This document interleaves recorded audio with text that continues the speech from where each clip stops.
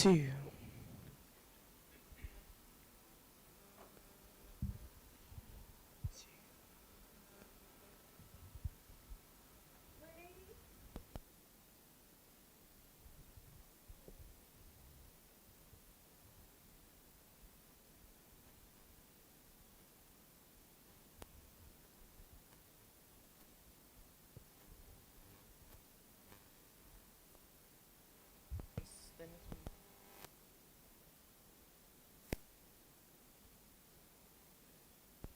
Green is good and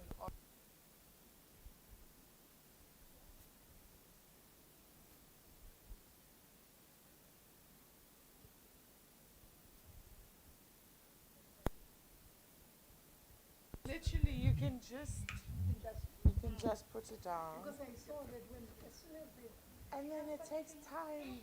it's just 12 thing. We don't need to take time. Streamlined.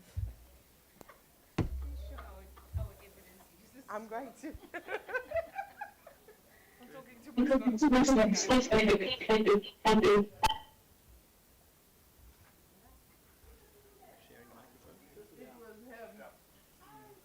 Okay, so you can literally just leave it on.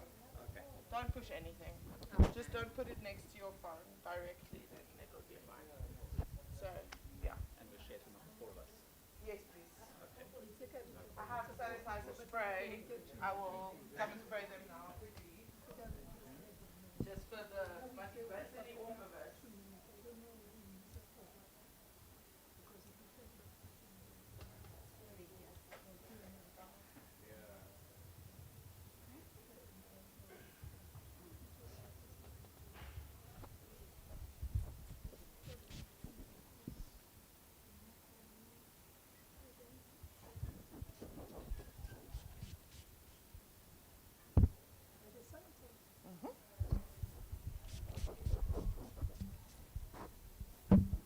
I never liked germs and then COVID came.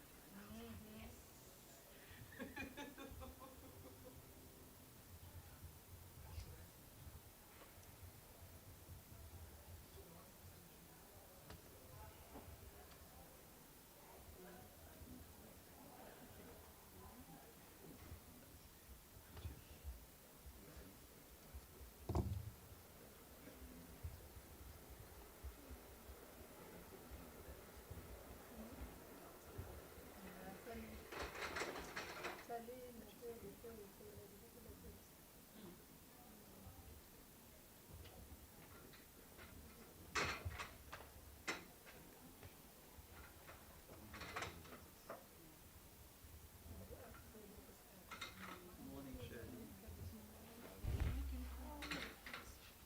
She asked me to swap.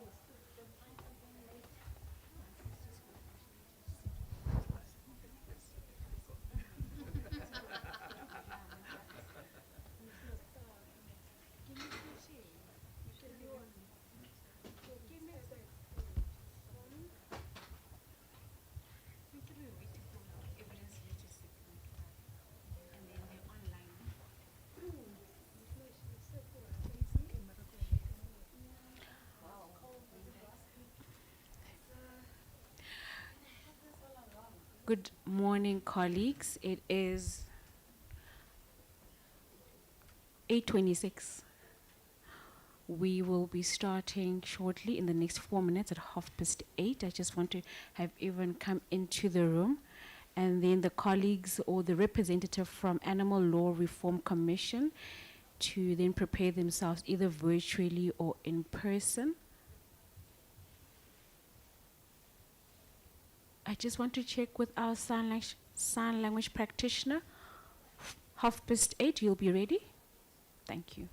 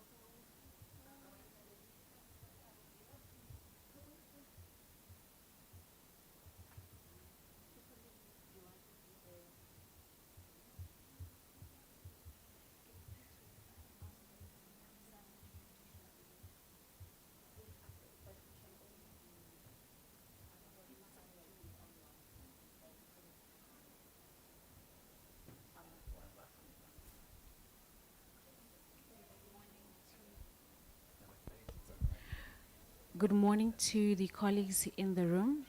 Good morning to our evidence leaders.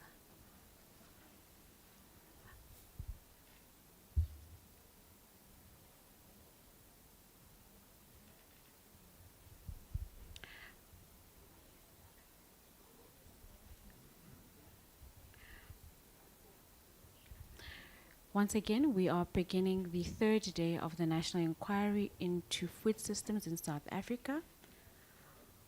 I'd like to acknowledge our persons with disabilities. We have today remedied the issue of not having a sign language practitioner. We have Ella, who will be providing us with that support so that this inquiry is inclusive. Once again, apologies for not having this service for the first 2 days of the inquiry.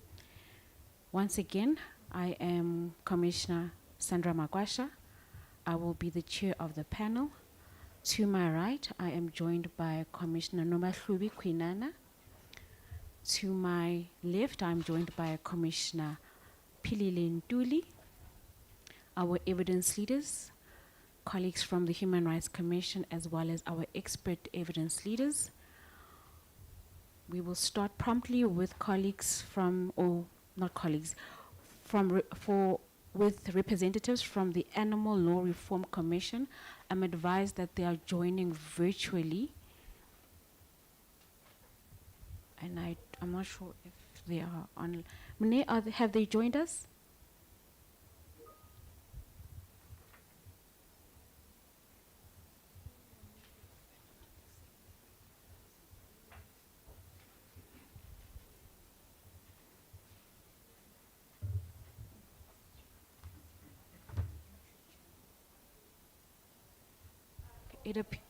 It appears that they joined using the Teams link. Okay. If we can, is it sorted, the Teams link? Okay.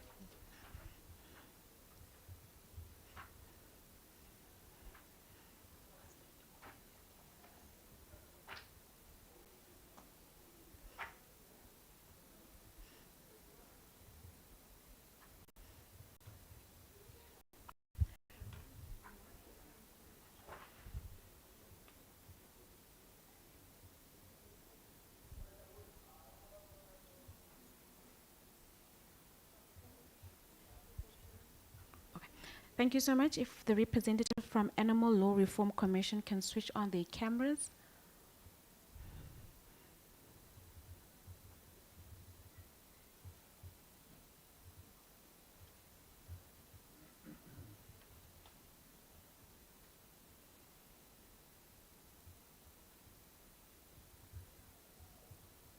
Can we have them switching on their cameras, colleagues?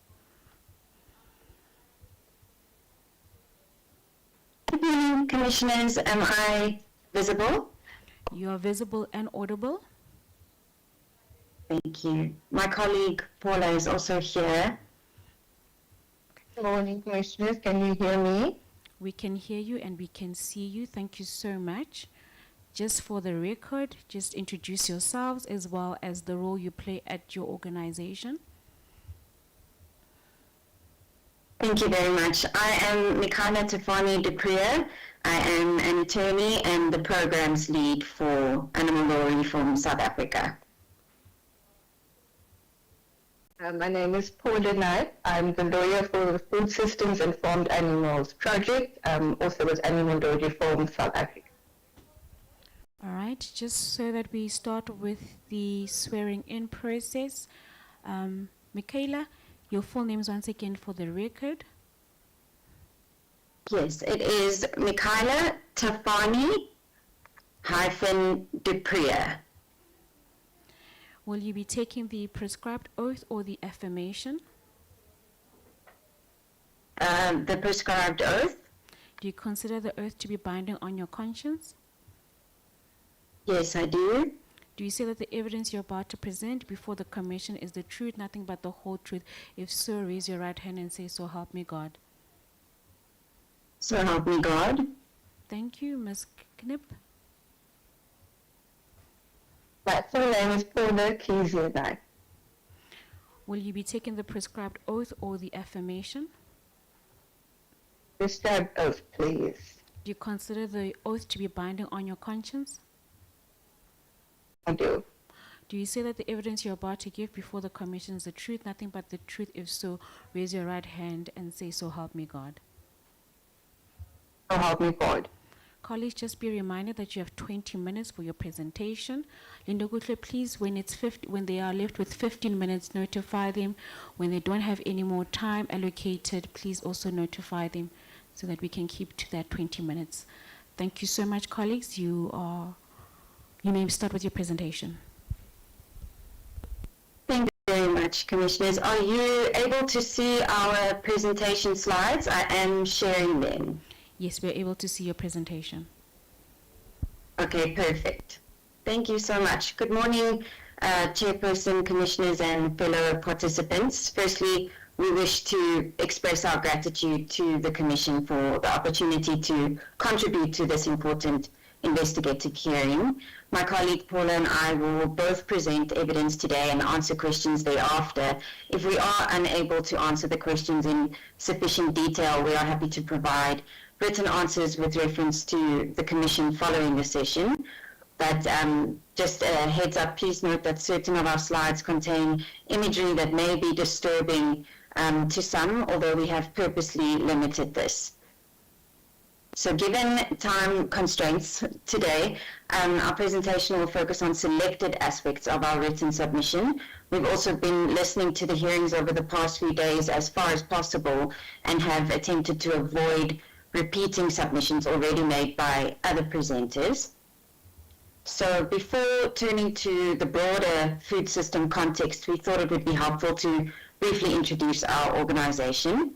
We are the first and only dedicated animal law non-profit in South Africa and one of the few across the continent, established by a group of compassionate legal professionals. We approach our work with an intersectional, context-sensitive, rights-sensitive lens, connecting animal issues to food systems, climate change, government policy, and vulnerable groups. Over the past several years, our organization has conducted in-depth and desktop and empirical research on South Africa's food system with a focus on animal protection and animal law issues. Through this work, we've produced a working paper and white paper, and some of those recommendations are applicable to our submission in this investigation. We also conducted extensive research into the poultry, specifically egg industry of South Africa, and published 2 comprehensive reports on our findings and recommendations. This has included engaging with hundreds of stakeholders in South Africa's food system, including sending PIE requests to dozens of major role players and rating them, and liaising with other companies to make ethical commitments in their supply chains. With that brief background, we now turn to the broader context of industrial animal production, specifically agriculture within South Africa's food system. So South Africa produces enough food nationally, as we've heard throughout these hearings, yet faces widespread hunger and malnutrition, a paradox that signals structural food system flaws like unequal distribution, corporate power, and policy choices that prioritize certain forms of production over others. And industrial animal production, central to this, raises important questions about long-term sustainability, public health risks, environmental degradation, and ethical considerations regarding the treatment of animals. So meeting the food needs of our growing population with due regard to their dignity and our constitutional values and rights requires careful consideration of how food is produced, distributed, and governed. We have obligations to both current and future generations, including ensuring intergenerational equity. But most of the current legislative and policy discourse emphasizes increasing agricultural production, specifically animal protein production, without sufficiently examining the broader implications of these issues. Industrial animal systems, including agriculture and takings, have become dominant models of food production globally, originally in the US, the UK, and Europe, and increasingly within Africa, including South Africa. And these Western systems typically entail large-scale breeding or confinement in efficiency-maximizing environments with high stocking densities, inefficient monocrop feed crops, and vertically integrated supply chains controlled mainly by large corporations. This is not the small, extensive local farmers of the past. They are mega factories churning out products en masse. We'll focus mostly on industrial animal agriculture, but many of the same issues apply to other industrialized production methods. Modern food systems, such as the one you see on the slide, operate on an unprecedented scale, involving trillions of animals and complex global supply chains that connect agricultural production with international commodity markets. And scale is very important here because small changes in production practices can have enormous consequences for animals, ecosystems, and human health. Factory farming, I would say, refers to systems of mass animal production designed to maximize production while minimizing costs. And these systems treat animals primarily as resources and units of economic production rather than individual sentient beings. And this slide, for example, shows rows and rows of veal crates in which thousands of baby cows are kept. Globally, approximately 98 billion land animals are raised and slaughtered for food each year. The majority of these animals are raised within intensive industrial systems. Estimates suggest that between 3.4 and 6.5 billion animals are killed for food globally every 24 hours. And to put this in perspective, anthropologists estimate that approximately 117 billion humans have lived throughout the entire history of our species. In South Africa, more than 1 billion land-farmed animals are slaughtered annually for food, and as you can see on the graph, the majority of these animals are chickens. Historical data also reveals that animal production has expanded at a rate that far exceeds population growth. The data from 1961 and 2022 respectively represents a roughly 269% increase in population, alongside an astonishing increase of more than 2,800% in animals slaughtered. Post-1994, South Africa's food system industrialized via supermarket expansion, corporate concentration in agriculture, and industry-driven dietary shifts towards animal products, increasing availability but entrenching value chain inequalities. Power consolidated through industry bodies often prioritizes sector interests over public interests. Meat consumption has also, by careful design over many decades, become deeply embedded in South Africa's dietary culture. It's no coincidence that we celebrate our heritage by the mass consumption of animals, or that it is now referred to as Braai Day. Today, the average South African consumes about 69 kilograms of meat annually, exceeding the global average and 4 times the African regional average. South Africa has also become one of the world's largest poultry producers, recently being ranked as the second most competitive poultry producer globally. We included a number of illustrative examples in our submission from this industry based on our extensive research, including high levels of competition, corporate concentration, limited transparency and accountability, structural barriers, and others. And this has also been raised in some of the other submissions that we've heard, including from the Competition Commission, as well as other organizations that we work with. So while we're not here to showcase the vast and inherent cruelty to animals that occurs every day in food systems, this slide is just a small representation of the lives of animals in other industrial production systems, including dairy, cow's meat, and pig's meat production. Many of the figures discussed so far also don't account for aquatic animals, which are by far some of the highest number of animals killed. Aquaculture is now the fastest growing food production sector globally, implicating trillions of aquatic animals each year. And these figures also fail to account for what we consider wild animals that are farmed for human consumption. So I'm just going to rush through a few of these. These are just examples of permissible cruel practices in the egg industry. These are other cruel practices in other agricultural industries such as dairy and pigs production. This is in aquaculture. The reality of environmental impacts of industrial farming are also broad, pertaining to water use in a water-scarce country. This is a major issue. Extensive greenhouse gas emissions. There's also structural inefficiency and food waste.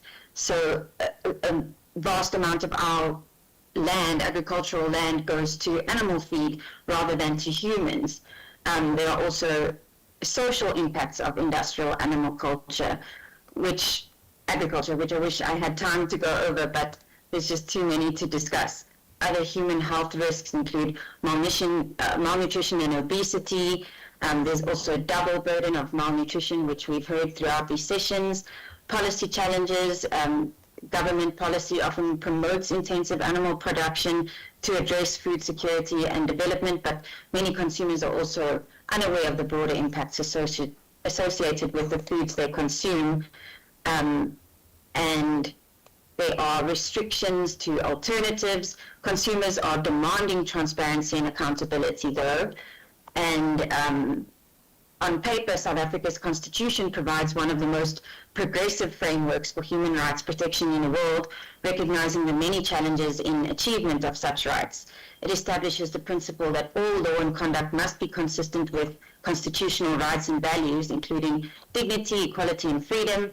And the Constitution recognizes that rights are interdependent and mutually reinforcing. This means that the right to food, or any right, cannot be considered in isolation from other rights, such as the right to health, the environmental right, the right to access to information, among others.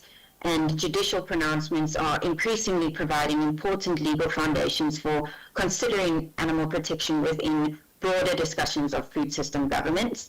In a landmark 2016 judgment, the Constitutional Court recognized that animal welfare is closely connected to constitutional values, and the court acknowledged that animals are sentient beings capable of suffering, and affirmed that protection of animals reflects a broader societal connection and commitment to compassion and respect for life. The court also recognized that animal welfare is linked to environmental rights enshrined under Section 24. I'll now hand over to my colleague Paula to take us through the next part of the presentation. Thanks, Paula. So much, Michaela. Good morning, Chairperson, Commissioners, and fellow participants. Thank you for the opportunity to make oral representations today. The constitutional value of Ubuntu, I am because we are, emphasizes interconnectedness, care, and mutual responsibility. As Archbishop Desmond Tutu observed in his writings on Eco-Ubuntu, as echoed in the opening remarks of this hearing by Prof. Madonsela, humanity is deeply embedded within the natural world and dependent upon functioning ecosystems for survival. He also is to consider to expand our circle of compassion, stating that we are human because the lion is, because the snake is, because the mountain is, because rain and drought are. Recognizing this interconnectedness invites and requires us to reconsider how our food systems affect animals, ecosystems, and future generations. Importantly, Ubuntu has also been formally recognized as a constitutional value by the South African government. As Michaela mentioned, the Supreme Court of Appeal has found that constitutional values require a more caring attitude towards animals, humans, and the environment in general. The sentiments of Ubuntu can be recognized in statements by former Justice Sisi Kampepe in the 2016 Constitutional Court ruling, which acknowledged our relationship with animals as companions, friends, and brothers.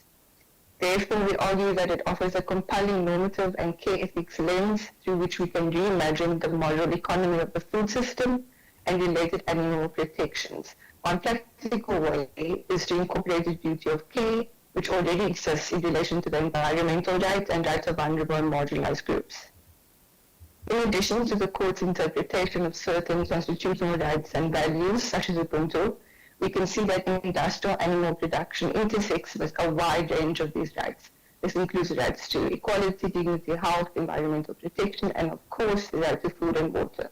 It also implicates workers' rights. For example, labor conditions within intensive farming and slaughterhouse environments, which studies have shown to greatly impact worker health and well-being, extending into their families and communities, including through higher rates of violence and alcoholism. Also implicates information and consumer rights, including misleading labeling and marketing practices such as greenwashing and humane washing. For purposes of this hearing, I'll expand on the link between animal protection and the right to food briefly. As echoed throughout these hearings, Section 27 obligates the state to take reasonable and legislative measures within its available resources to progressively realize the right to food. However, 30 years later, the state has not yet adopted national legislation on the right to food, and this right is not translated into the realities of millions of people. In 2020, in Equal Education versus Minister of Basic Education, the courts recognized the state's heightened duty of care toward vulnerable groups, specifically children, under the right to food. The court also reaffirmed that state obligations are linked to constitutional values of dignity and equality, as well as to broader ethical and moral considerations, given the inextricable nature of human rights. The state also has duties towards environment and safeguarding ecosystems. Given that animals are sentient beings with intrinsic value and are included as part of that environmental right, we submit that this duty of care must expand to include responsibilities to respect and protect them, and at a minimum by avoiding preventable harm. Into the next slide. Given the various intersections discussed in this section and in our submission, we are of the view that in engaging with the right to food, we must adopt an intersectional, inclusive, and rights-based approach. This stems from, among others, Section 39 of the Constitution, which provides that laws must be interpreted in line with the stated purpose and objects of the Bill of Rights and constitutional values. This must also include consideration of international law and may include foreign law. A human rights-based approach is built on principles that at its core seek to analyze inequalities which lie at the heart of development problems and redress discriminatory practices and the unjust distribution of power. Some of these principles, such as the Food and Agriculture Organization's PANTA principles, emphasize participation, accountability, transparency, non-discrimination, human dignity, empowerment, and the rule of law. Therefore, we argue that this rights-based approach must be expanded to recognize this inextricable link between human and animal protection and environmental stewardship as independent pillars of constitutional justice, placing the interests of animals on the list of priorities of food system governance, rather than treating them as peripheral externalities or resources for exploitation. This is the foundation of our thematic analysis that follows. I'll very briefly run through these slides because they obviously are included in the submission. We addressed all 7 issues identified in the Commission's terms of reference for this investigation, though some in greater detail. Therefore, our aim is not to exhaustively address every aspect, but rather to highlight critical perspectives that may be less visible in other submissions. In South Africa, as I mentioned, food insecurity and malnutrition are not driven by national food shortages, but by intense structural inequalities rooted in colonialism and apartheid. Land dispossession, labor exploitation, and concentrated corporate control over food value chains continue to limit many households' capabilities to access sufficient nutritious food. Industrial food systems externalize social and environmental harms, as we've seen, particularly onto vulnerable communities, especially women, reinforcing intergenerational inequality and systemic harm. Therefore, realizing the right to food requires redistributive and transformative measures through interventions that address structural injustice and rebalance power across the food system. High levels of corporate concentration across the food system shape affordability, availability, and dietary patterns. These dynamics contribute to the dominance of and heavy reliance on animal-sourced foods and ultra-processed food products, while limiting small-scale producers and local food systems. Weak transparency and regulatory oversight enable this externalization. Therefore, addressing corporate power is essential to advancing equitable and sustainable food systems. Unequal land distribution remains a central determinant of food and nutrition insecurity, particularly for women, smallholders, and community farmers. Current policies continue to prioritize industrial and intensive production models owned by large corporations, which are in turn predominantly controlled by a small group of white men, limiting support for agroecological systems and local food economies, and therefore food and nutrition security. Without targeted investment, gender-responsive reform, and improved market access, land distribution risks reproducing existing inequalities and unsustainable production methods. As highlighted already, the right to food is inextricably linked with constitutional rights, and animal protection has also been recognized to intersect with various constitutional rights. Interpretations of the right to food that focus solely on food availability fail to address systemic harms arising from the current food production model for all victims, thereby undermining the Constitution's transformative mandate. Therefore, an holistic constitutional approach is necessary to ensure that food system governance promotes human well-being, animal protection, and environmental sustainability. Indigenous knowledge systems and agroecology are critical pathways for enhancing food security, biodiversity, climate resilience, and community agency. However, these approaches remain marginalized within policy frameworks that favor industrial production models. I just saw the list about timing, so I'll just wrap up very quickly. That will probably be discussed, so I'll leave that. Onto the systemic failures. In South Africa, food system governance is characterized by institutional fragmentation, policy coherence, and limited accountability. And then the power of civic mobilization, meaningful civic participation, and public accountability are essential for advancing real food systems transformation. One way we have done this is by joining forces with other organizations working on these issues, including the Union Against Hunger, to strengthen our collective impact through social movements and systems-level reform. This time is up. The last two slides were just the key findings, which maybe we can just show for a few seconds, and hopefully we can discuss that. And then our recommendations were quite lengthy and there was some repetition, so we condensed them into 10, which I don't have the time to go through, but you can see them on the slide. So once again, we are deeply grateful for the opportunity to be part of these proceedings and for the time to engage with our submissions and work.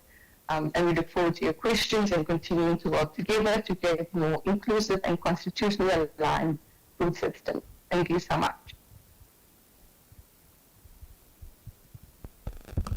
Thank you so much. I'll hand over to the evidence leaders to ask you a set of questions. Thank you. Thank you very much for that very comprehensive presentation and even more comprehensive submission. I think 76 pages is the longest one that we've received, or one of them. I'm just going to ask you 5 or 6 questions, mainly for clarification of some issues that I've picked up as we were reading through the submission. So my first one, and I don't ask this in a hostile way, it's really for clarification, but I'm going to say it like this. What is ALRSA's interest in the South African food system, given that the focus of this inquiry is on the constitutional right to food for all people and all children in South Africa? And I'm assuming, having read through, that it's got to do with something around the argument that a food system cannot be ethical and sustainable unless it includes consideration of the protection of animals within the food system.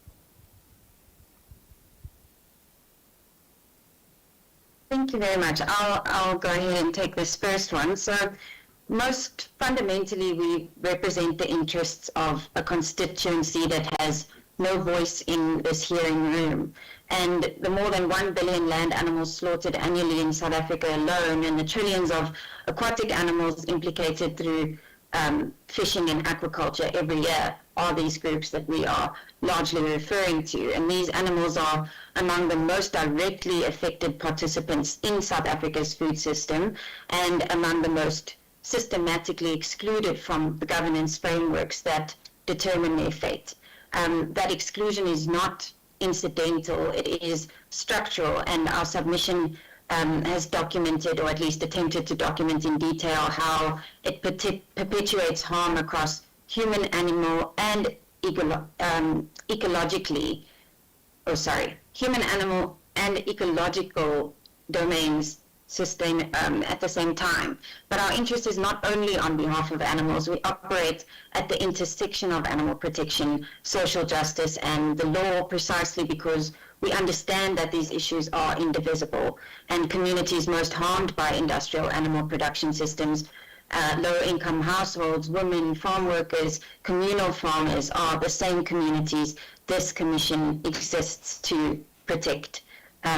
So we are interested in this inquiry's outcome because a finding from this commission that the constitutional right to food cannot be fully realized without a food system that institutionalizes animal suffering, corporate capture, and ecological destruction would carry constitutional weight that years of submissions and advocacy would not be able to replicate.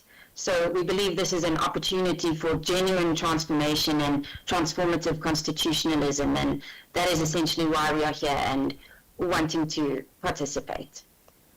Thank you. I understand that you're looking at intersectionality, but you also do bring this focus on animals, which only a few submissions have done, so that's why we're going to focus on that. Your first key finding, which popped up briefly towards the end of your presentation on page 10 in the submission, states that the right to food must be interpreted in an inclusive intersectional manner, including the recognition that animal protection forms an intrinsic part of the right to food. So let me repeat that. The recognition that animal protection forms an intrinsic part of the right to food. In your view, is this a mainstream interpretation? Is it a legal, a justiciable position, or is it ALRSA's advocacy position?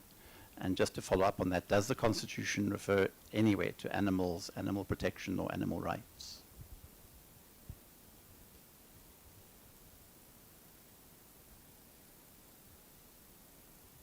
I don't know if Paula wanted to go ahead, but I will.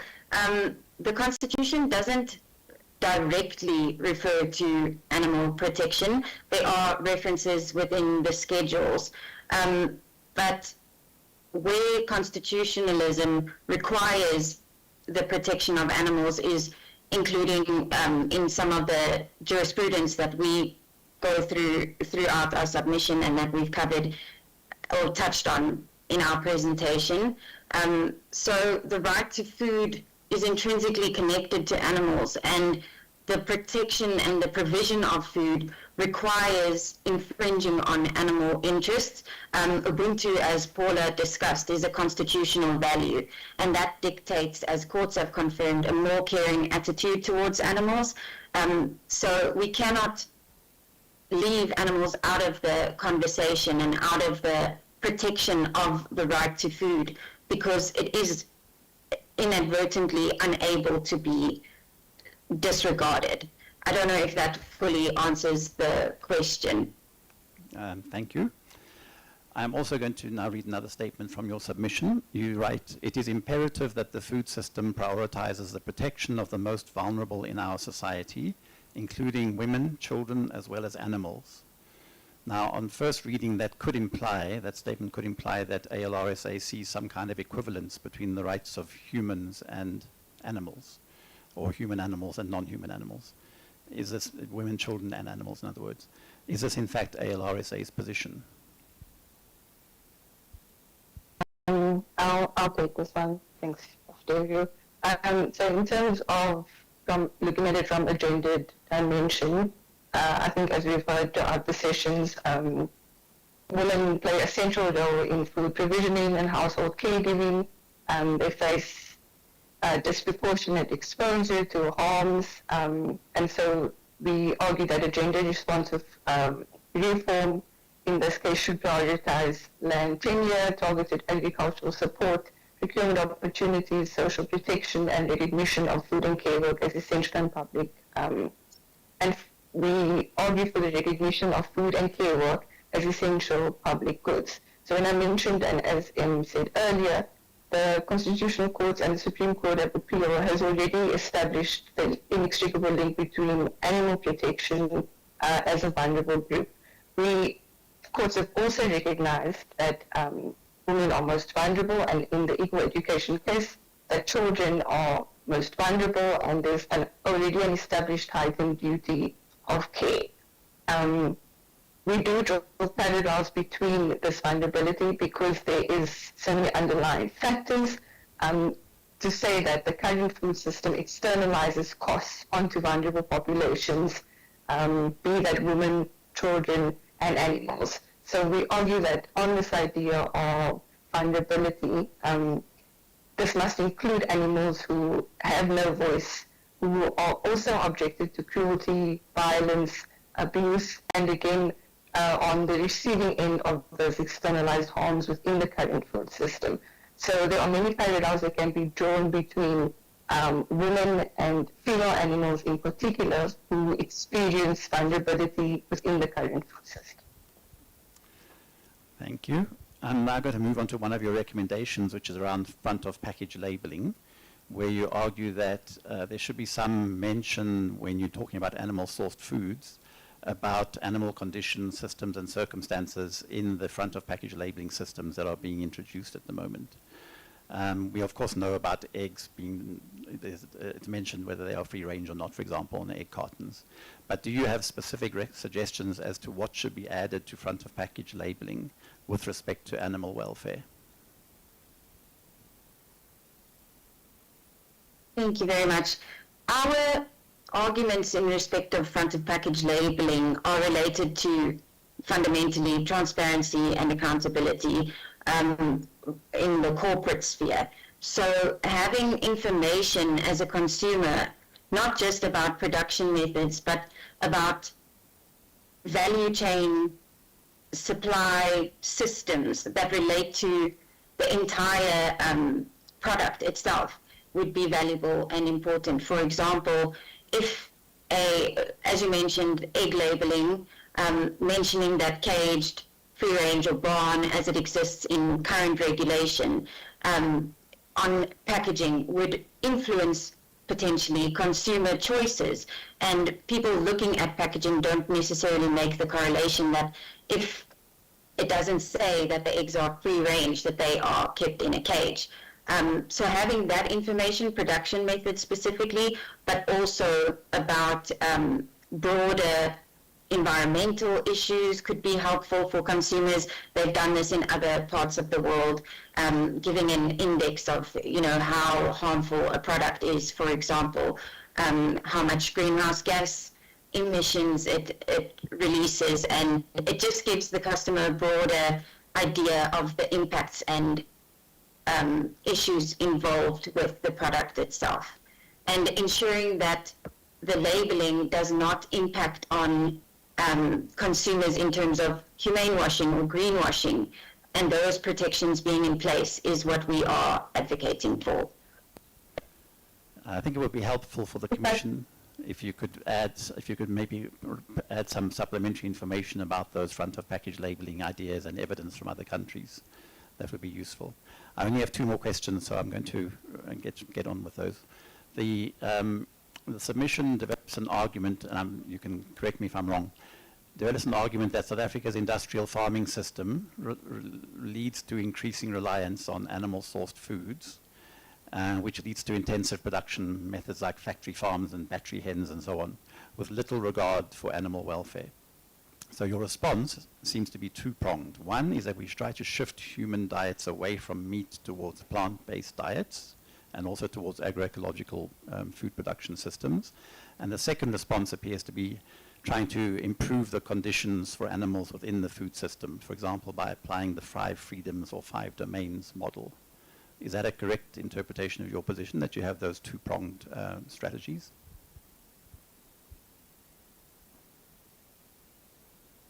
Yes, I think so.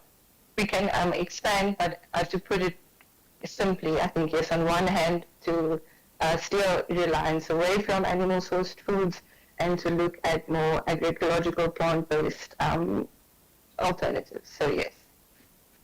Okay.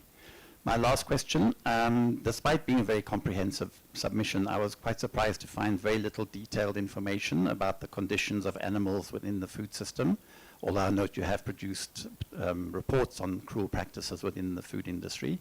And there were no specific recommendations about what interventions ALRSA is advocating for to protect and promote animal welfare during rearing, transportation, and slaughtering. And I don't know if you want to comment on that or maybe consider a supplementary submission.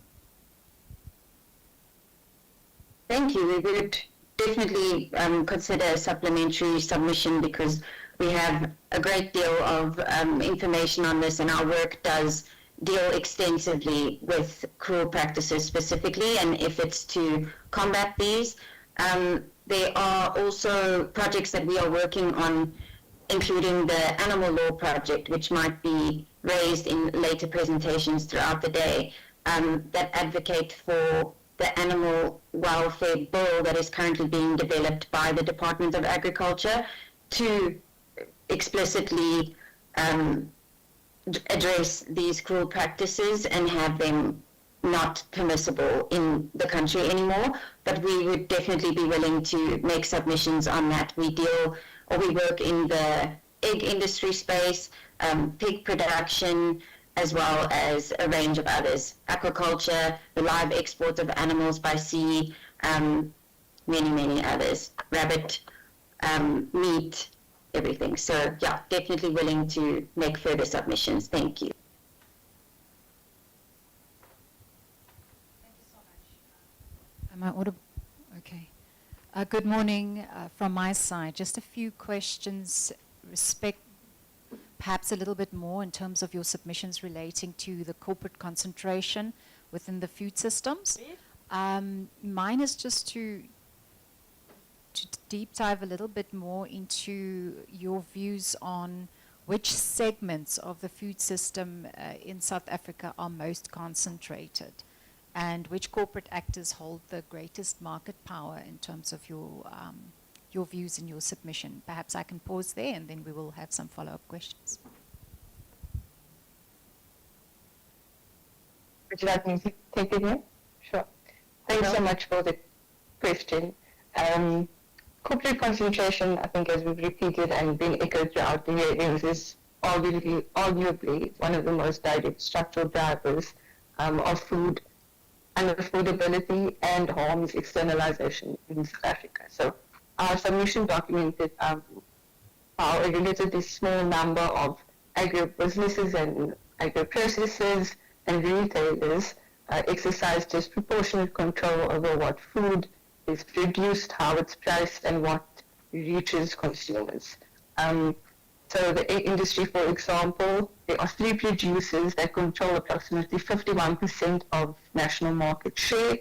A small number of global companies control the genetics of proprietary breeds, and a handful of major supermarket chains dominate retail and have systemically displaced traditional fresh produce markets. Amy, would you like to expand on that? Yeah, sure. So as we've heard in some of the other hearing sessions, the Competition Commission's own research, including the Essential Food Price Monitoring Report, identified rocket and feather pricing, where prices rise quickly when costs increase but fall more slowly when costs decline. We've seen this in the egg industry, the poultry industry in general, and that is something now that the Competition Commission will be looking into more closely through its poultry market inquiry. There was also a presentation about the genetics of animals and the ownership of those issues that is also highly concentrated amongst global companies. And each of these choke points reinforces the others and effectively locks small holder farmers, agricultural and agroecological producers and alternate protein suppliers from these systems in systematic ways, and it connects directly to land and agrarian reform, as approximately 80% of agricultural land remains allocated to animal agriculture, which are predominantly held by large-scale, historically white-owned agribusinesses. And all stakeholders have a role to play, but primarily the Department of Agriculture and other departments are responsible for ensuring that this competition is addressed and put forward policies and different ways of dealing with this, that genuine transformation will actually be realized in these sectors. Thank you so much. I think you touch on something in your current response in respect of the concept of corporate capture as well in the food system. I just want you to elaborate perhaps a little bit more on how these corporate actors then goes on to influence policy making or regulatory decisions in these food systems. And I also take note of you making mention of key corporate actors, and if you are comfortable to name them, I would be very appreciative as well. Thank you. Thank you very much. I have the names available, but not at the top of my mind right now, that control the actual share of specifically the egg industry, because that's where our research is mainly concentrated. But I'm happy to provide that information in supplementary papers. And with regards to the first part of your question, there is, sorry, if you could just repeat the first part. Basically, just how these corporate, you make mention of corporate capture, and how does Yes, that then okay. translate into influencing policy, regulation, etc., the development? Thank you.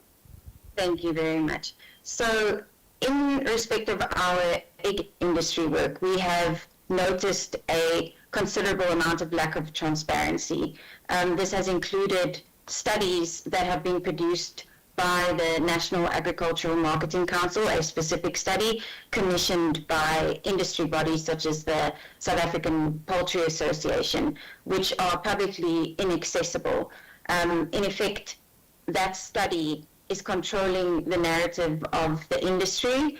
It is preventing corporate engagement by civil society organizations because they rely on the study and encourage their communities, people that are members of the South African Poultry Association, for example, or the Consumer Goods Council of South Africa, which represents major retailers in the country, from engaging with civil society. So in respect of policy, the Minister of Agriculture signed this study, and without public access to this information, nothing is able to be done to push this forward and to make sure that there is actual change. So we've seen that strong resistance within industry and how there is protections around their information that directly influences policy and on-the-ground processes. Thank you so much. Just two remaining questions, piggybacking on your answer. In terms of transparency in these processes, do you know of any international examples where this has been successfully improved, basically where competing research outputs have been transparently provided to government, and that process has been participated in by civil society? Just that international example, perhaps for us from a comparative point of view. Thank you very much. Off the top of my mind, I can think of the live export of live animals by sea, the way that the Australian government dealt with it. They worked with civil society organizations and the public, listened to public input, and that ultimately led to a ban of certain animals not being able to be exported live by sea. So when that research and evidence is put forward and taken seriously by policymakers, decision makers, it can effect real change within a country. If you would like us to provide written evidence of this in our supplementary papers, we are also happy to do so. Thank you so much. I think that would be of great assistance just for the comparative analysis as well.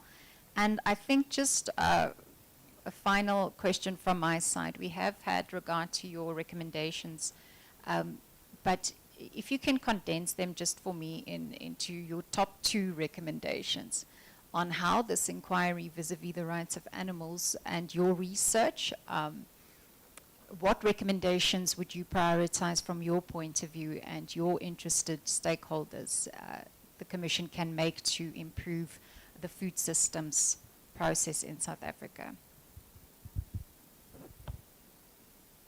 Thank you so much. That's a big question. I think it's difficult to condense, but if we had to say two, I think, and yeah, kind of condensing them together, but animal protection must be recognized as an integrated and inextricable part of the right to food. I think our evidence on, or not only ours, just in general, evidence to show the unsustainability of the stagnant food system, how unethical it is, and that it isn't even ensuring food security for majority of the population means it's not working. I think it's the same reason why we're having this hearing. So I think first and foremost, there's sufficient evidence, and if there isn't, we can provide more to say that animal protection must be recognized as part and integrated into food system governance reform. I think if I had to say a second one, I'm skipping through because we have quite a few, but maybe just to touch on what we mentioned now, the biggest challenge is lack of accountability, lack of public participation, lack of public awareness of these issues, not only public, but anyone who is outside of this space.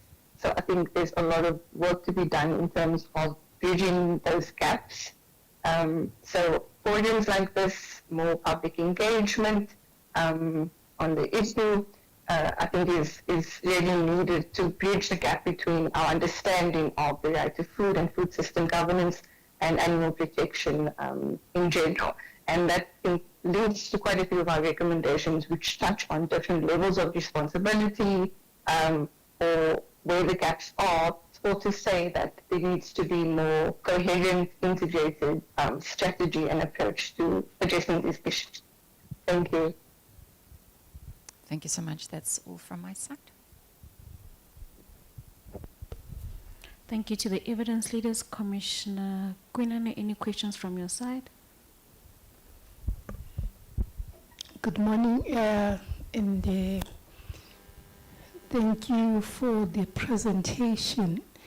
When you mentioned human beings, I heard you mention children and women, and your argument is that women are at the center of it in terms of preparation of the food and so forth. But my concern comes from how you have not mentioned the other marginalized groups. And that's what I'm trying to find out, if there's any way, insofar as your thinking, they are located. I'll pause there. Please respond. Thank you, Commissioner. I think there are many vulnerable groups that aren't included in the submission, so I'm not sure which specific ones you are mentioning or talking to, but to respond generally, absolutely agree. I think in the submission we mentioned once or twice when looking at gender dimensions, that this includes fear, stigma, that's broader than just women, and that's why we emphasize using an intersectional approach. I think using a rights-based framing means that we have to use an expansive lens when looking at this issue. So it wasn't a deliberate exclusion to not mention any other vulnerable groups, although we do. When we mention the racialized and gendered dimensions, this was also not to be vague, but it was to keep the framing of our submission at a historical injustice level. Within women, the group of women, I think Black women, women who live in rural areas, migrants are specific groups that absolutely face more extreme levels of discrimination and vulnerability and harms externalization.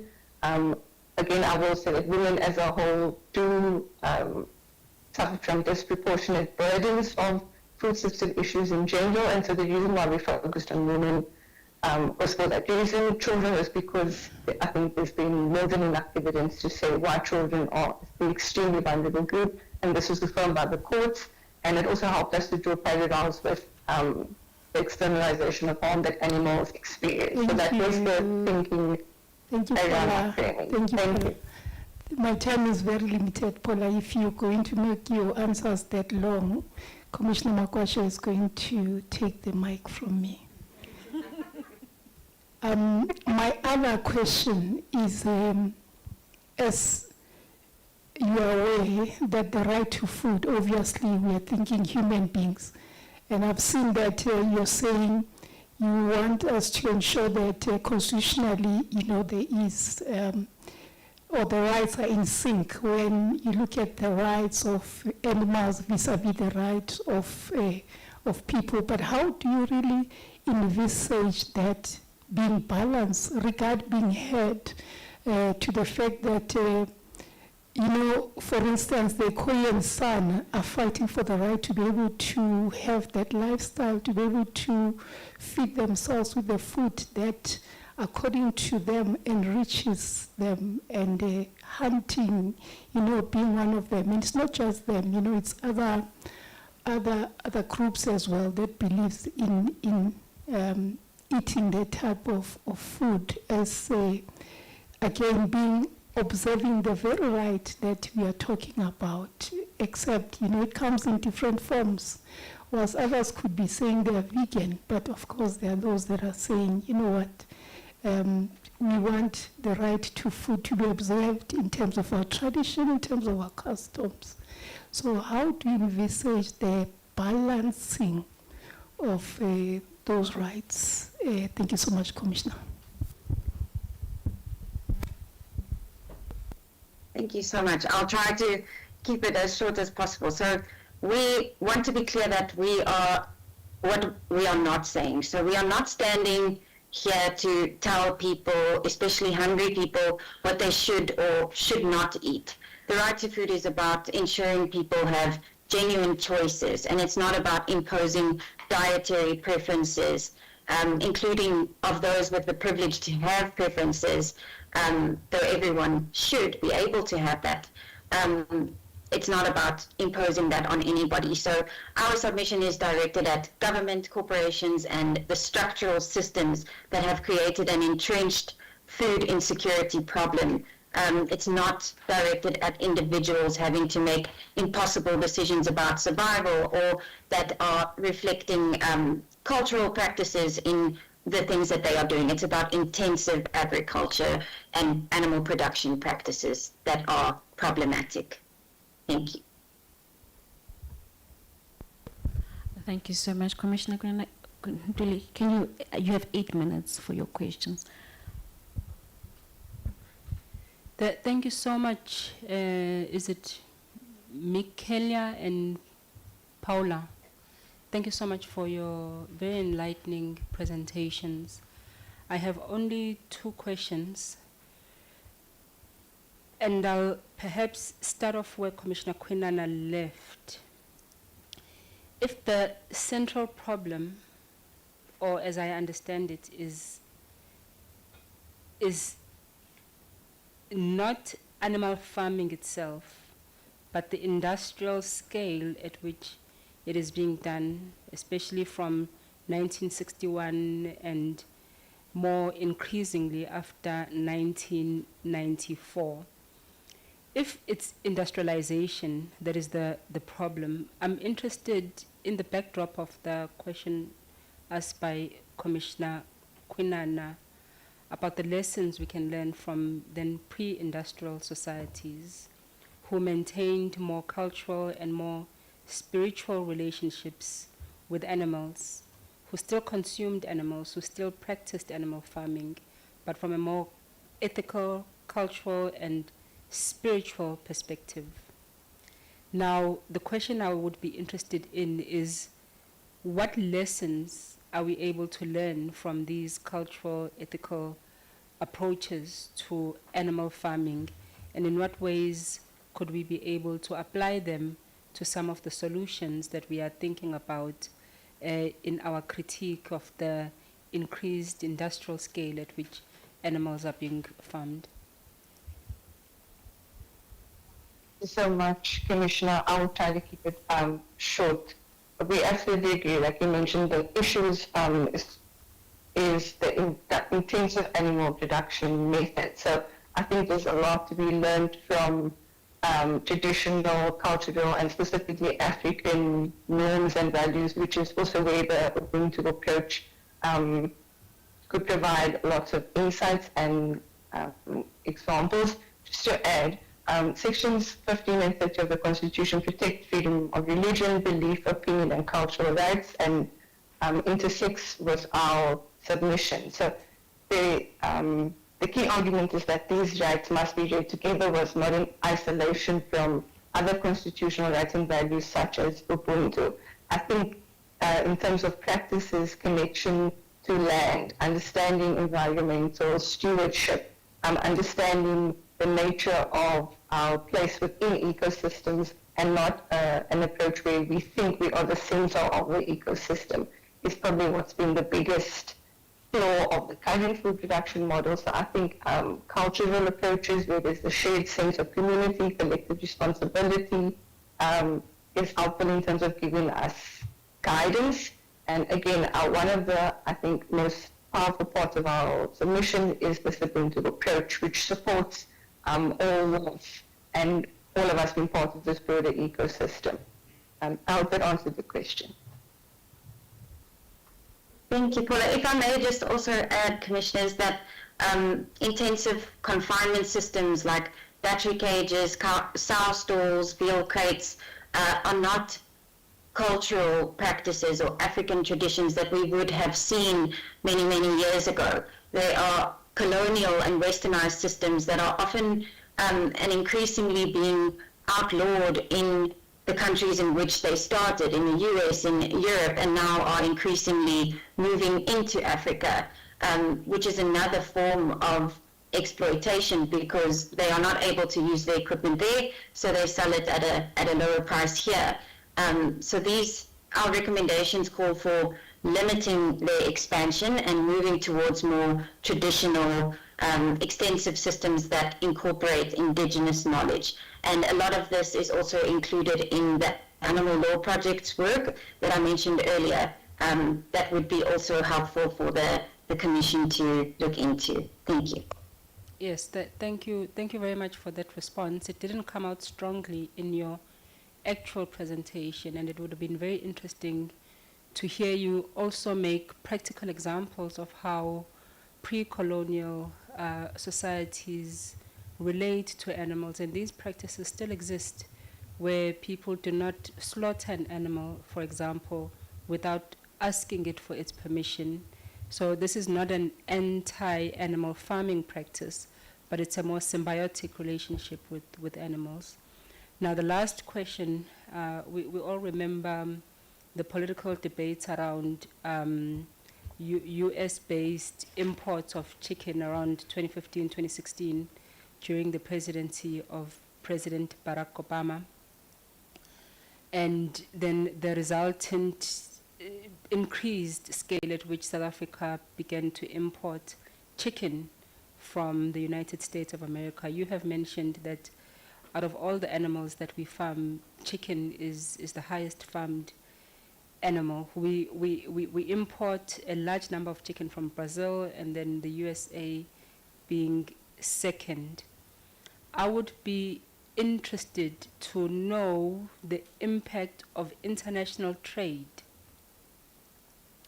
on the industrialization problem that you have identified, but also its impact and effect on small-scale farmers.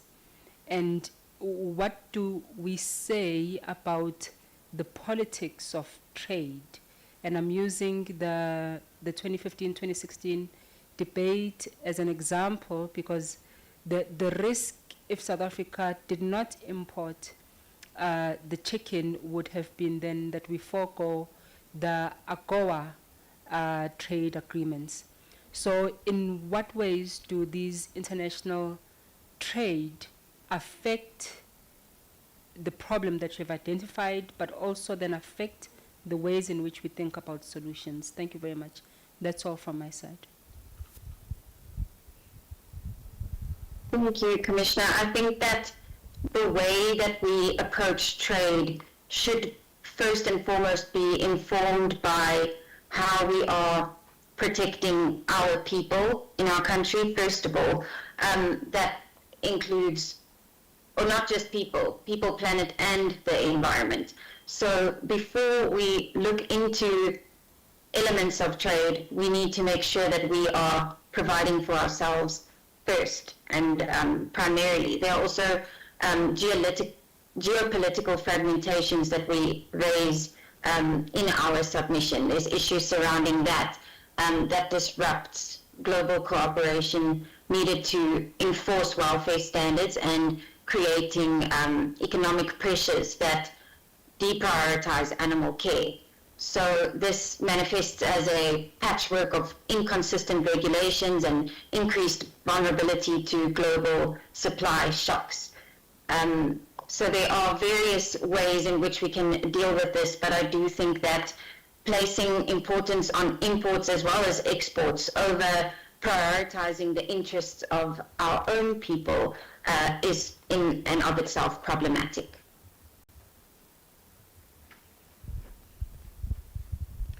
Thank you so much, Paula and Michaela. From my side, I don't have any questions. It's just to request for that supplementary submission on the 6th of April. I think in answering Commissioner Ntuli's question, perhaps you can just expand on that by making those written submissions. In terms of the request is the comparative analysis in terms of international examples. You spoke about Australia, but if you can just give us that written submission. In terms of the front packaging labeling, the recommendation on how we can do that, as well as the aspect on your recommendation on advocating for the protection and promotion of the welfare of animals in terms of how they are reared, transported and slaughtered, as well as your contributions to the animal welfare bill.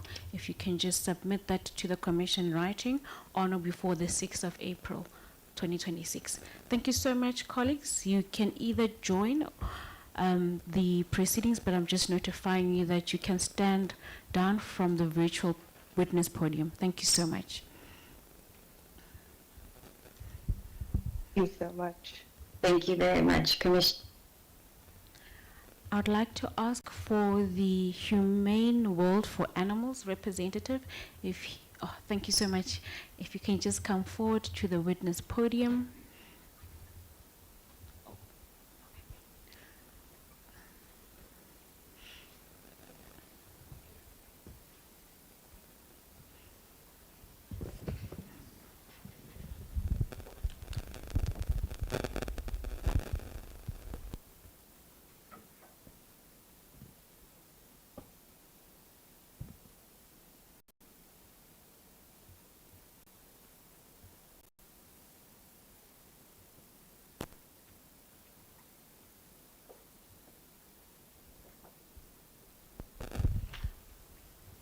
So while they're just setting up your presentation, your full names as well as your role at the organization.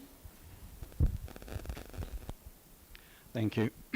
I go by the name Tony Gerrans, but my full names are Anthony Charles Gerrans, and I am the Executive Director of Humane World for Animals, South Africa. So just for the, Mr. Gerrans, just for the swearing in, I'd ask you just to stand. Once again, full names for the record. Anthony Charles Gerrans. So you'll be taking the prescribed oath or affirmation. The affirmation, please. Do you consider the affirmation to be binding on your conscience? Yes, I do. Do you affirm that the evidence you're about to present before the Commission is the truth and nothing but the truth? If so, raise your right hand and say, I affirm. I affirm. Duly sworn in, you may proceed with your presentation. 20 minutes, sir. Thank you. All right, thank you, Chair, and thank you, Commissioners, and thank you, evidence leaders, for the opportunity to present today. Our organization, Humane World for Animals, works in the similar space to the previous presenters, animal law reform. We work to improve the circumstances and protection for animals across South Africa in 6 different program areas, one of which is the protection of farmed animals. We also recognize that the protection of animals is integrally linked into our legal system and our social and economic systems. And I thank you for the opportunity to be able to present some ideas today of how the right to food and the current crisis in food may be transformed in a way which seeks also to protect the environment and other vulnerable groups in South Africa, including animals.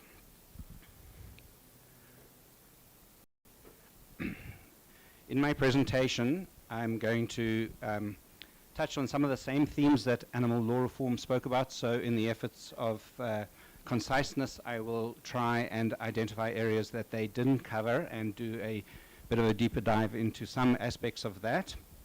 So I'm going to have a look at the question of how the pursuit of corporate profits often conflicts with the question of the public interests more generally, and specifically the public interest in the right to food. Have a look at some of the systemic harms of intensive animal agriculture and those impacts for people, environment, and animals. And then I will end with some focus discussion on our recommendations and how they flow from this analysis. I think one of the first points, though, to make is to deal with explicitly this question of whether we are representing animals or human interests in this inquiry today. And I think in answer of that, I would like to just read a quick quote from a gentleman who used to work in humane education in the Western Cape, who said, Ronald Swartz, who said, anyone who has ever worked on behalf of animal welfare is sure to be asked sooner or later, why are you so concerned about the suffering of animals when there are so many humans still living in wretchedness? And indeed, there is some sense to this question, as long as we see ourselves as essentially separate and different from the natural environment and its kingdoms. But to think like that is to remain stuck in zero-sum thinking, where one thing can benefit only at the expense of the other. And there is no need for us to stay trapped in this notion. We are not doomed to any either-or choice between treating animals better and treating humans better. We need to replace that zero-sum notion with the win-win realization that caring about humans and caring about animals are not mutually exclusive. They are 2 aspects of the same consciousness, and one reinforces the other. How we treat non-human animals and how we treat each other are 2 stems that grow from the same root. If there are thorns of neglect, contempt, or cruelty on one, we can be sure to find them on the other. The essence of this new approach to the world is a spirit based on respect, and respect is indivisible. I'd like to start off by dealing a little bit with this question of externalities, right? We've heard from animal law reform how the food system produces unintended externalities that impact negatively on the public interest, especially the industrialized, concentrated animal production sector of that food system. So this graph represents a study done globally by KPMG that talks about the value of externalities in different industries. And it compares the turnover in billions of dollars, which is the orange column, to the value of externalities, which is the blue column. So in other words, an industry that has low externalities, whose costs are being correctly costed in its products, will have a large orange column and a small blue column. And if you have a large value of externalities, it'll be the reverse. So one might think that the industries such as mining would have large unmeasured externalities, but proportionally the production of food has a significantly large and obvious externality value there. 224% of the value of the food industry is the estimate of the cost that the public interest bears through various types of unquantified costs from the food industry. And that's largely because of the way it uses the land. So what we need to recognize is that modern methods of animal production are no longer the extensive systems that we traditionally associate with agriculture. What we've seen is an intensification and a move towards confinement systems, like that barn on the top right corner there, you can see. So animals are moved off their natural habitat and kept indoors, and they have to then be fed with food brought there. Their waste is concentrated. There are biosecurity hazards. They use large volumes of water. They use large volumes of energy.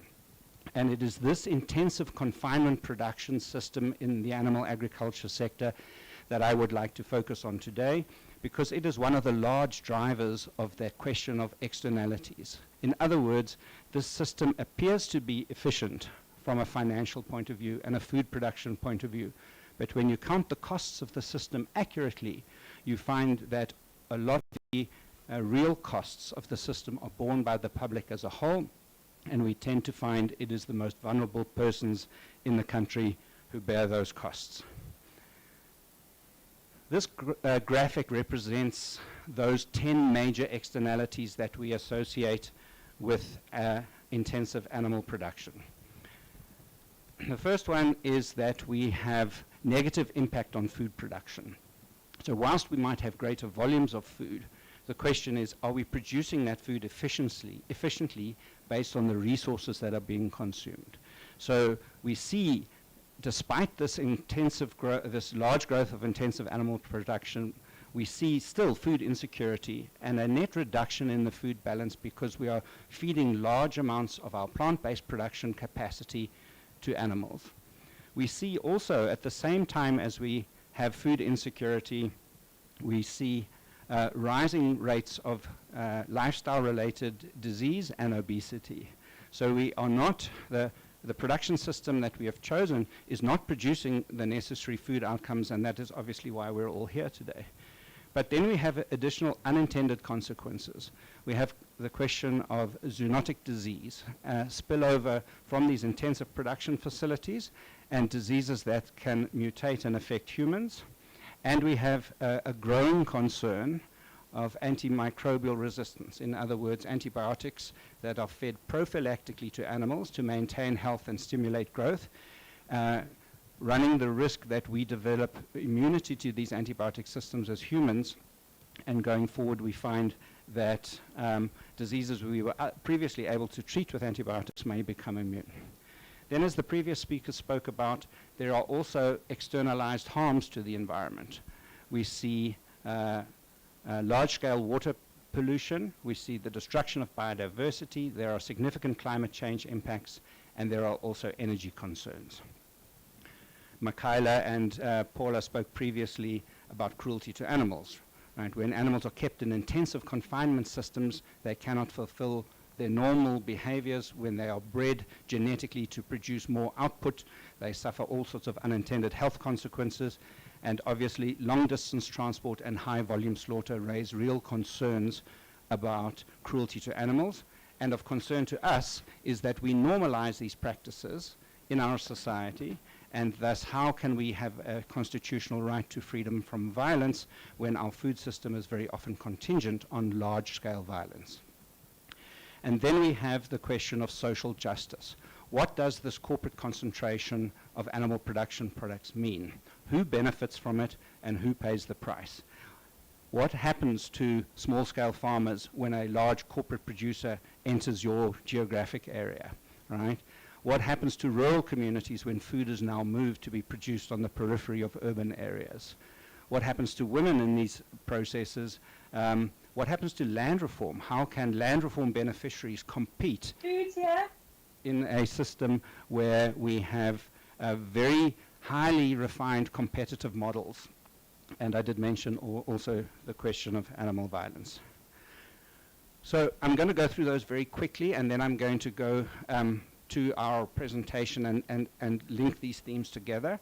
And if we need to, we can come back to some of these points in the question and answer session.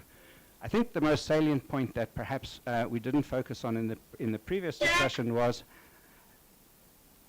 does producing large numbers of animal products actually increase or reduce the food balance?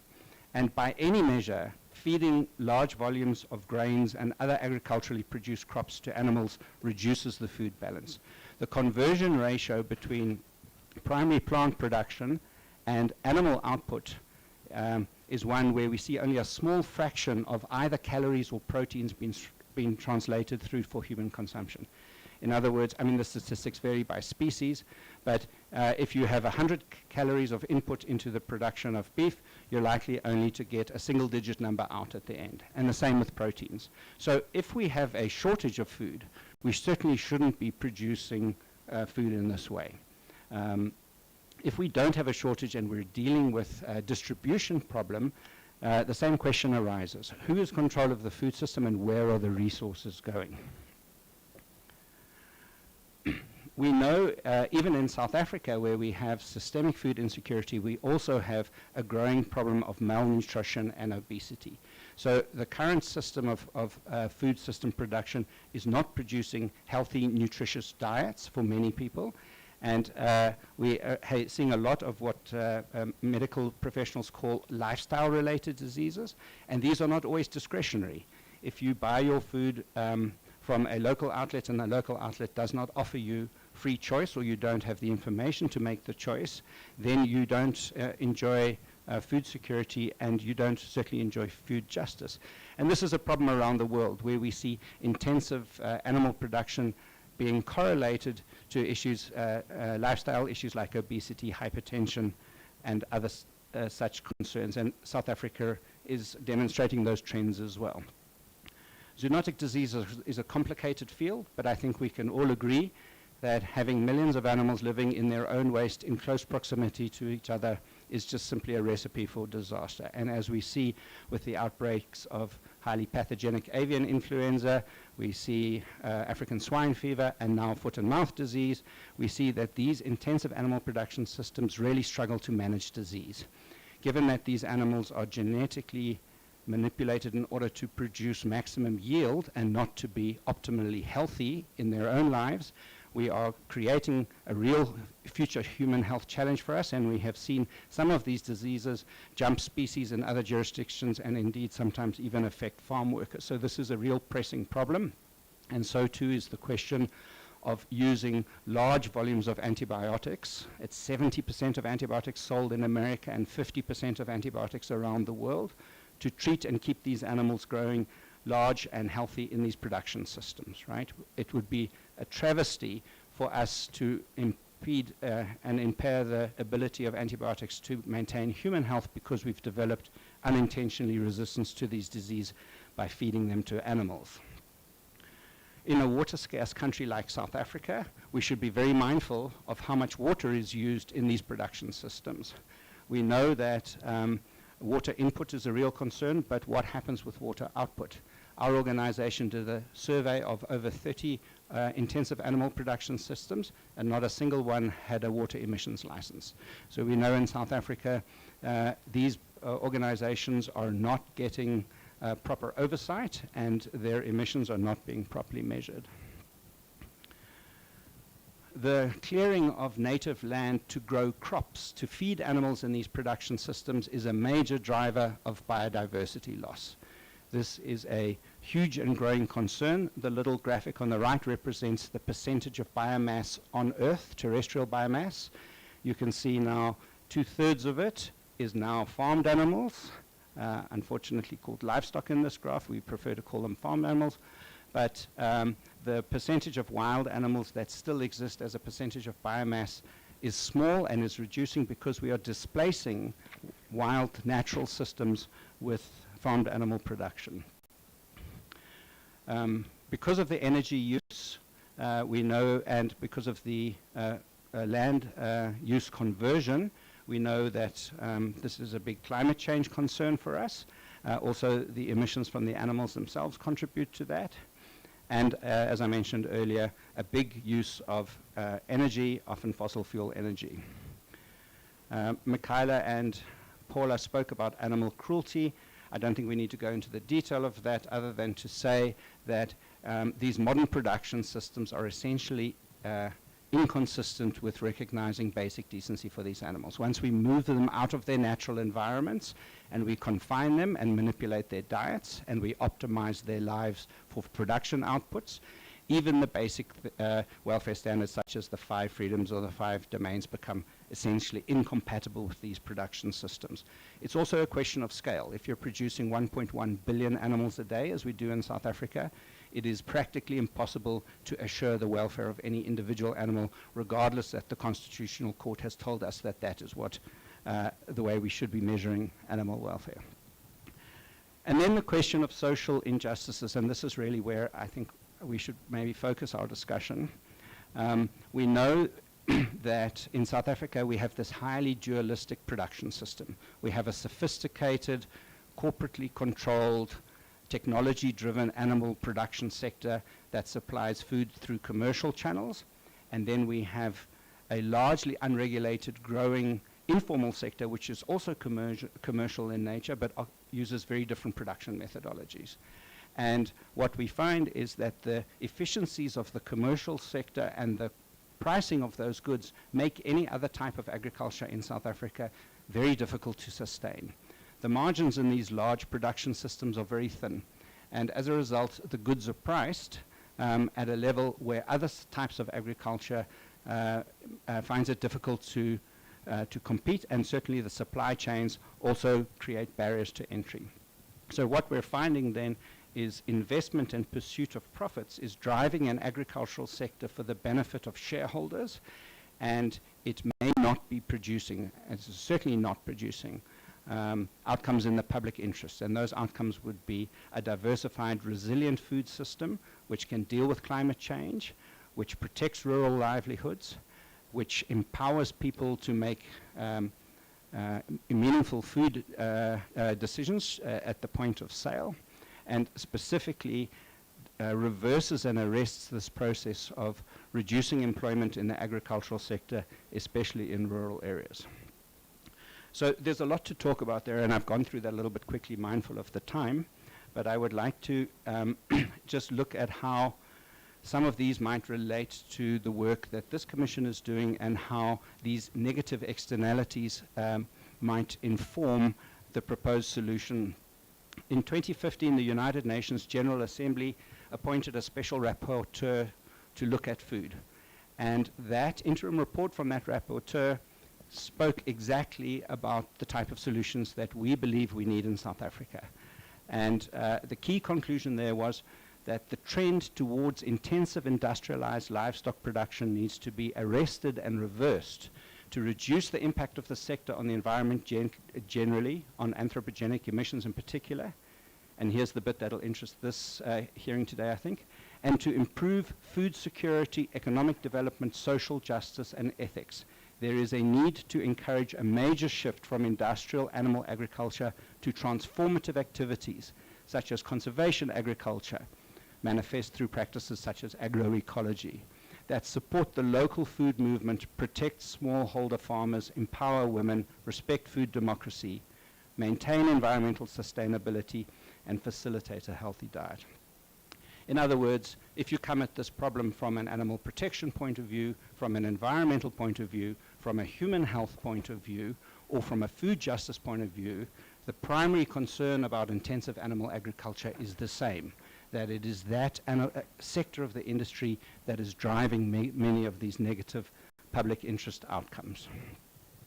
So to try and apply this into your themes that, for this inquiry, it's worth noting that this is not a problem of scarcity. I know other groups have mentioned that before.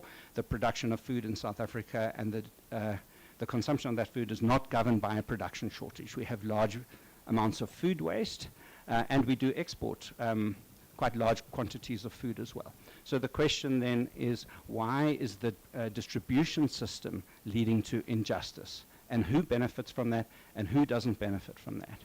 We have a policy in the commercial formal sector of industrial technology-driven agriculture, both in animal production and in plant-based. And that system marginalizes small-scale farmers. It disregards indigenous knowledge and practices such as agroecology, and reinforces the corporate concentration, and as a result deepens social inequalities, perpetuates food insecurity, despite this national food sufficiency. So we think that one of the recommendations to counter this, the first thing is that a distinction must be drawn between food security and proper nutritional food security. You can have a volume of food available, but if that food is not nutritious and you don't have proper choice, then you don't have food security. And the structural dynamics of the industry in South Africa are leaving many people in that position where they have unequal access to healthy foods and as a result suffer under or malnutrition. Part of the work of this organization, and for that we're very grateful, is how do we democratize food governance? Right? Hearings like this are really important to raise awareness that, that we have this ongoing inability to realize the rights in the Constitution. And civic society, smallholder farmers and marginalized communities really need to be drawn into this process. And I appreciate that that is difficult because by their very nature as vulnerable groups, they don't have access often to the political and civic advocacy space. And so I welcome and thank you for your efforts to include those groups in this type of process. Animal law reform spoke a lot about corporate capture. I think we all understand the mechanism of how that is working. What we need to see there is that we reinforce the call for enhanced transparency and accountability. And we'd like to see the government's decision-making on agriculture, food and environmental policies fully open to public scrutiny. Michaela spoke a little bit about the poultry master plan, right? That was negotiated largely with industry, and where were the small stakeholders and the food justice groups in that process? We think that the government has other mechanisms to do this, such as reforming pricing and market incentives, things like VAT and indirect and direct subsidies. At the moment, many of the subsidies, whether they are direct or indirect, are favoring the industrial production of animal products. Land and agrarian reform must play a key part on this. The redistribution of land in South Africa cannot be successful if the beneficiaries of that process cannot be commercially viable, if they can't sustain their operations, and so too with the tenure reform branch of land reform. Right? There has to be an economic viability as well as the question of land ownership. And to do that, there are lots of grassroots work required, such as building skills, mitigating job losses from industrialization and automation. And again, we look at agricultural subsidies. The indivisibility of rights was touched on previously, the question of the right to food, the right to dignity, freedom from violence, the right to a safe, protected environment. These are rights that cannot be fulfilled if the food system is producing food insecurity and people are unable to access healthy food. We would like to see a specific focus on children, on early childhood development and school food systems, because we see the same distortions manifesting in those systems as we see in the market generally, and that group of young people is especially vulnerable because childhood stunting and other things lead to a perpetuation of poverty. We think we have many of these solutions already in place.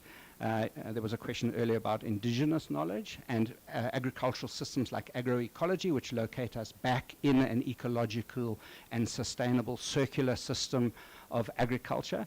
That knowledge is there. We just need to bring that knowledge into the policy system and support it accordingly.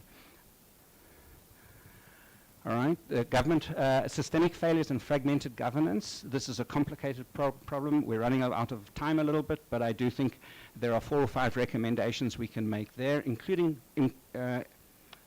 improved coordination between departments. In animal protection, we find this a huge problem. The departments are very siloed, and I expect that it is the same in the question of food governance.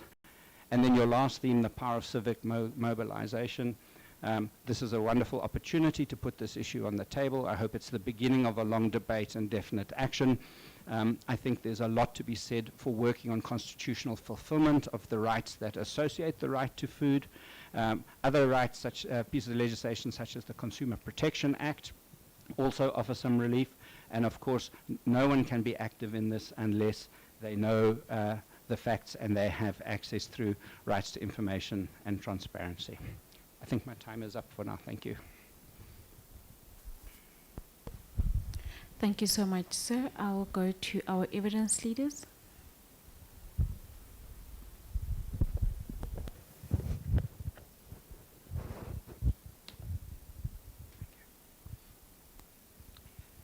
Thank you very much for your presentation. In theme 1 of your submission, you state that government should shift its success metrics from GDP and export volume to actual nutritional health outcomes and the reduction of stunting, as well as moving the focus from calorie volume to nutrient quality and dietary diversity. So how do you propose we should shift, make that shift? What would you propose? How do we implement such a shift? So I think the first place to start is maybe the policy framework. So the current policy framework for agriculture in South Africa is very growth focused, and it doesn't look explicitly at this question of distribution of benefit. I think that's a consequence of who gets to sit at the table in the formulation of those policies. So agribusiness is well represented in this, and both the current minister and previous ministers of agriculture pay a lot of deference to organized agriculture in setting these policies. And whilst that is appropriate, the other voices that might have different agendas for agricultural policy are being excluded from that process. So where are the community agricultural organizations? Where are the rural groups? Where are the women's groups? Where are the food safety groups? Why are they not being represented in these discussions? So as a result, the policy framework emerges that has a bias towards growth and export growth. And this is the logic of GDP, but in a finite system, which is essentially what we're operating on in agriculture, we cannot pursue infinite growth off the back of a finite set of resources in South Africa. In addition, we've got historical legacy issues, justice issues of restorative justice that are not resolved. And how is that being dealt with in this? Are small-scale farmers beneficiaries of the land redistribution program? Are they being given preferential access into these export processes? I don't think so, right? So the more powerful, more vocal, more established institutions are shaping policy, and the groups that we would like to see bringing in different opinions are being sidelined. So if we could change that policy framework, then maybe the government incentives that follow would track that more diverse stakeholder group accordingly. But obviously there's work to be done to make sure both of those things happen. Thank you. And then the African Union and the South African government promote rapid 4IR integrations as part of the African Union Agenda 2063. In your opinion, what measures are or should be taken to ensure that the fourth industrial revolution or modernization in the poultry and pork sectors does not lead to further rural job displacement and food insecurity? Yeah, so the application of technology is a double-sided sword. I think it can bring lots of benefits. The more, for example, we know about animal health, the better we're going to be able to look after animals, improve their yield, improve their welfare, and so on. But if we're applying technology, for example, into reducing employment, so we're putting animals into production systems, we're overseeing their welfare using an AI engine or something, then we are not moving our sector forward in terms of any of these public interest concerns. So I think for things like mapping soils, for tracking climate and weather patterns, this is a very appropriate use of new technologies, information technologies. But they should not be used to displace people who are vulnerable in the system already, and they should not be used to deepen corporate power, because who controls these information systems? Who controls the data? To your first question, it's not the marginalized groups. It's the entrenched groups who already command the government's ear. So there probably needs to be some explicit policy recognition given to how technology is going to be applied in order to make sure it doesn't deepen the current inequalities and further shut out the other stakeholders who might not have access to this data or technology and might therefore not be competent to engage in these discussions. There needs to be a recognition of vulnerability and an inclusive process to bring them in. I think also things like genetic modification of animals are very problematic. We have for thousands of years modified them through breeding. Now we have technologies like CRISPR and others to modify their genes explicitly. But what are we modifying for? We're modifying for productive yield. So we already see with broiler chickens, by the time they get to 45 days, they really can't function as a living organism anymore. They've put on so much weight. they really struggle to perform their natural behavior. So the question is this any type of sustainable agriculture? Their technology is being used to create maximum yield for the producer to the detriment of the animals. If we're going to suggest a more ecologically based type of animal production, how are we going to level the playing fields, because the technology is producing larger yields already for those that control it, and those who don't have it are going to be competitively disadvantaged. So I think this is a very nuanced decision, and it covers many different contexts, but I think the essence of it is we must make sure that it is not manipulated by those who are really powerful and vocal in this discussion, and that it is the benefits of this technology flow to all the stakeholders in the agricultural and agri-processing sector. And then to your theme 6, what specific interventions do you propose to break the vertical integration of dominant firms that currently stifle competition from small-scale and emerging farmers?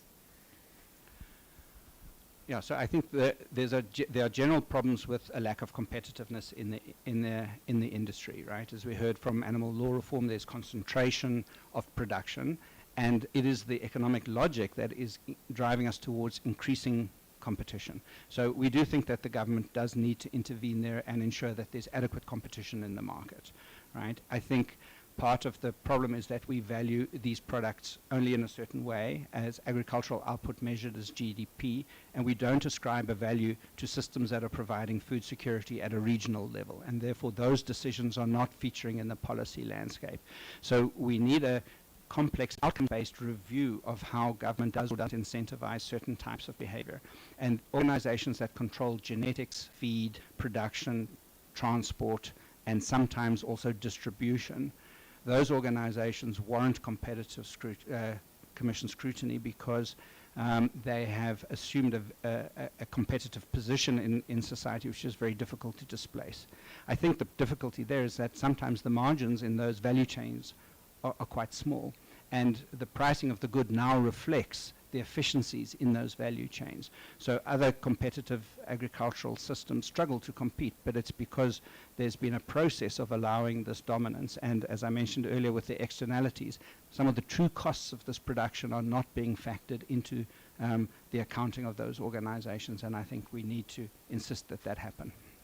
And then just my last question is then, in your opinion, how do you propose can government hold the industrial food sector accountable for the millions of tons of annual waste? So I think the problem with waste has many aspects, right? So I think sometimes things like expiry dates on food are not only there for human health concerns, but also to drive additional turnover in the retail sector. So we need to be mindful of where consumer behavior is being manipulated in a way to drive turnover.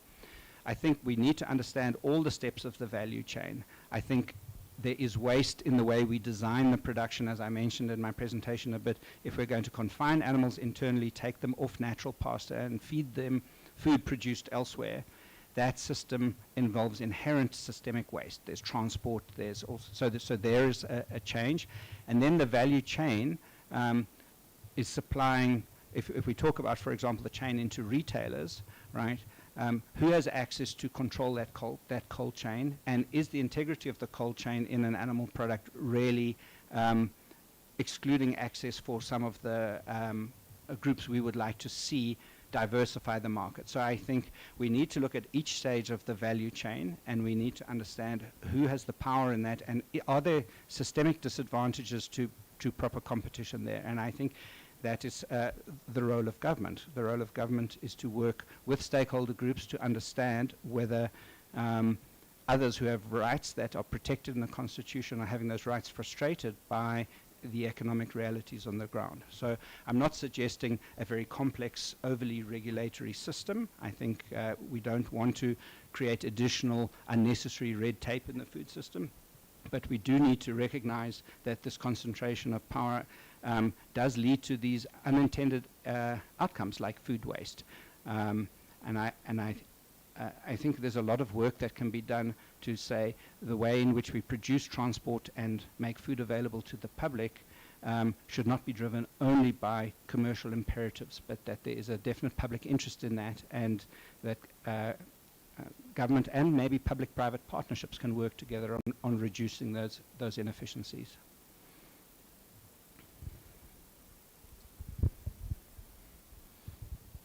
Thank you so much. Thank you for your very clear presentation. There's a tension in respect of your submissions vis-a-vis the corporate interest, and the government approach of promoting investment into upscaling and scaling production. So my first question is just to pose to you, do you agree that increasing, for instance, beef production does not assist in eradicating hunger in South Africa? I think it can in certain circumstances, but the preferred option would be to adopt a more ecologically sustainable type of food system. So we move away. At current. Sorry, say again, sorry? At current. I'm sorry, I'm not sure I'm understanding exactly where you're going with that. As it stands. Yes. We are promoting upscaling of production. We are promoting, from a policy perspective as well, investment for upscaling of beef production, for instance. Does that promotion improve in food security issues in South Africa at this stage? Well, it can if it produces more beef into the South African system, and the price of the beef then changes and it's more accessible to other people. Yes, in the short term it would appear to do that. But in the medium term, is putting perhaps our least efficient production system, is expanding that the right way to assure food security in South Africa. So beef is notoriously detrimental as animal production goes to both climate change emissions and to water use, right? And a lot of cattle are now ending their lives in feedlots. So we're seeing the final stage of beef production moving towards that resource-intensive production system. I would like to see that if we are looking to create growth in the system, and that growth is going to address some of the concerns of this commission, that the growth would not focus on the least efficient portion of our sector, but should maybe focus more on plant-based production or other types of indigenous foods in particular, which might be more climate resilient, more accessible, and more healthy in the long run as well. So would you agree if the government policy almost shifts to investment being more focused on small-scale farming, that can have a better and direct impact on food security when you reflect on the displacement of small-scale farmers and communities as well? Yes. So I think where a provincial government, for example, has agricultural extension programs, that's exactly the place where they should be promoting small-scale agriculture, and that agriculture should be ecologically relevant to the area in which it's being produced. I think it's not helpful, for example, that those agricultural extension budgets are spent on creating more intensive animal production systems, because small-scale farmers are going to really struggle to compete with the incumbents in that situation, right? So I think we need to build resilience and diversity into the system, and budgets like that. Also the land reform budget, right? The government's land reform endeavors, I think, suffer the same difficulties when we reinstate people onto land, whether it's through restitution or redistribution. How do they compete with this very sophisticated corporate vertically integrated system? It's very difficult for them. So the government should rather be providing incentives for them to adopt, for example, agroecological production, more plant-based, more regional production, which could alleviate food security in the region, but would need some support in order to get established and viable in its own right. So would you agree that there is a tension between attracting investment for large-scale farming vis-a-vis empowering and assisting small-scale farmers, that perhaps on the one hand the former would not support food security, and on the other hand, the latter would? Yes, because investment in increasing that sort of production is really being driven by returns on the investment, which are financial in nature. And what we're talking about is public interest returns on investment, which might not be financial in the short term. Then on that point, though, the financial returns in terms of large scale, would you agree that the financial or the benefit most likely exits the country in terms of a food security lens? Yes, and certainly if we are pursuing activities such as live export of animals for slaughter overseas, then it's not just the financial benefit, right? It's the water use we've put into that, it's the jobs in processing those animals, all of that is exported. So that's that's right at the wrong end of the investment spectrum. We would far rather see investments in ecologically and other types of sustainable production in South Africa to produce a variety of different healthy foodstuffs for consumption here. So it would be a misnomer to advocate on the one hand for investment to large scale to address food security. Yeah, I think it's hard to give you a black and white answer on that. I think there are contexts where large-scale investment in food systems is important. But I think if it's being done to the detriment of the medium and small-scale farmers because they can no longer compete, because the support, the investment, the government support, subsidies, whether they're direct or indirect, if those things are creating barriers for medium and small-scale, locally agroecological systems, for example, then that type of investment is dysfunctional and the tension is being resolved incorrectly, in my view. All right, thank you. And that then goes hand in hand in your outcomes-based review that you would like to promote as well. Yes. All right. Then also just to reflect on the previous presentations as well as yours, there's certain actors you keep on referring to, sectors of the industry, actors in the industry. Do we have identification of those specific actors in your presentation? No, we have not mentioned that. Our presentation is short. It's only 15 pages, so we haven't drilled into that. But as with animal law reform, if you would like to have some more specificity about where we think there's an undue concentration of influence and power, we'd be happy to advise you. That would be very helpful. It would allow the Commission also then to put future questions to these actors as they would have been cited in the evidence led. Thank you so much for that. And then perhaps just my last question before I'm going to give over to commissioners. There's also an element of transparency that also cross-reference with the previous presentation. And you have mentioned that a sector of society has also identified by the commissioners earlier that there's I would hate to say the vulnerable sector, but there are certain role players there that has to be represented. Do you feel that there has been an amenability from government's side to include these role players during the policy development of what we are discussing here today?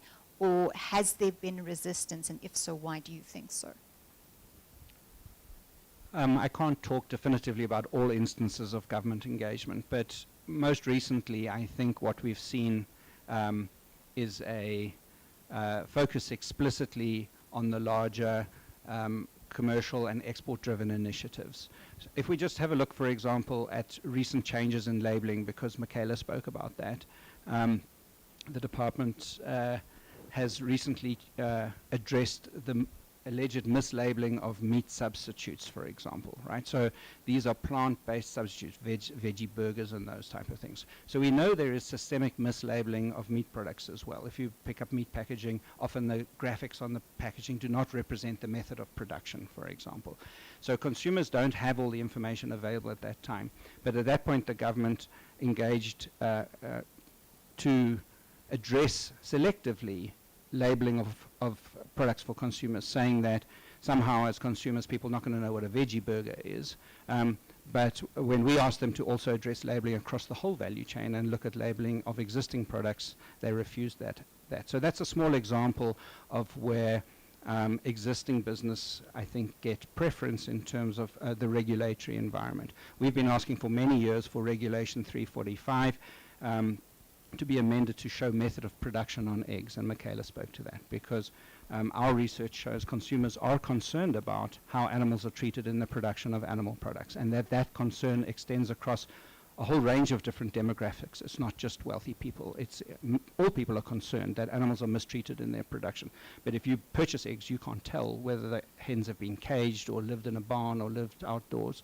there's no compulsory labeling there. So if we were to, for example, try and quantify animal welfare as an example, or climate change impact, or the health concerns associated with certain types of products, I think we can certainly improve the labeling, and this is something that government must lead.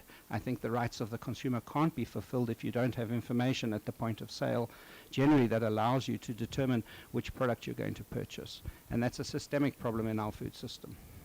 Thank you so much. And can I also then request, do you have more submissions to make in terms of the Regulation 345 and government's responses to that? If you've got access to that, you can just supplement your submissions with that as Okay. well. It would be interesting to see the reasoning behind them having deviated from accepting those recommendations. Okay, just to be clear, I don't have anything on that that's current. It was a historical campaign, and we are still busy with that work, but I can give you that information. That would be helpful. Yes. Thank you so much. Thank you, Commissioner. Thank you to the evidence team. Commissioner Ntuli, questions? Thank you. Commissioner Kunana, any questions? You're good. I just have one in terms of food waste. We often, when we think about food waste, we often think about fresh produce waste. Can you just give us, in terms of animal product waste, what are we looking at, and how often it happens in terms of the value chain? Well, I think the fundamental problem with food waste with most animal products is that the entire value chain is inefficient. So even if there is no waste on the processing of the animal, the inputs that have to go in terms of water, food, and energy are significant when you compare the outputs that come. I think if you have a look at the situation where you have an off-nominal health or biosecurity problem, right? Then you end up with mass culls of animals. You'll remember what happened at Daybreak, where that institution ran out of money and hundreds of thousands of birds had to be destroyed by hand in that facility. We've seen similar problems with avian flu. We've seen similar problems with African swine fever, and we're seeing it now with foot and mouth disease, where a lot of resources have gone into producing a herd of animals destined for slaughter, but many of those animals are so sick that they cannot now be slaughtered. So that's a very inefficient use of finite resources. And these type of disease-related crises are becoming seemingly much more regular. We, in the last 5 years, we've had 3 of them. I think also, once we get to the processing side of the animals, the system is very efficient. There is not much waste once an animal reaches the slaughterhouse. We find most parts of the animal are used for almost all species. But it does raise other concerns. So, for example, what happens to end-of-lay hens that come out of the egg system, right? There are concerns about welfare and human health and other issues with that. Thank you so much. Just so that we ask you for the supplementary submission, it's in respect to Regulation 345 and how government and corporate actors interact with that, but also in terms of who the corporate actors are and how they interact with government in that space. I think those are the 3 supplementary submissions we'd like you to make. In terms of the due date, the 6th of April 2026, or no, before the 6th of April. So thank you so much for, 1, your written submission as well as your oral submission. You're excused. You may continue to participate in the inquiry by being an audience member or continue with your business of the day. But thank you so much. Thank you for having us, Chair. Thank you. Ladies and gentlemen, given that we have had 2 very extensive submissions, we're quickly going to break for a short comfort break. We'll be back at 10:35 so that we can also address the issues of, I think people are using the old link, Matimba, if we can fix that while we're having that comfort break. So we're back at 10:35. There is tea that is still available downstairs. Please, ladies and gentlemen, we cannot have this inquiry and waste food ourselves. So please go downstairs and enjoy the tea, and then we'll be back at 10:35. Thank you.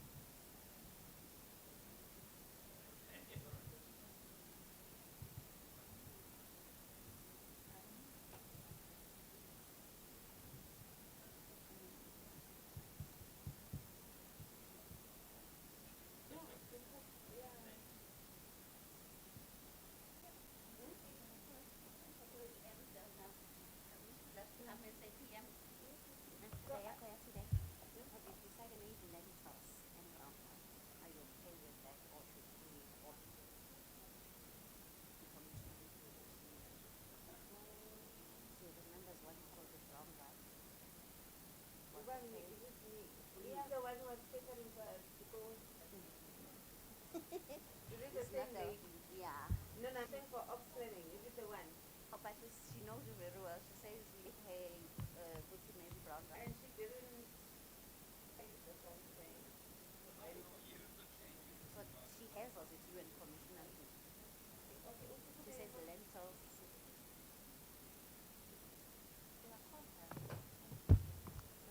okay, but I'm gonna.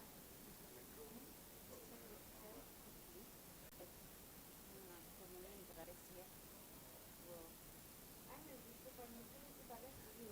Namazi, I'm not like this. Oh, because last time when we were like, we have a meeting.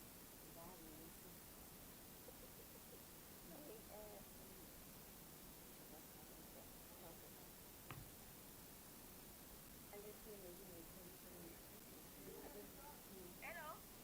Hi. Hey, Shirley now PM. So we will tell Wednesday lentils what?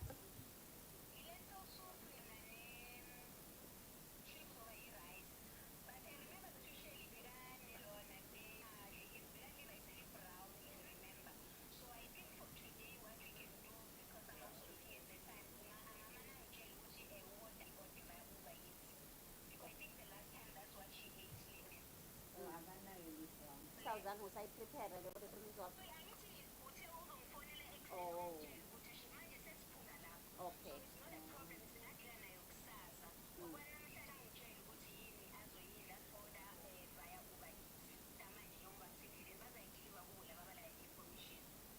I Mandela Mandela Foundation. No, it's in Chile. Okay, she will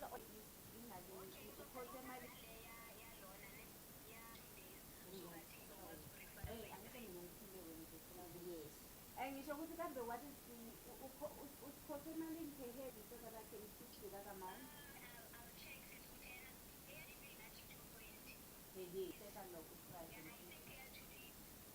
Oh, okay, for okay, then you have to put that or to say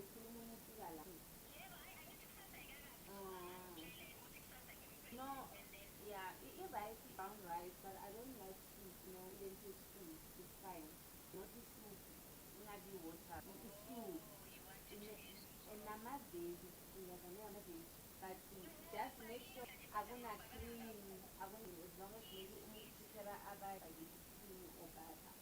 I to eat rice, brown rice, and lentil stew, not the water, the stew. And then I'm not big, like whatever you're gonna put. If you do the sugar, just put it for not a bit or anything like that.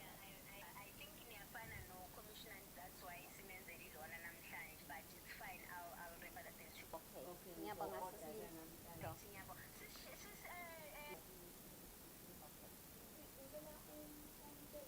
order, then I'm Isicela kusasa uze nefake ku-container because ngeke ngizwe uma abantu ba-adala.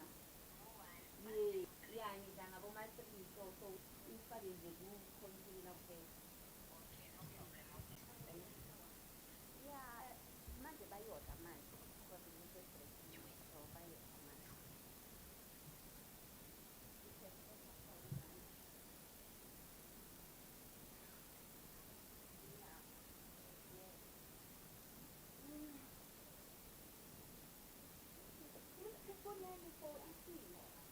What is there? I did not even check. Oh, you also didn't go.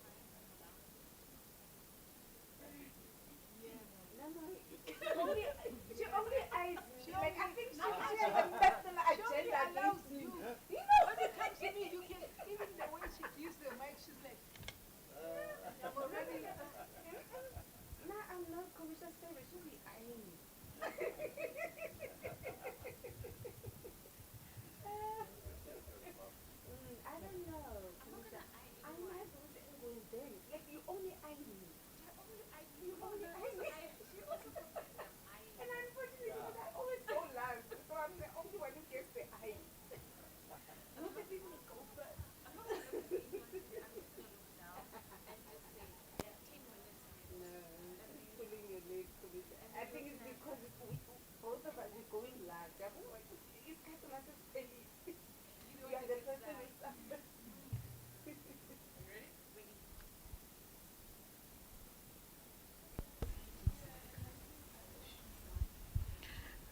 Thank you so much, colleagues, for that short adjournment. We are back. We will be proceeding with the next submissions. Apologies for that. We have been advised that Mr. Rodney September is unable to attend due to medical reasons. However, Mr. Flores will be able to provide and assist through that process. So I'll ask Mr. Flores to come forward to then make those presentations.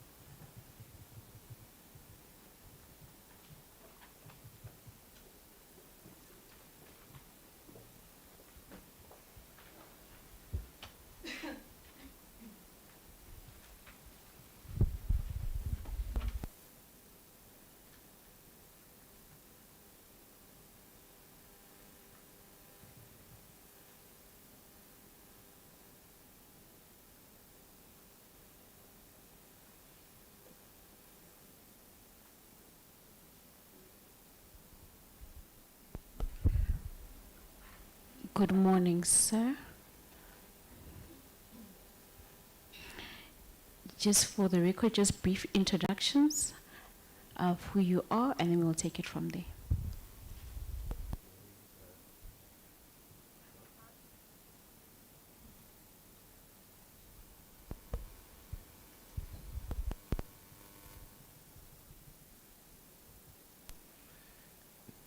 Good morning. Thank you, Chair. Good morning, Commissioners. Good morning, the panel. All protocols observed. My name is Sores Flores, and I am the chairperson of the South African Aboriginal Congress. And the South African Regional Congress defend and advocate for the rights of the indigenous people of South Africa.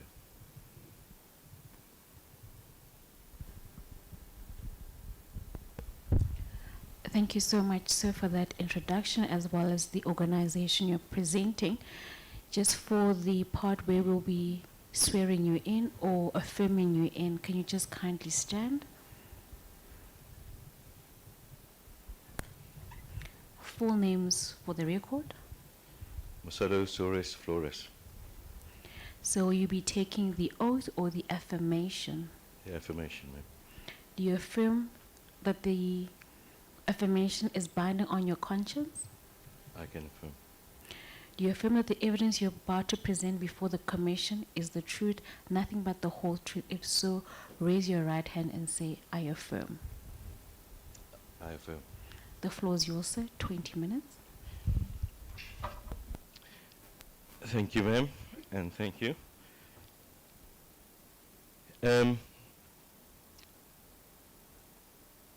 Today we'll make a submission. We'll give testimony, we'll make accusations, we'll leave evidence. And as indigenous groups, we have waited many years for these issues. And I think some of the commissioners will recognize that a lot of the issues have been recurring, and we have as well. And our presentation and submissions have sort of identified and looked into what these reasons are, and we're putting them forward, hoping we can work through them and find the way forward.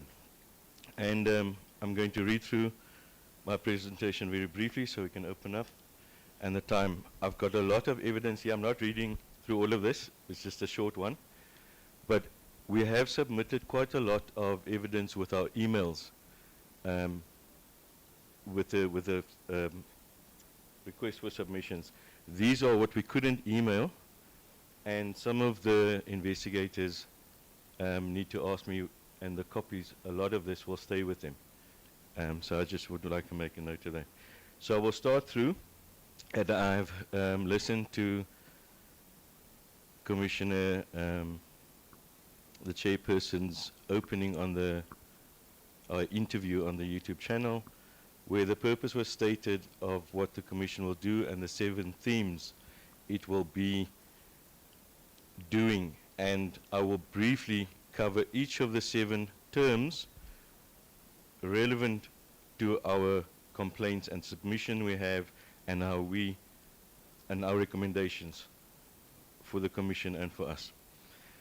So what is the purpose and the function of this South African Human Rights National Investigative Hearing into the Food System of South Africa?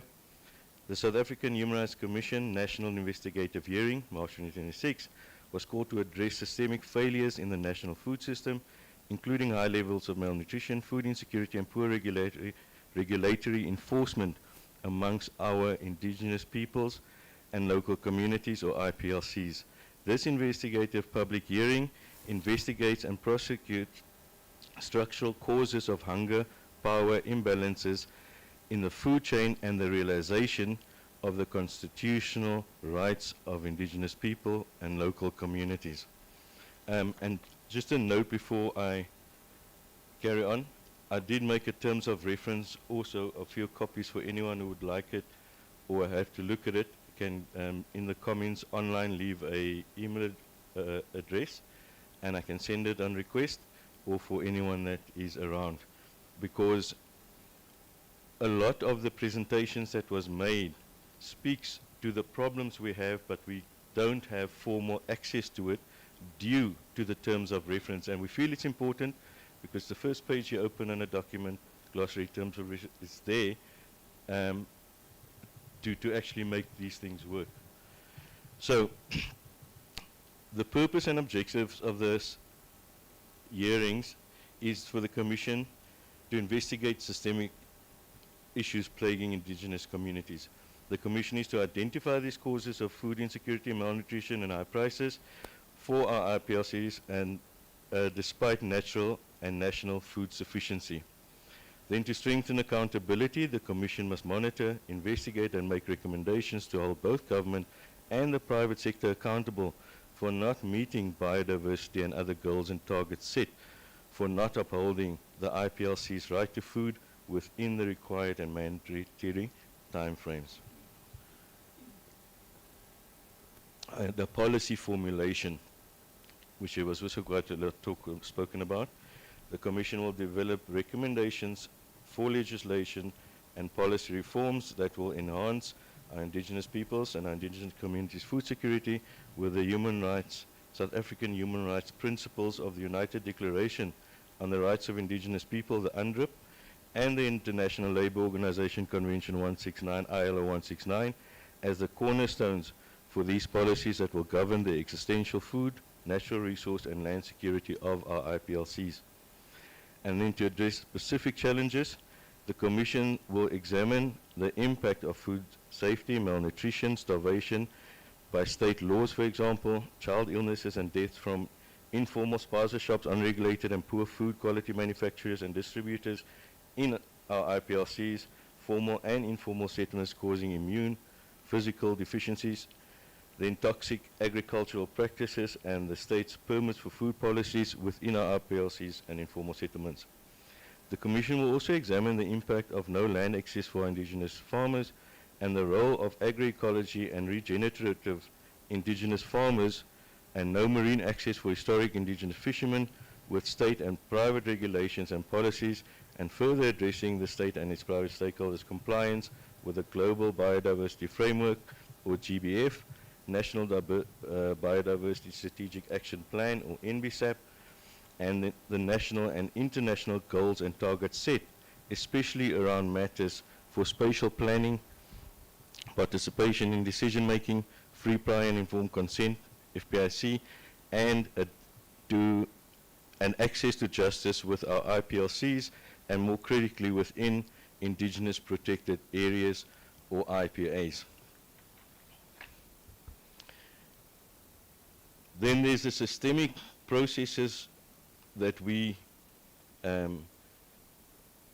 would like to put down, just to make sure we're on the same terms, is that the systemic processes of the South African Human Rights Commission National Investigative Hearing into the food systems is this current process.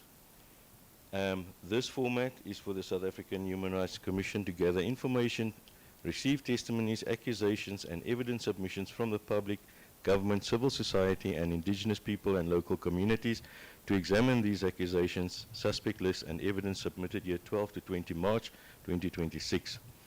Following the inquisitorial process, there will be targeted investigations. This is to specifically look into the concentration and abuses of the power in the food, land, resource value chain by the state and the private sector against our Indigenous people and communities, and the need for stronger territory markets, our Indigenous knowledge recognitions and regulation, for example, all compliance, free, prior and informed consent, price and policy creation, transparency, and for the participation in the process deciding our own food, natural resource, land, air, sea and biodiversity, fate and security. These targeted investigations will be looked at with collaborative action. The Commission's hearings are here to serve as a platform for us, as the South African Aboriginal Congress, the SAAC, which I represent here today, our Indigenous people and their local communities, and other Indigenous stakeholders to submit our own Indigenous knowledge systems, regulations, and requirements for meaningful and practical solutions to our challenges, such as strengthening the rights of our IPLCs and encouraging access for those communities to their own food, natural resource and trade system as per the UNDRIP and ILO. The hearing held at the Nelson Mandela Foundation responds to the widespread ongoing crisis of starvation, hunger, legislative ethnic cleansing of our Indigenous populations of South Africa. And we'll get to the first one of a crisis of historical injustice. The South African Human Rights Commission cannot directly develop binding policies or draft regulations for government on the redress and the restitution for historical injustice against the Indigenous people of South Africa, and its powers are advisory, focusing on monitoring, investigating, and making recommendations. It must, however, influence policy by submitting informed and meaningful recommendations for legislative proposals, conducting just and morally sound advocacy, and initiate litigation itself against the state and the private sector violators to meaningfully address the historical injustices against our Indigenous people and our local communities. Now, the SAHRC legal frameworks with mandates to positively address these historical injustices is to investigate and report. The Commission has the mandate and the budget to investigate human rights violations against our Indigenous people and local communities, specifically targeting our food, land and natural resource, language, cultural and heritage rights, and reporting on the observance of these violations of our Indigenous rights on our own land. Legislative submissions. This Commission has a mandate to make submissions to Parliament on laws affecting our Indigenous people and local communities, advocating for alignment with international standards like the UNDRIP and the ILO Convention 169. Litigation and legal aid, where the Commission has the mandate with the budget that we don't have to litigate, to initiate litigation in its own name to protect our Indigenous people's rights against suspects against who the accusations are made during this public hearing, and or assist the victims of these violations in accessing courts for justice. Monitoring and advocacy. The Commission has the mandate to monitor government institutions as well as the private sector compliance with international obligations, such as having the UN Declaration on the rights of Indigenous people and the ILO 169 included in their policies and legislation, and push for the ratification of treaties. Educational campaigns, the Commission has the mandate to promote awareness regarding the rights of our Indigenous people, not traditional or Khoi and San groups, to courier discrimination and assimilation, and to rather foster inclusion of the Indigenous people and the Indigenous communities. And a case study we can refer to, a process where this was used, is the South African Human Rights Act as an advisory body or monitoring, investigating and reporting on human rights violations, including land reform against IPLC, but does not directly draft the legislation or policy. Instead, it advises the government on land issues, such as it has done for the Kamani San community, ensuring state policies align with constitutional rights. So the main meaningful actions to take by the Commission against historical injustices is and communities on land reform includes an advisory role. Excuse me. Includes an advisory role. The Commission advises on land reform, particularly for our Indigenous people and local communities that did not have access to our own land and Indigenous protected areas under previous, current, and future discriminatory state laws and private company policies. Investigative hearings like this are having are to assess the impact of land reform and land reform policies on our Indigenous people and communities, and has the power mandate to demand information from government departments and the private sector within specified time frames after which they can be legally and lawfully held accountable. Policy evaluation. The South African Human Rights and this Commission has the power and mandate to review existing laws, such as the Restitution of Land Rights Act 1994, the Land Reform or Labour Tenants Act 1996, the Extension of Security Act Esther 1997, Transformation of Certain Rural Areas Act, the Trunca 1994-1998, the Communal Property Associations Act 1996 CPA, the Marine Living Resources Act 18 of 1998, including not but exclusive to the small-scale commercial and retail fishing policies, quotas, and licenses subscribing to the MRLA.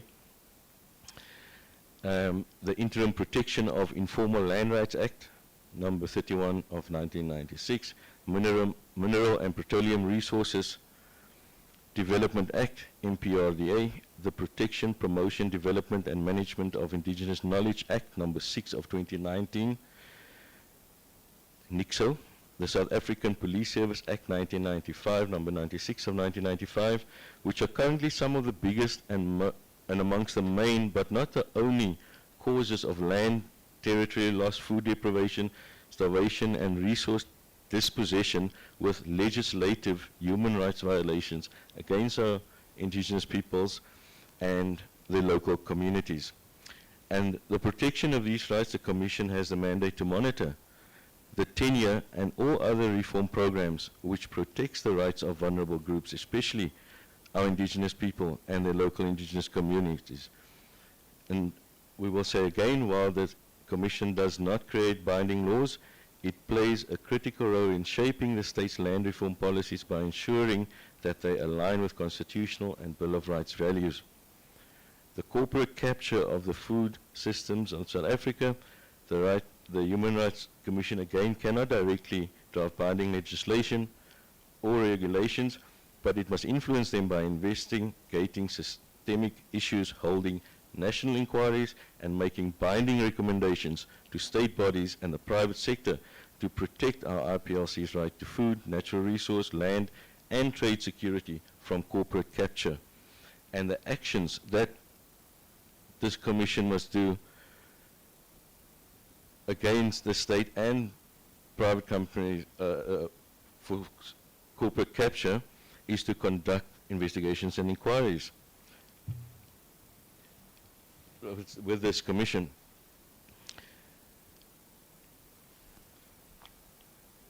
As of the 12th to 20 March, the Human Rights Commission is holding a national investigative hearing to address these systemic issues in the corporate food capture, especially in our indigenous communities and our PLC. The face of corporate capture, our indigenous people and local indigenous communities' food, land, natural resources system within the state and private enterprises. So I think I got muddled up there. And then to engage in strategic litigation around corporate capture. The Commission must support and initiate legal action to protect the rights of indigenous farmers, fishermen, miners, traders, and our indigenous communities' own development models against state and corporate infringement, dispossession, and exploitation. Then to recommend legislative reforms. The Human Rights Commission and this Commission must recommend that the state review and realign dispossessive, exclusionary, and unconstitutional policies across sectors such as those promoting food sovereignty, regulating the state and corporate concentration in food, medicine manufacturing, processing and retail within their legislative frameworks and policies. And then monitor human rights compliance in food capture. The Commission will perform an unannounced monitoring visits to state and private institutions to ensure compliance with the indigenous people's rights to food. Encourage regulatory action. The Human Rights Commission will push for stronger regulations on food labeling and marketing to protect our indigenous people and local communities, or IPLCs, from unhealthy corporate food products, while at the same time the state excludes our indigenous people's participation with our own food, medicine manufacturing, processing, transport, and retail systems with regulation policies. Examples of these state-private partnership regulatory bodies would be, amongst others, but not exclusively, the Department of Health and Agriculture, SAMSA, DFFE, SIMI, SANBI, SANPOX, Private Security Regulator of South Africa, Currency and Exchanges Act, Finance Act number 9 of 1933, the South African Reserve Bank Act number 90 of 1989, the Constitution and national legislation, the Supremacy Clause, Section 211(3), the Repugnancy Formula, SAPS Act, and criminal law, all of whose regulatory policies or lack of compliance and implementation has a direct effect on our indigenous food, effect on corporate capture of our indigenous food, land, and resources, as well as trade security. To promote indigenous knowledge systems to avoid this food capture, the South African Human Rights and this Commission must work to ensure that policies respect and incorporate the indigenous knowledge food systems of our indigenous peoples and local communities. The terms of reference or definitions needs to be defined and understood. Indigenous and traditional is not the same thing. I've put, see, index page 1. It is marked as the index for the document I'm submitting. The key focus areas for the Commission on Food Capture must focus on addressing state and private corporate profiteering, anti-competitive behavior, capturing exploitation and exclusion of indigenous populations on whose land they have settled on that impacted the rights to food, land, and the natural resources of our IPLCs. Land and agrarian reform.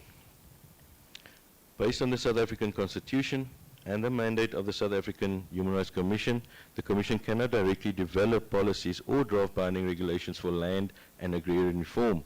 Such legislative power rests with the state parliament and the executive branch of the state government. However, the Commission has the robust mandate to monitor, investigate, and recommend actions to the private sector as well as organs of state to protect the human rights of indigenous people, specifically concerning our land, sea, airspace, and our right to food and our natural resources. The Human Rights Commission has a mandate to contribute positively to land and agrarian reform for our indigenous people and local communities with the following processes: to monitor, investigate, and inquire.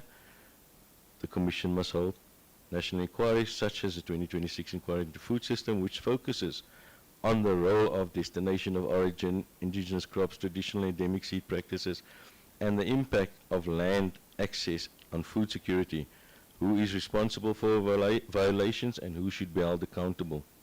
make recommendations to government, the Commission must issue recommendations requiring state organs to adopt progressive measures for the realization of rights related to land and food access for Indigenous people by complying with international and national goals and targets set on biodiversity preservation, and include those requirements into their legislative frameworks and policies.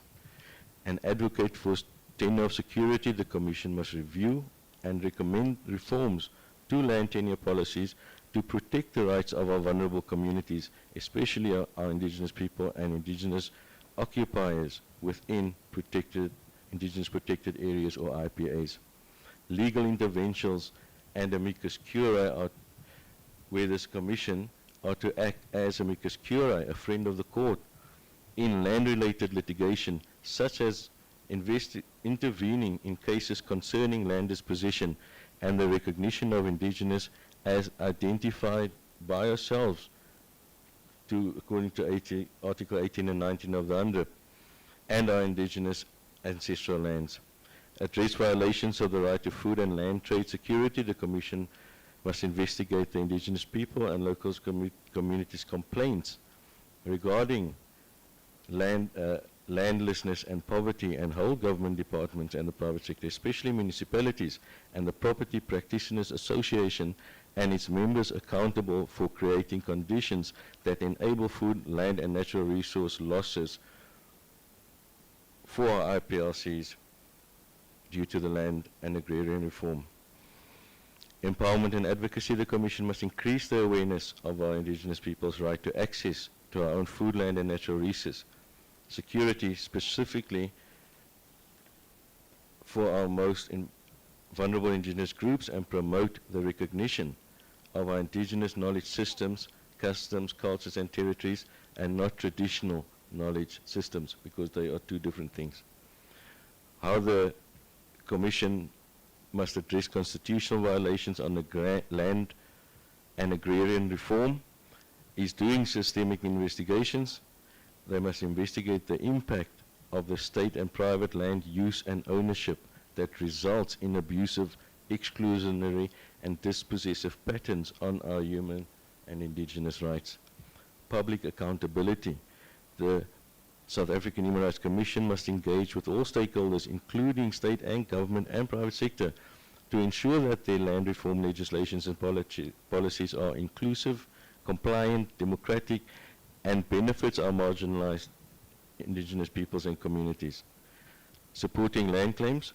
The South African Human Rights Commission must assist in the resolution of the state and private sector's land claims by investigating systemic bottlenecks, exclusion and dispossession in and during these legislative land restitution processes. And on land reform, land and agrarian reform, the Commission's recommendation must be respected and considered by the state and the private sector, although they are not directly binding without a court order. The invisibility of rights. The South African Human Rights Commission cannot, again, directly enact legislation or legally binding regulations. This power is reserved for Parliament and relevant executive departments. However, the South African Human Rights Commission has broad constitutionally mandated powers under Section 184 of the Constitution and the SAHRC Act 40 of 2013 to influence policy, draft recommendations, and take active steps to address the invisibility of rights for Indigenous people of South Africa.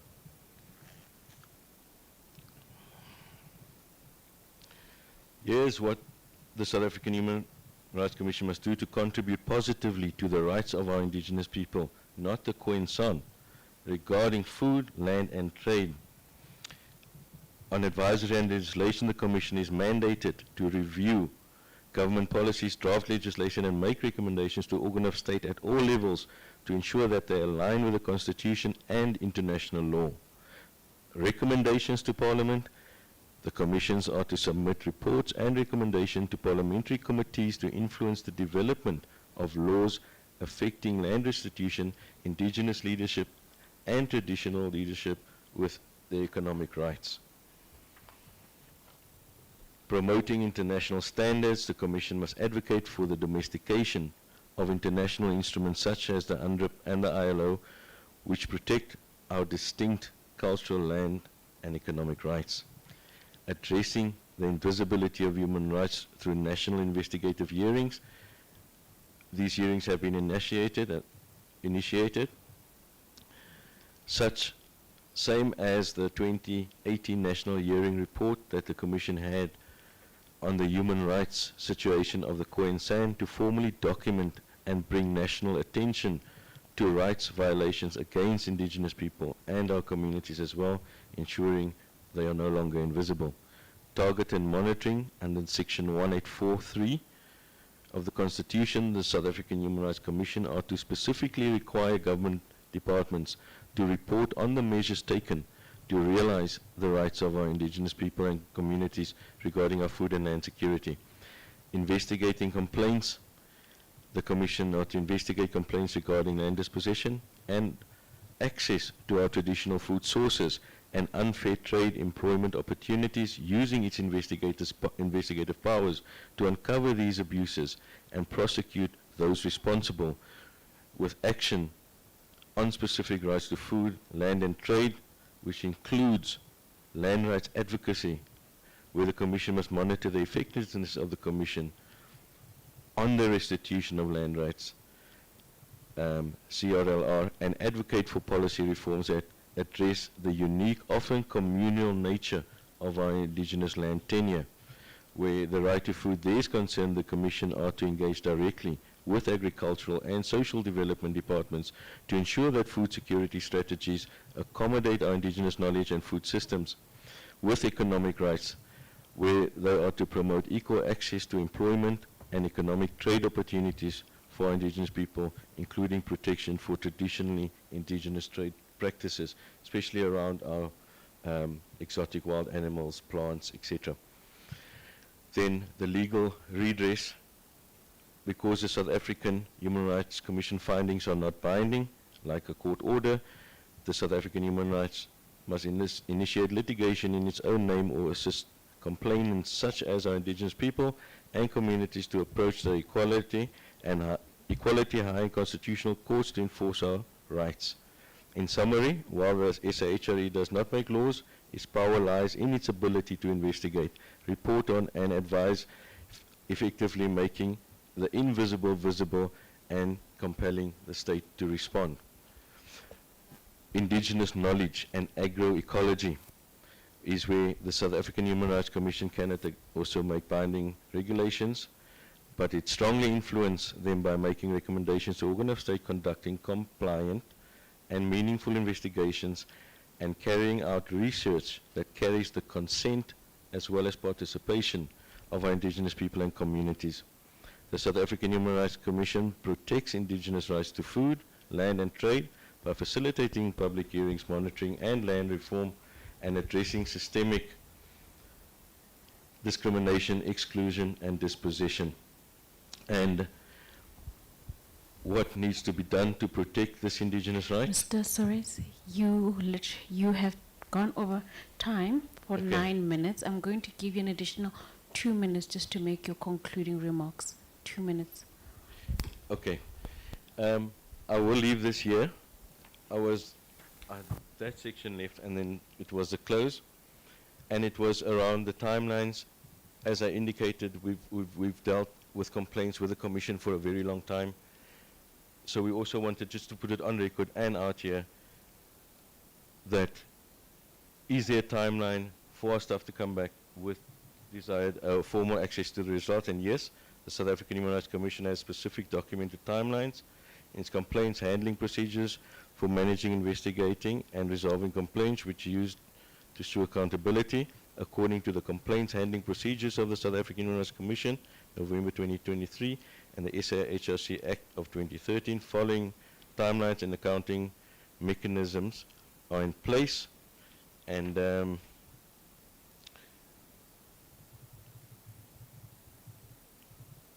we have put it out here. So what we've done here is we've covered your 7 themes, and they might have sound repetitive, but they are uniquely different. And we have made our accusations with the submissions with certain recommendations.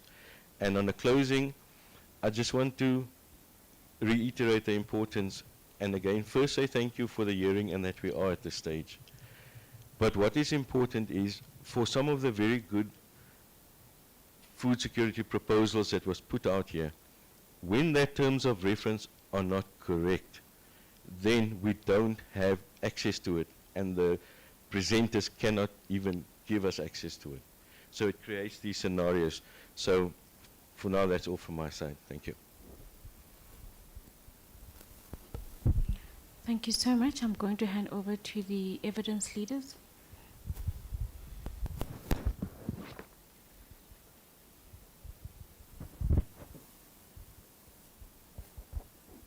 All right, thank you, Commissioner.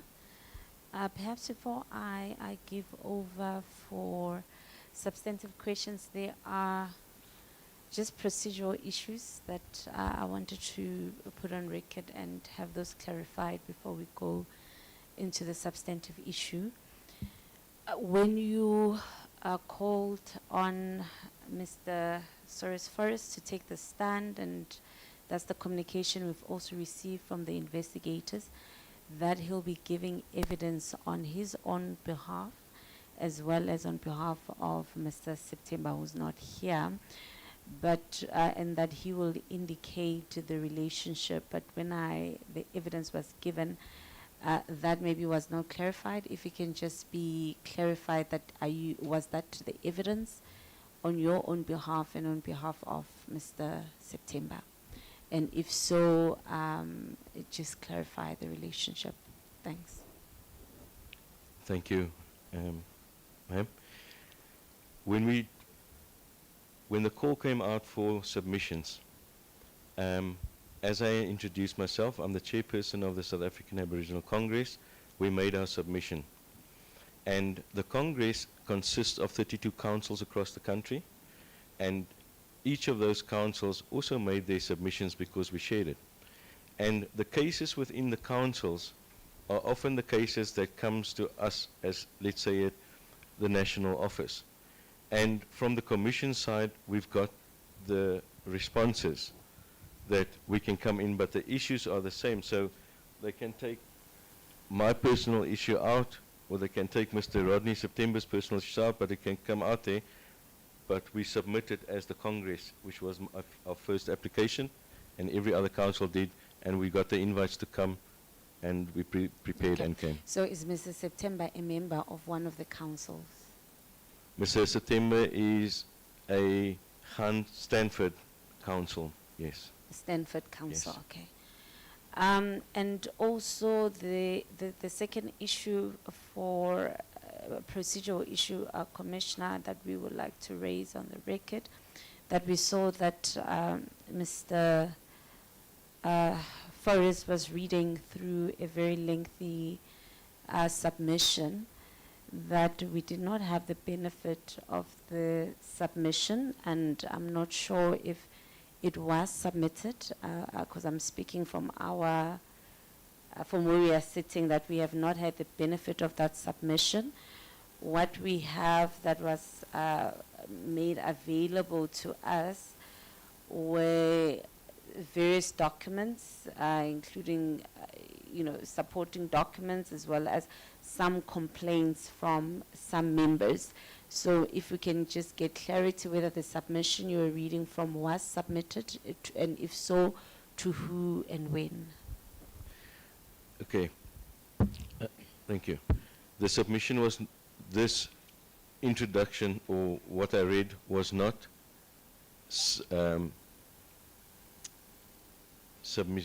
handed in, was not part of some. What we did submit was our complaints. It was the accusations and how we submitted it. Quite a few of our complaints, a lot, and in my personal case, permits for food, rights to food, is where we have court cases with judgments. So we have an accusation, there's a denial, we had judgments, we tell the courts, the Koga court, that is our food. You don't need to go into Yeah. the complaint. So the That's why I answer wrote is this. it was not submitted. So maybe before then I hand over to my fellow evidence leader just to start us on the substantive matters before I come in again, is just then to indicate on record that there may be limitations on our side in terms of engaging with the submission that was made, because we didn't have a prior opportunity to properly consider it in context. But perhaps once we are done with the initial engagement, through you, we can have an assessment if there will be a need for further engagement on the written submission, which was very dense and voluminous. But with that said, then, Commissioner, I'll give over to Professor Hetty to start us off with the questions. Thanks. Thank you. So may we request that we that you also then submit that document to the general email, please, so that we can look at it when we are writing the report as well. So I just want to ask two particular questions that I picked up that I did not hear exactly, you know.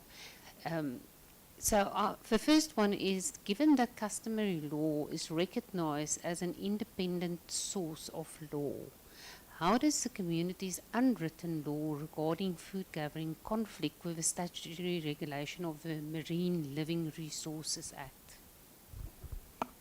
Thank you, ma'am. In existing case studies like Kongose Dueza case, it was determined that customary law is orally transferred and accepted like that. And in that ways, there is different fishing communities with their different ways of doing things. And I'm not sure if we can go into it right now, but they are uniquely different. They are preserved amongst the communities, and they have been traditionally done orally, because there is also barriers, as we'll find in the documents, that prohibit formalizing those. So following on that, I just want to get to that. So how does the arrest and prosecution of community members, particularly when in the presence of children and the elderly, affect the community's right to transmit traditional food gathering histories and practices for future generations? As you were saying, it's uniquely different in different communities. It absolutely devastates it, ma'am, because the process from there is they criminalize your identity first with policy and regulation, and then you go to courts of law, where they then claim that in your, to maybe refer to your first question, how do they determine customary law? And one of the criteria the state sort of put forward is that they must be continuously practicing it. Uninterrupted use, but that's not possible because of policies and frameworks. So one of the things is it takes legislatively uninterrupted use out of communities, and the children cannot learn how to feed themselves, how to become capable, and they then become permanently dependent. And then does the enforcement of the Western-style conservation laws on hunter-gatherer cultures constitute a form of forced assimilation by preventing them from securing food through their traditional heritage? Absolutely, ma'am. And that is why I stress the terms of reference are important, because down in the Cape, especially in the area of where Mr. September is they do it under conservation. We call it fortress conservation, where there will be environmental protectors giving money to protect environment, but then on a race-based policy, you have migrant and immigrant employment put in for nature conservation, but under a race-based equity policy where those historic fishermen cannot police or protect their own environment and etc. So in the end then, what they call conservation was conservation money paying for migrant and immigrant labor with a race-based equity policy to keep the historic fishermen away as criminals from the historic food source.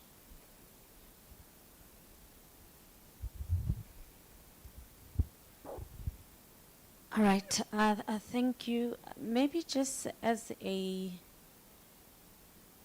follow on, okay, maybe let me start where I initially wanted to start. In your submissions, you emphasize the differences between, or the difference rather, between indigenous and traditional fishes, but you didn't elaborate on it. Maybe if you can just briefly elaborate and indicate from your perspective, you know, the legal implications that should attach to the differing understanding of these two groups. Okay. To have a policy, you need a litigation framework and a narrative, and all three of them have to support each other. So when there's a declaration like the United Declaration on Indigenous People, and there's ILO, they are very specific and they're termed for not United Declaration on Indigenous People or for Khoisan people, but Indigenous is originating or occurring naturally in a particular place, First Nations of a place, and traditional is existing in or part of a developed, long-standing in any culture. Okay, but then what should be the legal implications for these different? Should they be different legal implications for these two groups? And if so, what are those legal implications in your view, particularly in the context of fishing and what we are talking about? Yes. Yes. The legal implications is with prohibition, regulation, and just general access. So when I explain to you the legal frameworks that's been written, we are generally excluded as Indigenous because they have created, there's a political construct, that's why we are very specific on the Khoisan San. And they have put this framework there, which is currently unconstitutional, but it doesn't include us. And the reason it's unconstitutional is because it was top-down. They created the superstructures without recognizing the communities, which is in this case the same thing. But the traditional communities have been defined, predefined, without participation of our communities, under House of Traditional Leaders, Kokta Controlesa, but it hasn't addressed, there was no participation, decision-making, etc. And that is the two legal differences and implications of the two terms of reference. Okay, maybe let me ask let me ask the question rather differently. Should there be different laws for indigenous fishes and traditional fishes in your view? Yes. Okay. And the reason why there should be different laws, and what should the laws for indigenous fishes entail, and what should the law for traditional fishes entail? Yes, thank you. Indigenous fishes is pretty straightforward and uncomplicated because they've been doing it for centuries. And the ways they have been doing it has now been made illegal. So whereas traditional fishers must now apply for permits, and they did the small-scale fishing thing now. Yes. And we attended the workshops, the gatherings, the public participations, if you want to call it that. And in our submissions, we did ask them if small-scale fishing includes indigenous or only traditional, and they did put on record that it was traditional only, because the Constitution does not fully recognize indigenous yet. All right, but if you look at the, I don't know if you've had a look at the definition of small-scale fishers in the MLRA, which defines members of a small-scale fishing community engage in fishing to meet food and basic livelihood needs, or directly involved in the processing or marketing of fish, who traditionally operate in near-shore fishing grounds, predominantly employ traditional low technology or passive fishing gear, undertake single-day fishing trips, or engage in consumption, barter or sale of fish, or otherwise involved in commercial activity, all within small-scale fishery sectors.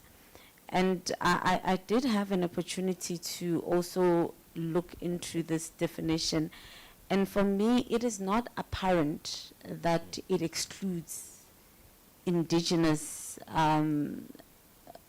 communities, because that's the argument, to say the legal framework excludes indigenous community, but from the definition it is wide enough to include indigenous communities. So what then do you base the argument that it excludes indigenous communities?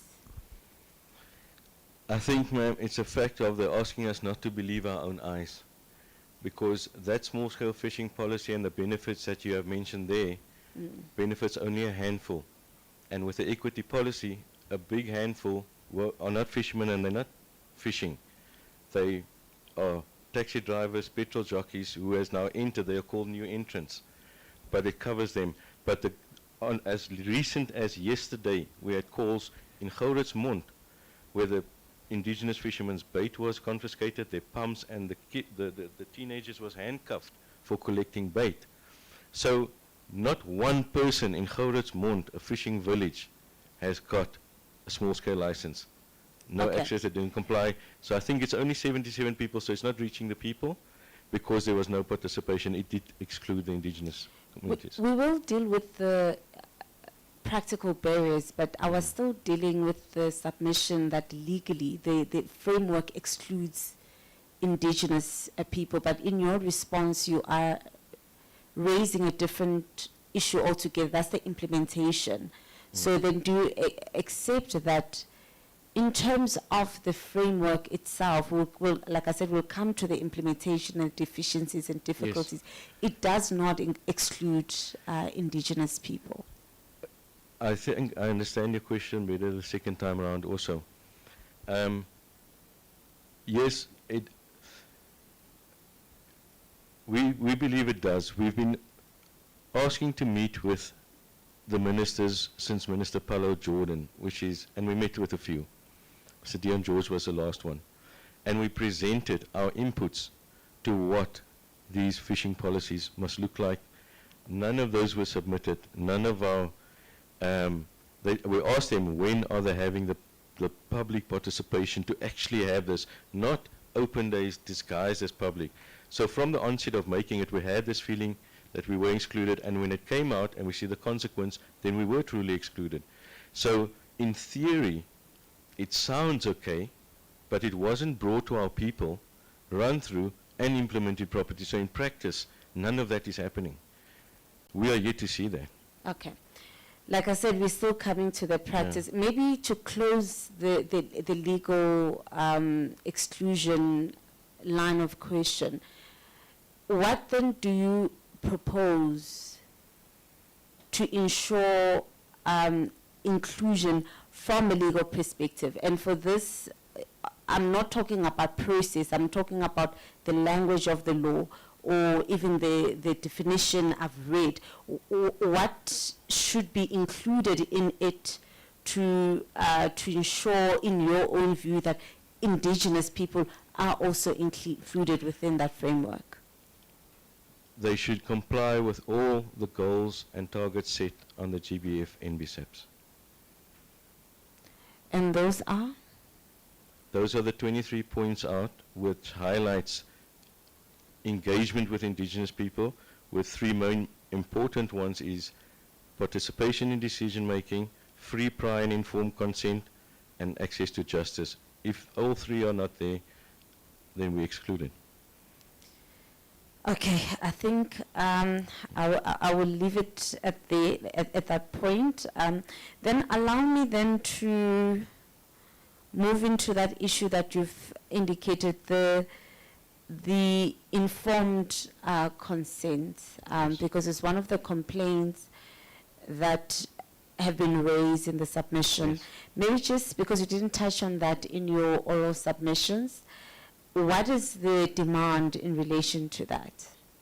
From our side? Yes. Or the requirement? From your side, the people are complaining about this issue of informed consent. Yes. To put it in simple language, the indigenous people feel like the resource and the territories they live on is theirs, rightfully so, because they've been there with the histories they have there. But when someone comes and settles on your land and changes the name of the place without free, prior and informed consent, and the descendants, beneficiaries now, still does the same thing, and there was no free, prior and informed consent with no restitutions and no redress, then the problems have not changed. So that consent from the beginning was not there, and it still hasn't been there, because it shouldn't be a case of we must be made part of a small-scale policy. The minister must get free, prior and informed consent to ask the indigenous people if they can issue fishing licenses and small-scale policies within those indigenous people's territories and Okay. marine areas. Okay, so the argument, as I understand it, then is twofold, is that the indigenous people should not be subjected to the current regulatory framework because they're the owners of the land. That's the first understanding.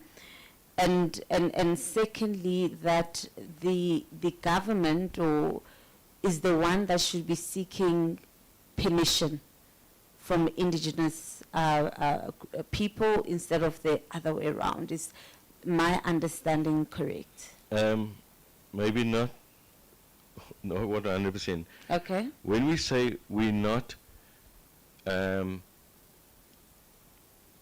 your first one, under the regulation Yes. of the rules, we want to say we want to be. And the regulations that out there is legal requirements of meeting goals and standard, international goals and standards set, which requires free, prior and informed consent from the indigenous people. Okay? So we're not saying we don't want to be, we work within the legislation and within the constitution. Now the government themselves, when we want to discuss that, have not completed the targets and frameworks 3 years in a row. There is no spatial planning framework. There is no frameworks for their free, prior and informed consent. So they have not done it. We, however, have completed our NBSAPs. We've actually handed in as our evidence in one of the emails. So within that, we have already complied, but they haven't, and they're still subjecting us. Okay. Maybe let's take the 23 points you're referring to. Where are they sourced? Is that a law or a demand that was made to government? That comes, yes. It is a treaty and a protocol that they have called the Kunming-Montreal Treaty, as well as the Nagoya Protocol, where South Africa, the ratification one and ascension to one, where they are now legally bounded to uphold those treaties, especially on biodiversity. And that comes from the United Nations through the UNDP to SANBI, where they worked on it for years to work on complying with these goals and targets. And they've been having extensions for the last 3 years because the policies that needs to be signed off on OECMS, which is the new fortress conservation, on small-scale fishing, that should have and could have only have been done after the MBSAPS was completed. But it wasn't. So there's interim stuff there, but there's definitive stuff on the other side. Okay, and so your argument, you are saying the current domestic legal framework does not comply with the treaty that you've mentioned, that you are saying South Africa has ratified. Correct. And your demand is that the current framework should comply with the treaty. Correct. Okay. Of course, that's something we will also look into further as part of our research. And also maybe just moving on with my questions. The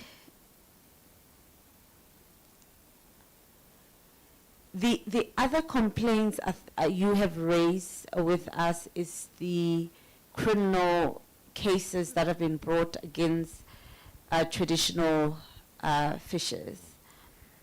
And in terms of at least the existing legislation as it is, it does require that everyone must have a fishing license to fish, and that a person must always be in possession of that license when they are fishing. And also it does require that one complies with the terms of their permit.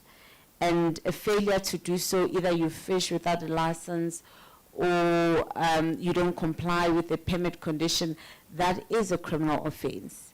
That is at least how the law is reading as it stands today. So is it your view or submission that the law as it currently is, it should not be implemented at all, or it should not be implemented in respect of certain groupings? No, ma'am, that's not what I'm saying. Okay. I'm saying that we are operating within the law and the Constitution. Mm-hmm. And Section 211 ensures us our customary rights. Yes. And this is why we say the terms of reference are important, because the law is not justice, and in this specific case, the law is not acting in the best interest of justice for indigenous people, because this is totally invisibility of our rights when it's right in front of them. Mm-hmm. Thank you. Has there been a challenge, constitutional challenge, to the legislation as yet? Because there will have to be, the legislation itself has to be challenged constitutionally, and for it to be nullified, for it not to apply. Yes, ma'am, there has been many, and one of the last resorts we had to actually come to is to take the people that has now been caught and criminalized for what is their right as the evidence, and go to these courts, because the supporting platforms that was there did not realize or comprehend, maybe because most has been born in the camp, is they have not realized in this country you are one of three things. You're an immigrant, a migrant, or an inhabitant. Mm-hmm. And you have legal frameworks that people create for themselves to defend and justify that what they are doing is legal, but it doesn't necessarily mean lawful, because apartheid and slavery were law too. So what we are saying is, we have many attempts, me with this commission itself, this is one of them, to address this very, very, very point you're raising, ma'am. Okay. Maybe just to clarify, when you're saying you've challenged the constitutionality of this particular legislation, are you referring to complaints lodged to the commission? Because I think you've already indicated in your submission the powers that the commission may have, and one of them, for example, the commission cannot declare an act unconstitutional. That has to be done by a court of law. So when you say there are many instances where you've challenged the constitutionality of this law, is it cases that you've brought? And if so, you can just give us references to those cases that you've brought. It is cases that I've brought where we've put to the courts, and now recently to high courts, as well as to the commissions, about the unconstitutionality and the invisibility. but it hasn't been. So I've got the case numbers with the evidence and the judgments where we were very clear. It's our food rights within constitutional framework and the law, and they still refuse because this is where the Constitution is glitching. Okay. Because they have to prosecute us and they have to protect us. And what was the outcome of those cases? Did the court also agree that it was unconstitutional, the act? No. Okay. They prosecute and kick the tin down the road, and the next group must deal with us. All right. So what is the proposal from a legal perspective in the interim? Because I can imagine law enforcers on the ground, you know, when you are a law enforcer, you must apply the law, whether you like it or not, until there's a new law that says something different. So how are you recommending then that the issue of the arrest be addressed in view of a law that remains unchallenged and people who are required to enforce the law on the ground? So what is your proposal? It is a big challenge, ma'am, because they must uphold the law, but the law also says they must protect our customary rights. You see, but the will, the principles are not the will to actually enforce the part for the indigenous people is not there. And that is why we have drawn up this lengthy document, because what you're asking for here is typed out in steps what needs to be done, as well as what we are bringing forward every time. That biodiversity, GBF, NBSAPs, has created frameworks for those principles to then go to their agents, which is the guys on the ground, and inform them, because acting as principal is acting as agent. But they get away with it in South Africa. Okay. And in terms then of the customary fishing rights that you refer to, I understand you said they will differ from community to community. But you can make reference to a specific community so that we understand how these rights will differ from the rights provided for in the MLRA. What do they entail, those rights? Okay. Sorry, Mr. Soares and Ms. Mlambo, can I ask that because you represent about 32 councils, perhaps they can actually have that in writing so that we can have the different councils' customary practices in relation to this particular right? Is that possible? That's my proposal, that it covers the 32 councils with a differing customary rights in terms of access to food as well as fishing rights. We can do that, and I've got I think the majority of them here already and written out. Thank you. No, that is in order, Commissioner. But perhaps then let me ask the question different. For example, will the customary law rights include an element of regulation at all, or there's no regulation in terms of customary law fishing rights? No, there are definitely regulations, Okay. because we are using it for different reasons and purposes, even in trade, because our structures are not. Let's start quickly with the unique differences. Some of it is determined just by location, because Yes. where you find one species, you won't find another. Yes. And certain customs, whether it is an annual holiday custom where people would go out and go to the beach, they would make certain things, you know, and if there were 5 people, they would only take out what they need to eat. If there were 30 people, then that changes, you know. Yes. So those are simple customary things just on how people got together, but in general, the way it was done was, we used to call it work. You could work and fish, but what you see is how the narrative changed, that to get a permit now, you either have to go apply for small scale, where you exclude it with the legislation, or sport and recreation. So what we used to call work is now sport and recreation, and the guys hunt out our trophies. Understand, with fish, there's evidence. But we cannot do the same thing because it's over-regulated against us, where fishing and hunting was part of also the big part of our culture. I was reading on the flight here, Veldrift, where they say the historic Queen fishing village of the West Coast, because when they sell that and you see the pictures, it is indigenous fishermen, how they used to fish, the way they used to fish, but they're not allowed to do it anymore, only in tourism. Yeah. I think the earlier discussion, we did establish that while the legislation may not have other things that indigenous communities want to be contained, it doesn't exclude in terms of the law. Understand in terms of practice, that's what you said there are certain barriers that make it difficult, but it doesn't exclude if you look at the definition of small fisheries, small-scale fishes.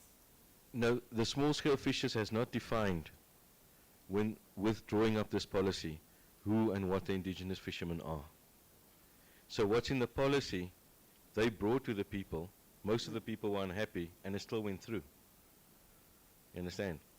So it is defined, that's why I read the definition. yeah, that's what we were saying, but the people are saying it's not, and there will be a lot of testimonies and evidence and written evidence here where the fishing communities, there's one community who's just allowed one boat, another one doesn't have one. All right.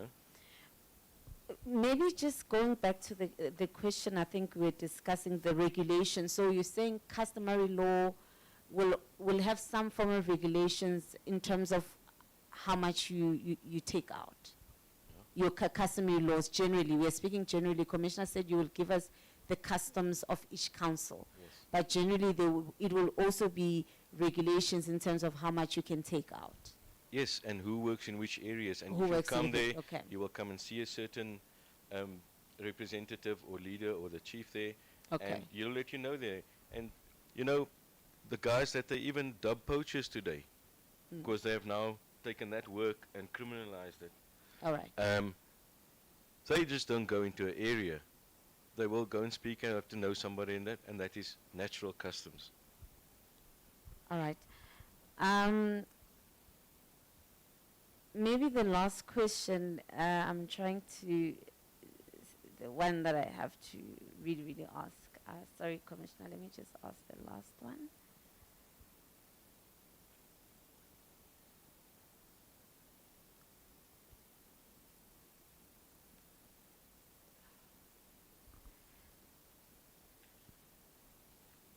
All right.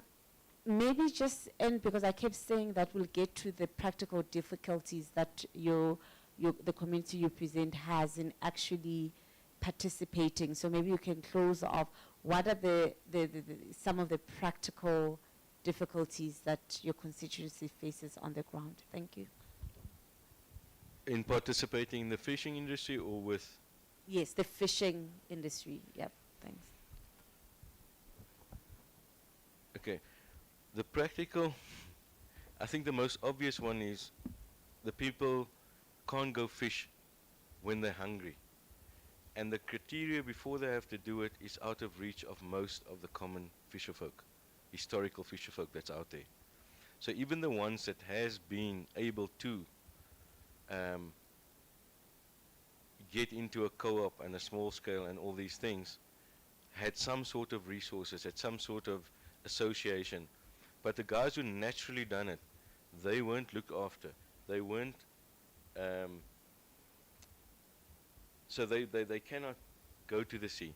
And that is the biggest, first and foremost practical thing. But I want to add here, to close, commissioners and investigators, that, you know, we can talk about the fish, we can talk about firewood, we can talk about any natural resource. The underlying problem is going to be the same thing. Okay? It's going to come to the acknowledgement of indigenous rights by its right term from the right platforms to make those wonderful policy and frameworks work. So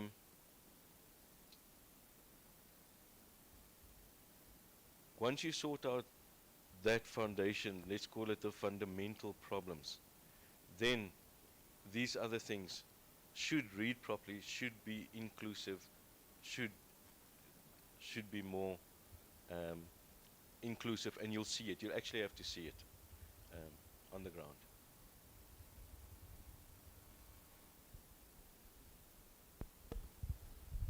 Thank you to the evidence leaders. Commissioner Quinana. Thank you so much, Chair. Mr. Flores, so when one has regard to the indigenous community's way of life, vis-a-vis the laws in the country that we currently have, would you say that as it stands, you are likely to be criminalized as a result of your way of life if you're going to continue as an indigenous person? Yes. Yes. Okay. Yes, Commissioner. I was just thinking if I do get your question 100%. So you're asking me if we feel that we are being criminalized because of our indigenous lifestyle as opposed to a traditional or Khoisan lifestyle. No.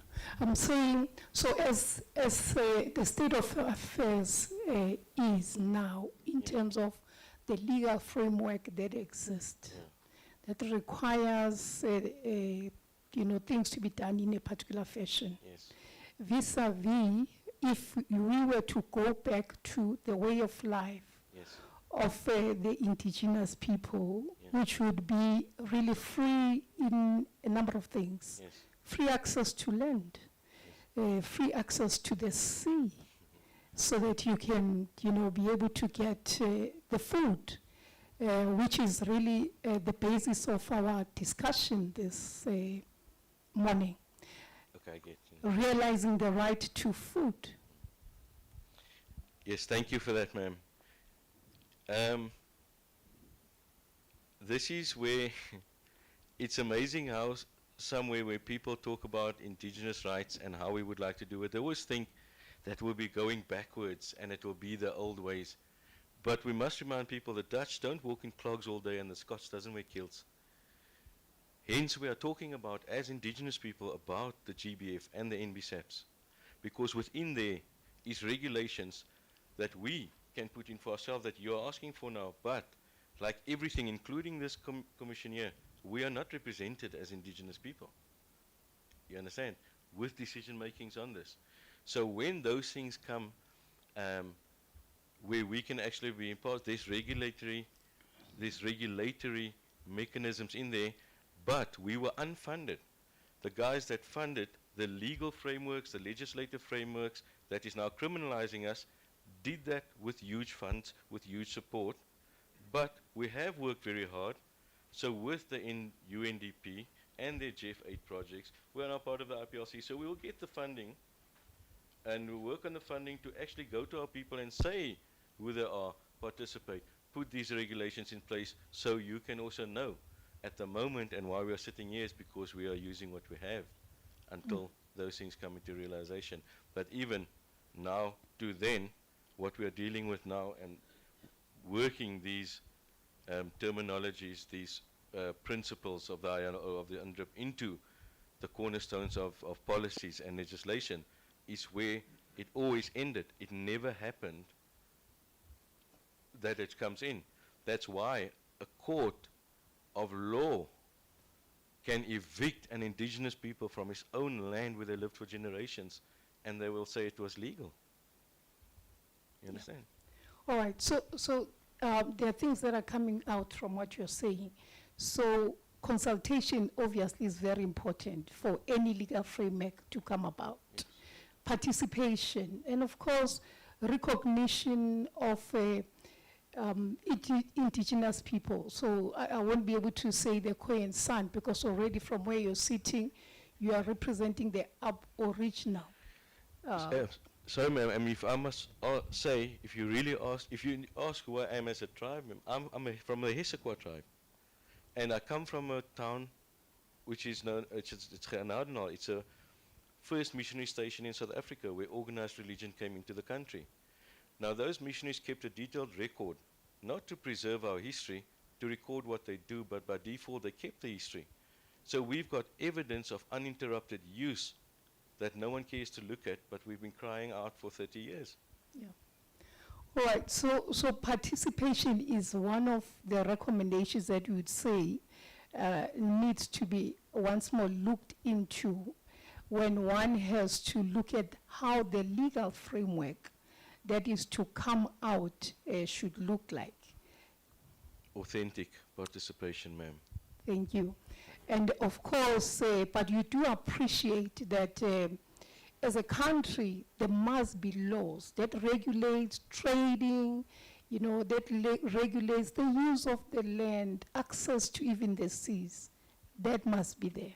That is what we are saying, ma'am.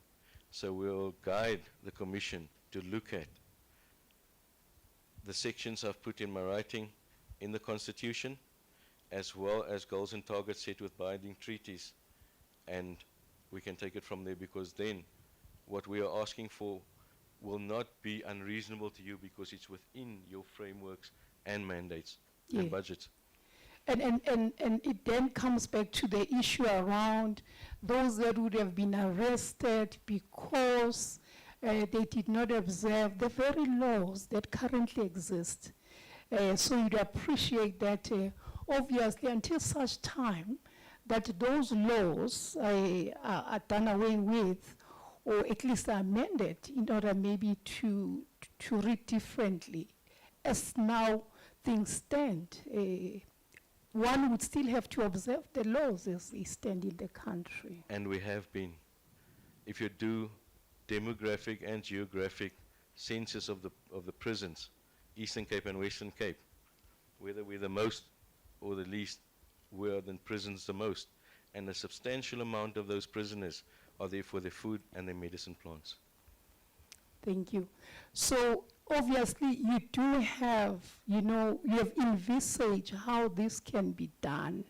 And I would say maybe without you really answering it, because I'm sure my time is up, amongst things that you're still going to submit to the Commission, you can really look at that and really think about the questions that I've now posed to you and be able to encapsulate what is it that you envisage should be done in order to ensure that there's this participation, there's the consultation, but of course everyone else that was left out in terms of the process is included.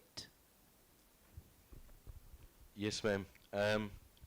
And I hear you, and this is our desire is to achieve agency ourselves, and as I said, we do it at the moment within the law, and we're working to be resourced, because we cannot do this on donations from the poorest of the poor.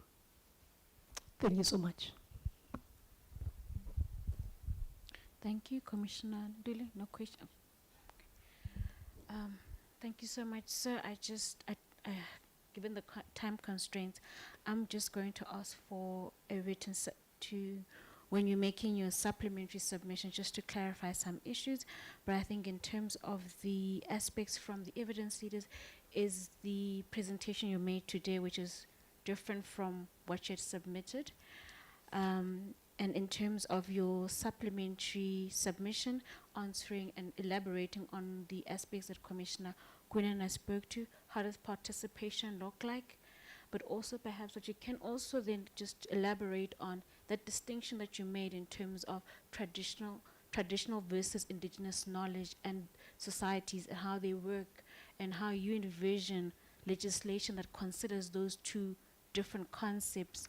Often we use words, and legislators could think traditional would also include indigenous people, but I think based on your distinction, there needs to be that conversation. I think we need your elaboration on that. You spoke about the judgments. I think you're going to submit those judgments, but perhaps my question would be, and that's the one question I need you to answer, the judgments, are they primarily criminal court judgments, or was there a point where you challenged the constitutionality of specific legislation, specifically in respect of the fisheries? But I think those are the supplementary submissions we request of you, but that's just one key question, the type of judgments and cases that you were speaking to. Okay, thank you, ma'am. First of all, the presentation I made today was a summary, a recommendation, and explaining the submissions. So they together. And then on the terms of reference, they are different. I will also submit it as well. It's 2 pages for reference to my document, and they are researchable. I put it in there with all the reference I can. And to just give you a quick on the record, traditional leader is a political construct, a person who holds a hereditary position recognized by the state's legislative frameworks and policies, such as a governing authority, such as a king, queen, or headman, governing a specific community based on their own destination of origin, ancestral descent, customs, culture, and traditions. They play a crucial role in rural settlement coordination, governance, colonized land administration, and governance of colonized land in participation with on behalf of the South African state government.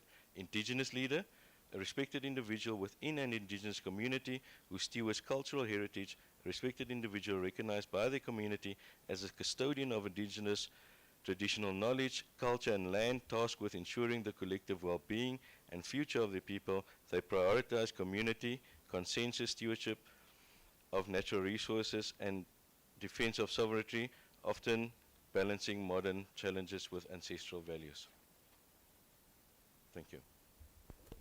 Thank you so much. Don't forget, sir, in terms of the 32 councils and how they practice the various customary law, if you can also have that in writing. Okay. Also on your question about the cases, are they specifically all criminal or not, or constitutional?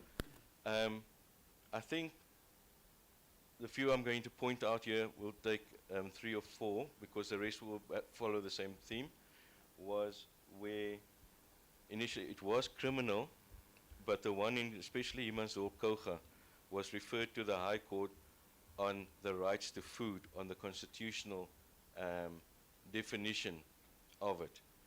That one we have put in a motion to appeal, but we haven't heard from the court yet. I've put it in December. And then there's the one with the eviction, where the people insisted it's their land, went to the High Court in Cape Town, but procedural issues in the court, the judgment came out that the people, it's not their own land. So those are the 2. Thank you so much, sir. The date is the 6th of, before the 6th of April, 2026 for those submissions. Thank you so much. You are excused from the witness podium, but please liaison with Lindo regarding the additional documents we have requested. Thank you so much, sir.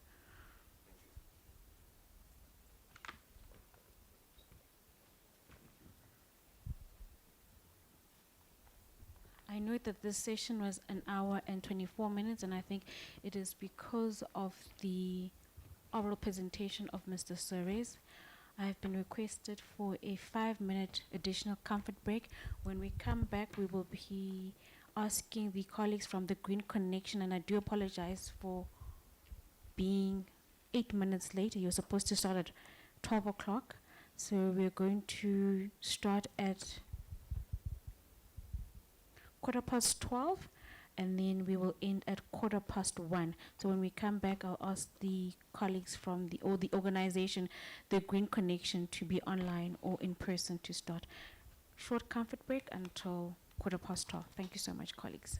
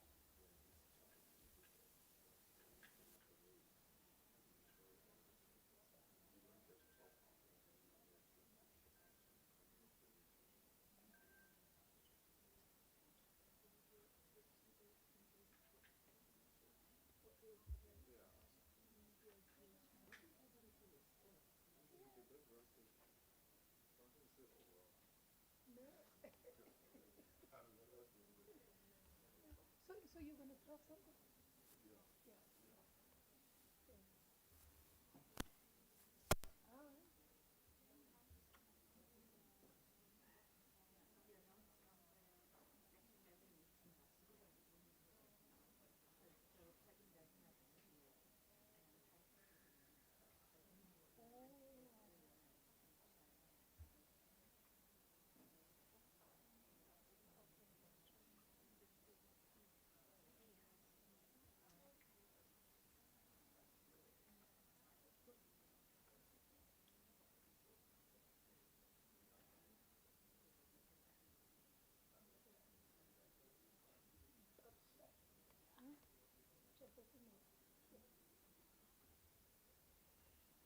This time I'm requesting virtual attendance from the ministers. I don't understand the guy.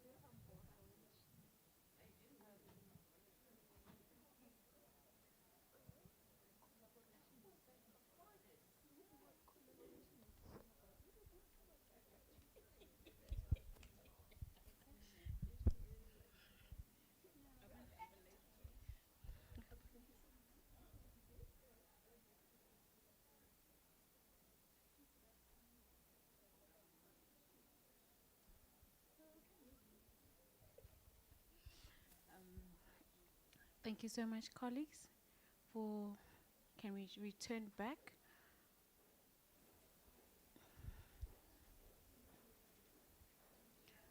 It's 12:20. Can I just check online or in person if the representatives from the Green Connection are available? If they're joining online, can they kindly switch on the cameras? Yes, available. And can you all hear me and see me? We can see you, sir. Yes, we are available.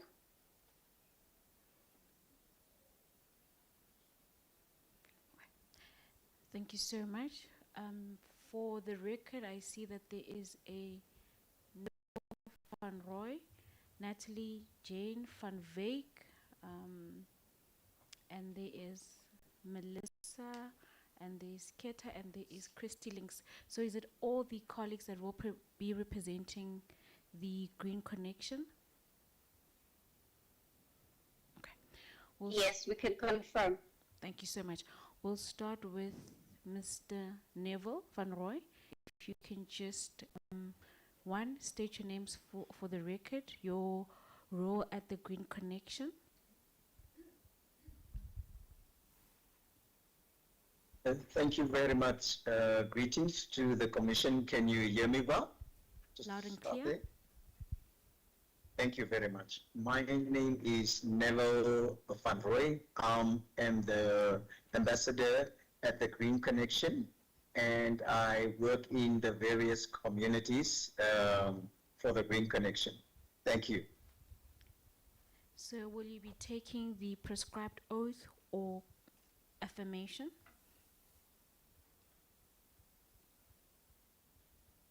Yes, I do. Which one will you be taking? So the oath is for people who are religious, and the affirmation is for people who are non-religious. The religious one. Okay. Do you consider the oath to be binding on your conscience? Yes. Do you swear that the evidence you're about to present before the commission is the truth and nothing but the truth? If so, raise your right hand and say, "So help me God." So help me God. Thank you. Natalie Jane van Wyk. Your full names on record as well as the role you play at the Green Connection. Hi everyone, so my name is Natalie Jane van Wyk from Saldanha. My role at the Green Connection is the Saldanha Community Officer as well as the Cook Sister Project Coordinator. For the oath, and I forgot to do this with Mr. Van Roy, your full names for the record. Natalie Jane van Wyk. Ma'am, will you be taking the prescribed oath or the affirmation? The prescribed oath. Do you consider the oath to be binding on your conscience? Yes, I do.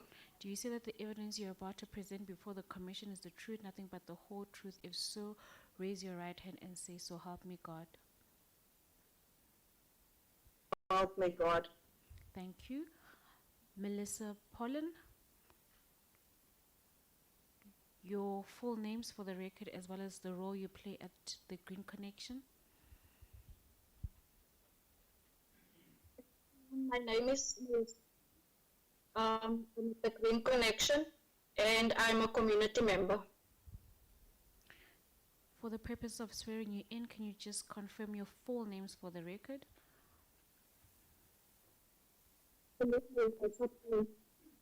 Melissa, we are having difficulties with your connection, so in some cases we are unable to hear.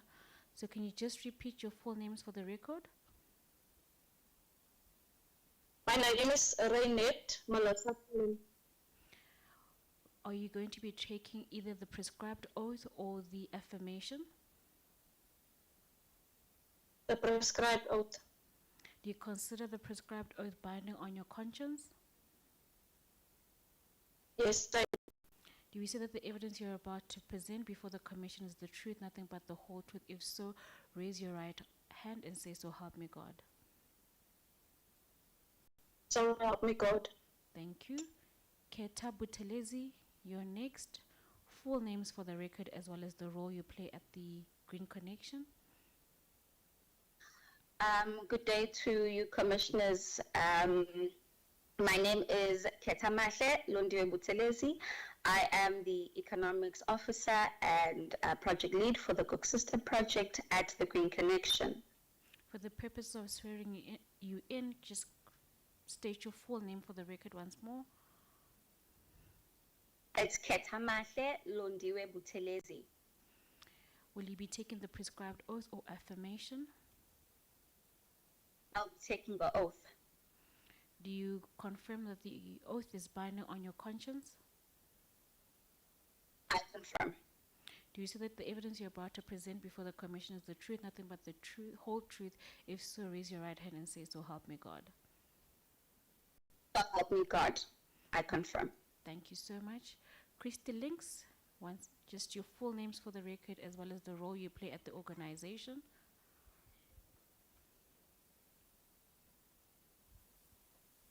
Mr. Links, you are muted. Can you unmute?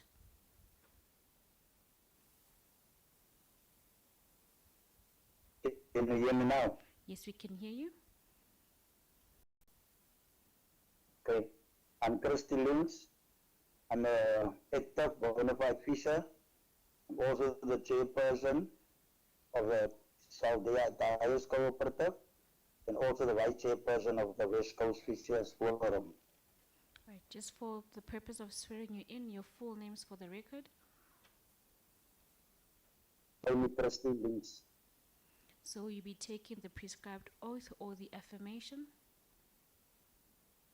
Prescribed oath. Do you consider the oath to be binding on your conscience? Yes, I do. Do you say that the evidence you're about to present before the commission is the truth, nothing but the whole truth? If so, raise your right hand and say, "So help me God."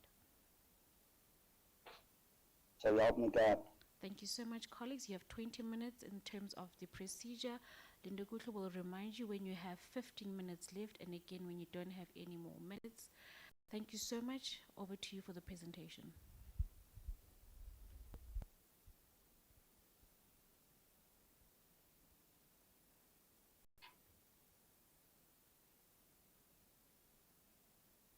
Good day, Commissioners. I would like to first just check, do I need to share my screen or the presentation can be shared there?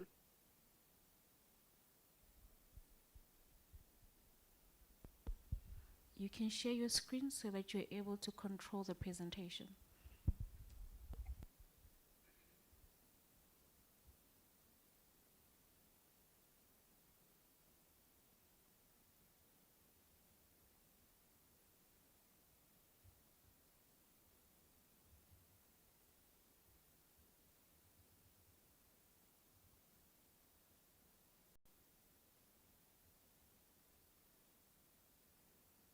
Okay, just having a bit of challenges here.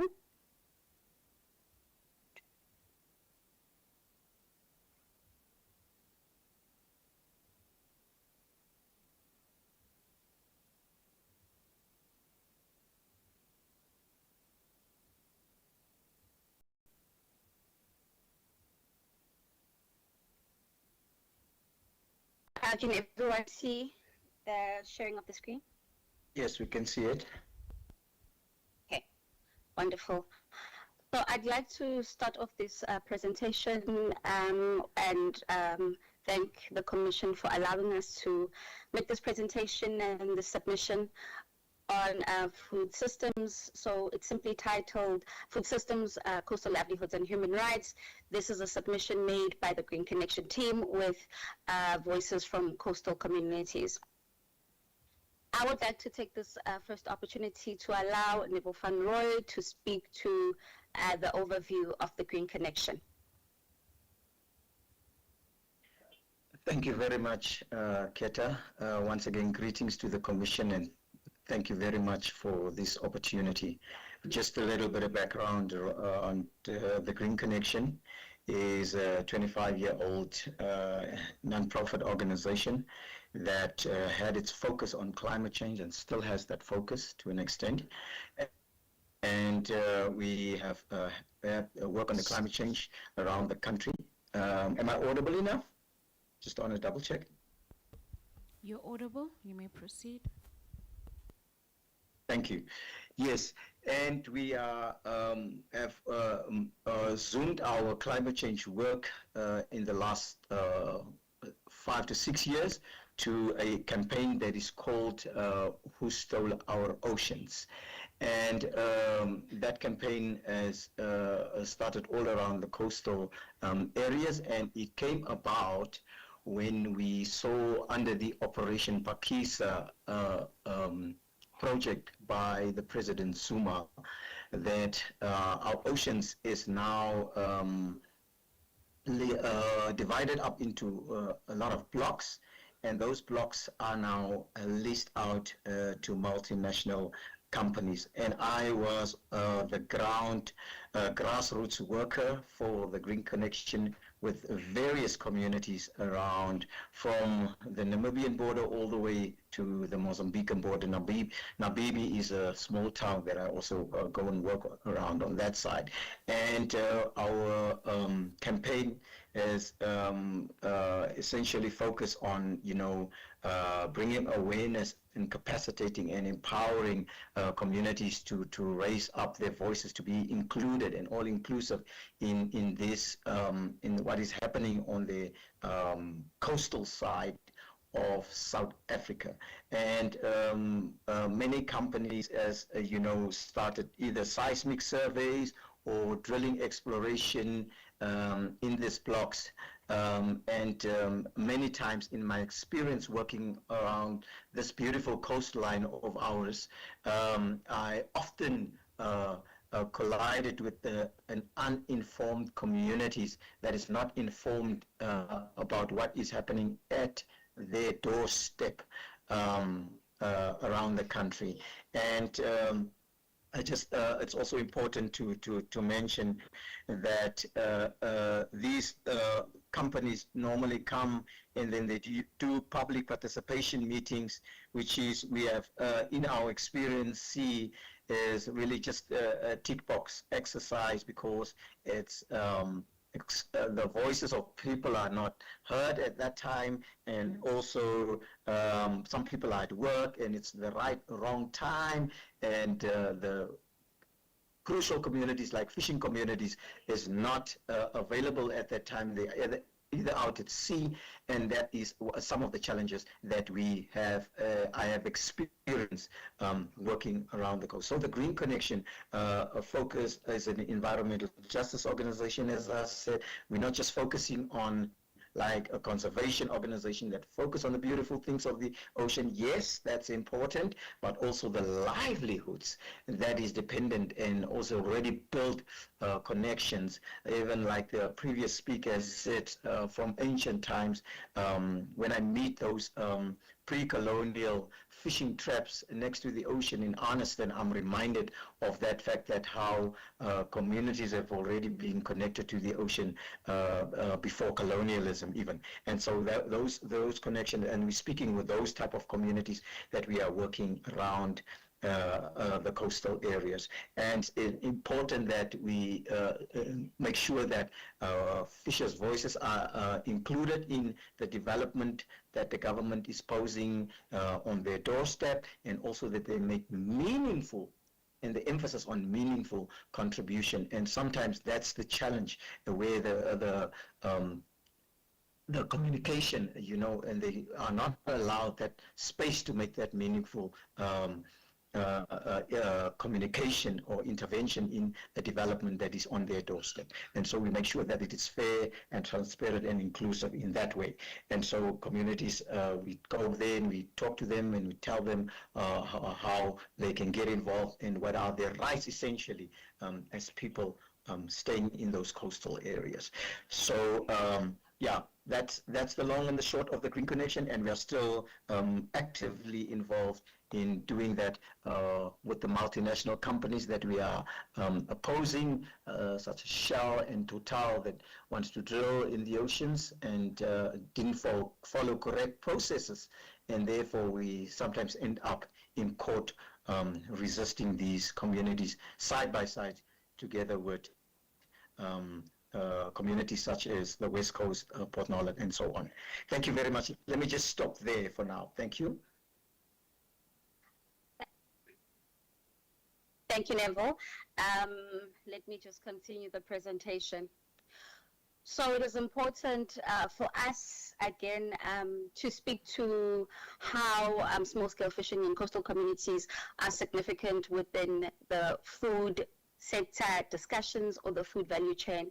And what was really significant for us as the Green Connection is to allow community voices to be heard the loudest in regards to what are their lived experiences. That is why it was important for us to highlight that for coastal communities, food systems are not an abstract policy concept, but they are for daily survival, because through these we determine whether people can eat, whether people can have their livelihoods, and whether people can meaningfully engage in processes.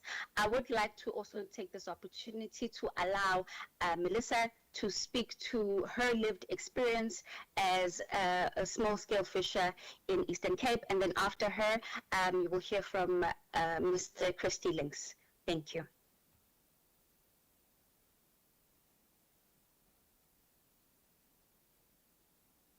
Thank you, Keta, for the opportunity to put this to the Commission. Yeah, so I'm a fisherwoman from the Eastern Cape, cooperative named Mugesikkel Visserye Cooperative. So for many of us, fishing isn't just a job. It's our culture. It's our tradition. It's what we do. It's our way of living. But the reality we live with is very different from what policy promises. In our community, most small-scale fishers do not have their own boats. to catch their lionfish. And without boats, you can't go to sea, you can't fish to sustain ourselves.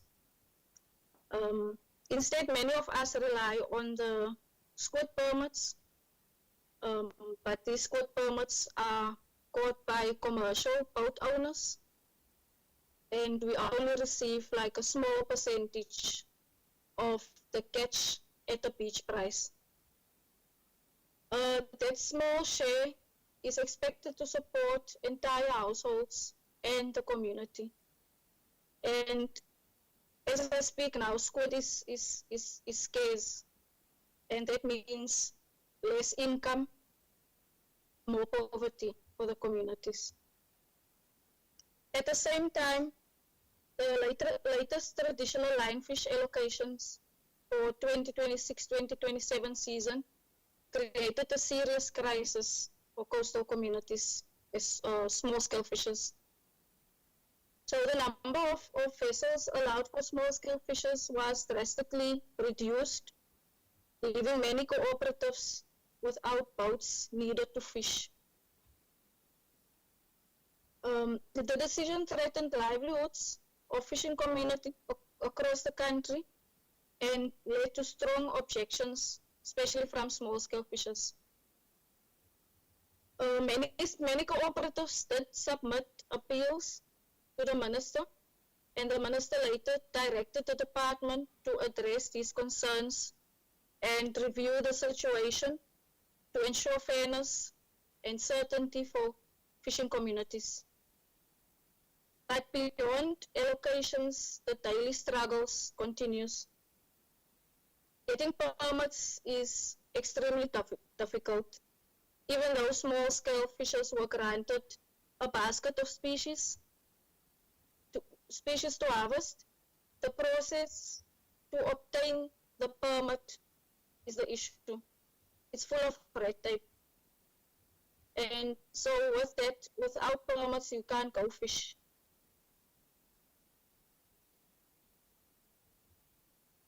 Even when fishers manage to catch fish, we still face unfair market systems. Fish prices are decided by the middlemen, the buyers, the markets agents, and not by us. Those prices often do not cover fuel, do not cover the cost of equipment, the basic living costs like food, electricity, school fees. I can go on and on and on about it. So, yeah, what small-scale fishing communities need is a real support for these cooperatives, fair market access, local fish markets, boats, infrastructure, cold storage, so we can sell directly to our communities. If this system works for small-scale fishers, we will not only protect our livelihoods, we will strengthen food security for South Africa. Thank you.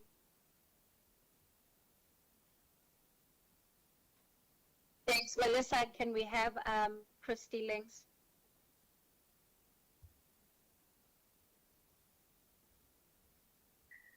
Yeah. Firstly, I want to thank the Commission, to let me be part of that.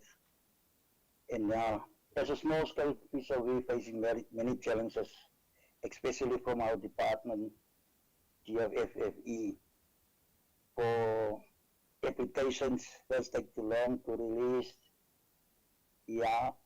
And also that Melissa was talking about the basket of species.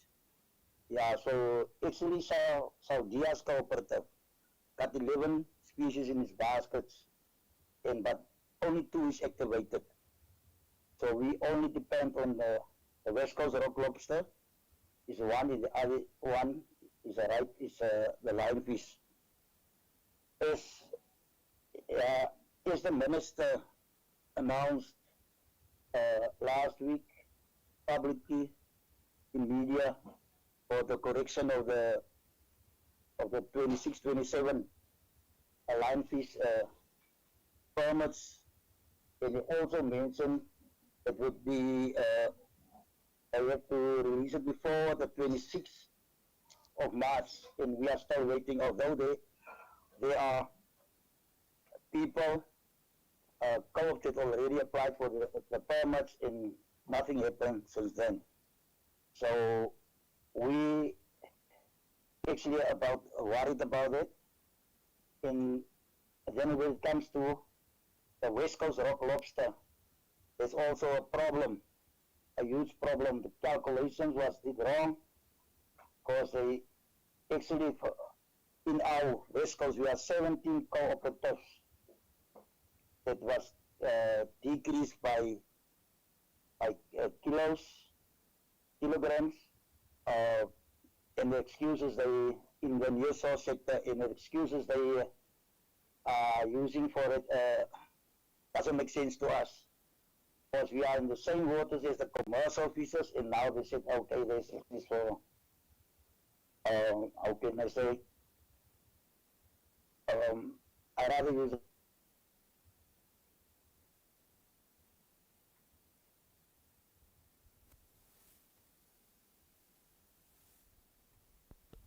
Is it our network or is it Mr. Lynx's network?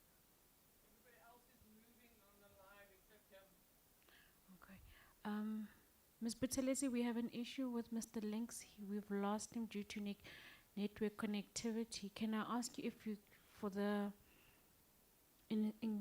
interest of time, if you can just proceed with the presentation? Yes, I can continue.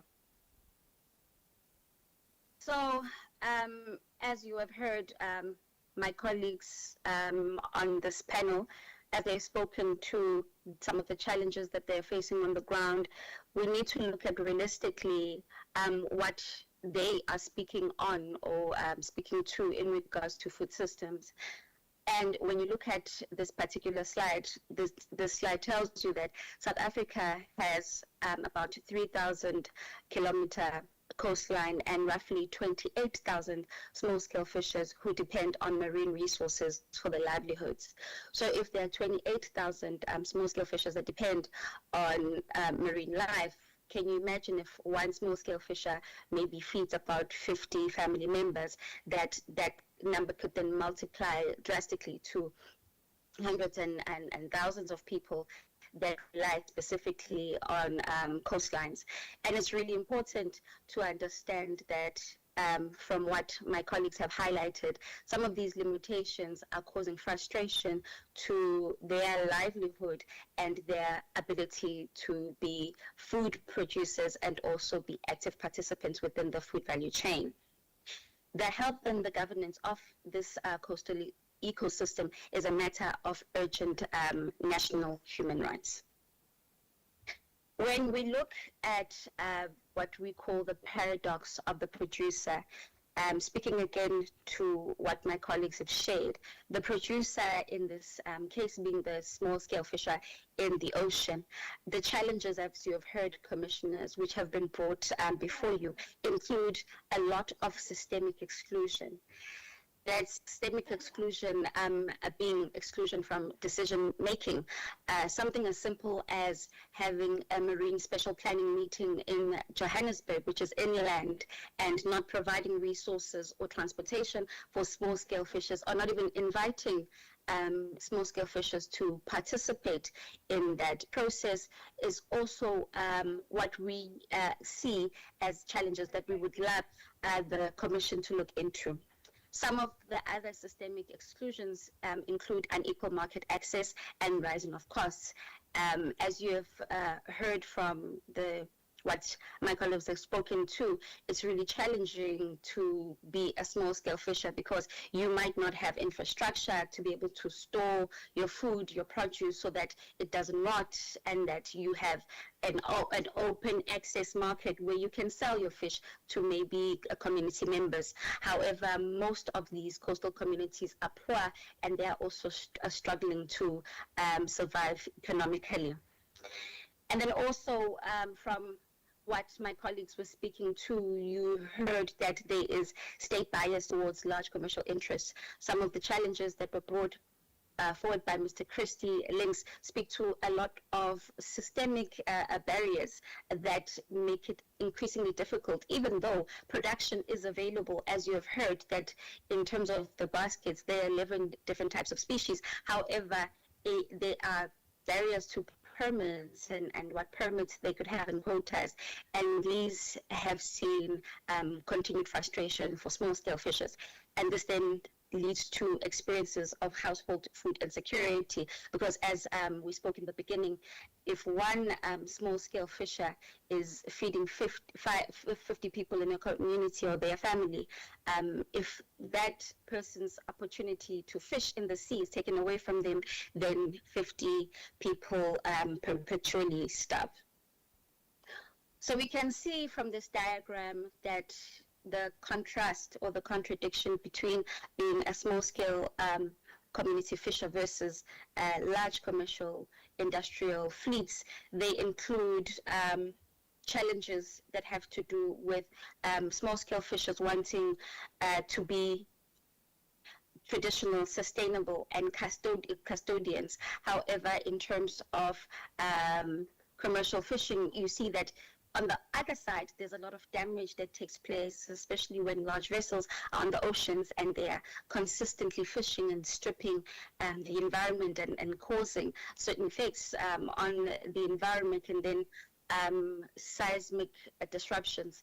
I want to just pause there. I see Mr. Christie Links' hand is up, so can I just check with him? Before you, before Mr. Links comes in, I'm just going to notify you about the time constraints, and perhaps when Mr. Links comes in, we need to consider that aspect, given the fact that it's your presentation has been about 19 minutes, and there have been 2 interruptions, one, the network connectivity, and this particular engagement.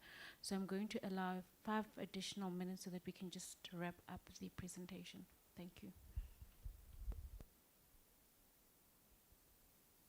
Okay, I think that Mr. Links can then come in at the end. Let me just move forward with the presentation.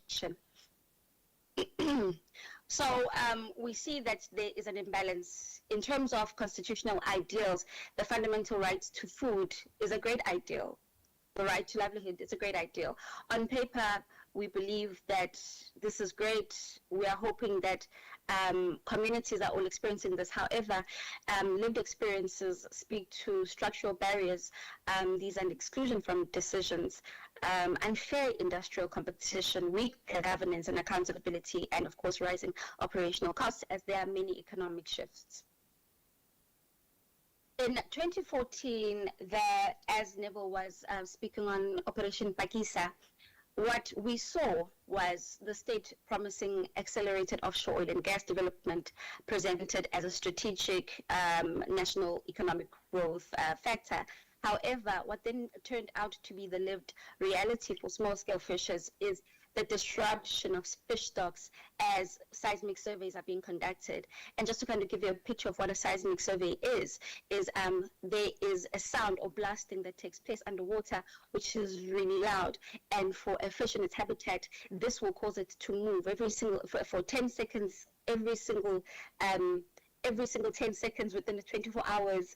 That's a very long time of blasts that are continuous, and these consistent blasts move fish from their original habitat, and this then speaks to the destruction of marine life, but also it means that it becomes increasingly difficult for small-scale fishers who are a bit more near shore to now have to stretch their reach into a bit further shore or further deep into the ocean, which is very difficult because they do not have the resources to be able to do so. So this is also exclusion from traditional and fishing grounds due to increase of shipping. And as you have heard from some of my colleagues, these were just important livelihoods or quotes that were raised within the submission, so I won't touch on that anymore. So what are we saying to the Commission? What we are saying to the Commission is we are proposing no regret actions, and these speak to early consultation. It's really important that there be meaningful consultation and meaningful engagement before policy decisions are taken. We are saying that there should be market access. We want there to be strengthening of access to local community-based markets. There should be more economies that are within these coastal communities that are encouraged and thrived, and funding should be made available to that. We also speak to cooperative support, meaning backing up cooperative communities and food system initiatives. We're also saying there should be basic infrastructure. This is improving of access to critical tools like cold storage, but also allowing small-scale fishers access to what we call white elephant buildings, and making sure that there's no red tape towards that, or minimizing the red tape towards accessing those buildings. And then rights and practices, which is protecting small-scale fishing rights on water and not just on paper. This is very critical. And then ensuring transparency. It's really important that we ensure open governance and decision-making in food systems. We are then asking the Commission, or the Human Rights Commission, to therefore monitor food system equity. We're asking the Commission to investigate barriers affecting small-scale fishers. We're asking that there may be strengthened accountability in policy implementation and protecting the right to food and livelihoods. And then lastly, just to end, we call for food system reform that centers community participation, protects livelihoods, and upholds the fundamental human rights to food for all. We request the South African Human Rights Commission to ensure an inclusive investigative process. Thank you.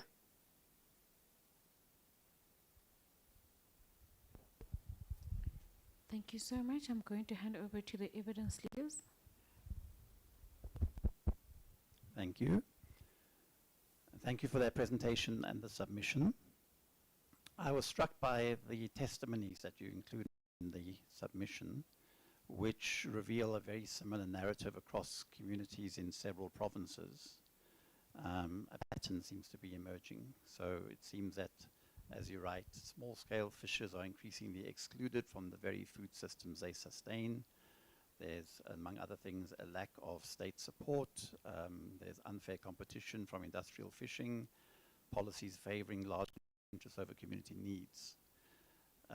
Overall, the picture sounds very difficult, and it sounds like the fishing industry and the DFF are not your friends. So let's look particularly at Operation Pakisa that you discussed. Yes, here we have an interesting case which highlights, I suspect, the tension between the national interests and the community's interests. And how do you suggest that we reconcile these two competing priorities? So on the one hand, you have national economic interests for oil and gas that the whole country needs, and a relatively small number, and I'm not at all diminishing this, but 28,000 small-scale fishers relying on marine resources for their livelihoods. So how do we reconcile the needs of these 28,000 small-scale fishers with the national need for oil and gas exploration? I want to just speak briefly on what you are asking, and then I'm going to allow my colleague Neville to also speak to this. But what is important, commissioners, for us to recognize is that each and every single person is significant, and they have a right to food, they have a right to dignity, and they have a right to livelihood. So we can obviously dwell on numbers and statistics, which is really important. However, when we speak on projects such as Operation Pakisa, what was really important was the meaningful consultation, and was it fully explored what the options are, and was it something that was built with small-scale fishers? Did they get properly engaged so that they could also recommend how whatever projects can be proposed could be done? I think that would be a really significant thing, and let me allow my colleague to speak. Thank you very much, Commission, for that beautiful question. Yeah, we get that quite a lot. We really want to emphasize the fact that, this need development, right? But the development path, we decided not from one end, the way for example, Operation was not only supposed to focus on oil and gas, it was also supposed to focus on the small harbor equipment, and that is exactly addressing small-scale fisheries. Now, what we have seen, now experience, it's more related, like for the West Coast, is populated as much as 9 to 10 applications that is around that coastal area, just by oil and oil and gas related development types. And so why, in my opinion, my view, there should be a small harbor accessing point for every small-scale fisher village in this country. And if there was budget for us under this Operation Pakistan plan, why was that not implemented? We have not seen any upgrading of any harbor anywhere around the country. So it seems to us that the priorities have shifted more to oil and gas.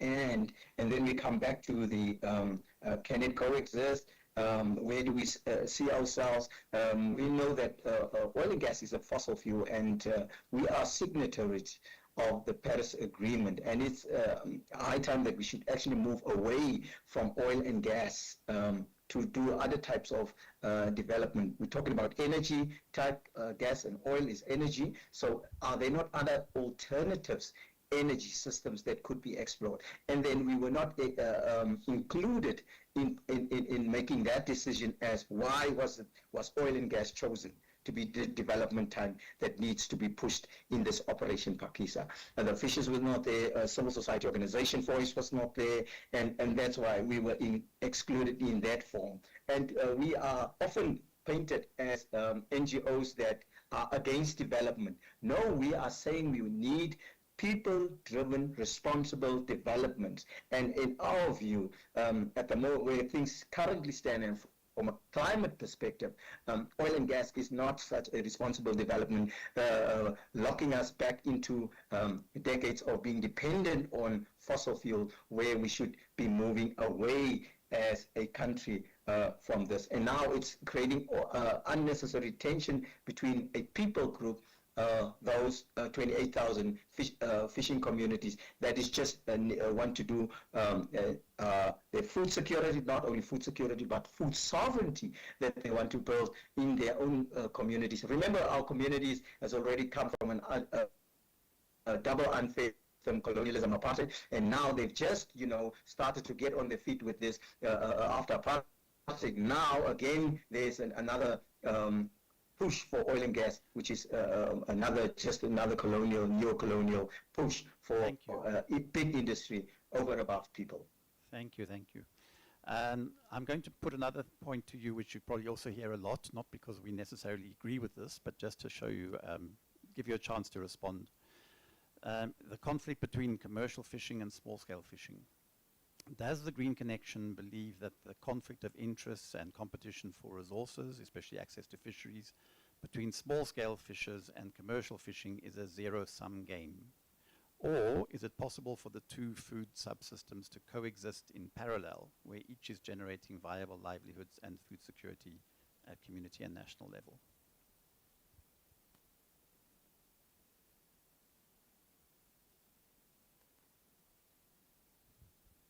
Can I take that one? But I also want Christy to respond. Please be relatively brief, if there's two of you answering. Okay, thank you. Will do. What we've seen is that they can definitely coexist, because the small-scale fishers, that they have smaller vessels that does not allow them to go that deep into the oceans, and they also do near-shore fishing activities. And the competition is not that they can both coexist next to each other. And really, we even hope that there could be partnerships going forward between the two, complementing each other. And also the fact that both of them they are actually conservationists, the small-scale fishers as well, in their own right as well. Maybe Christy, you can add.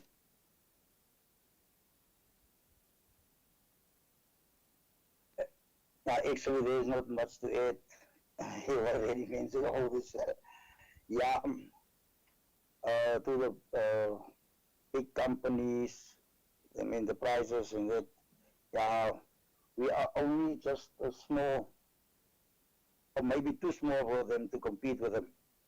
So actually, what the department does is give all the value species to the big companies and enterprises, and not to us. Like instead for the hike.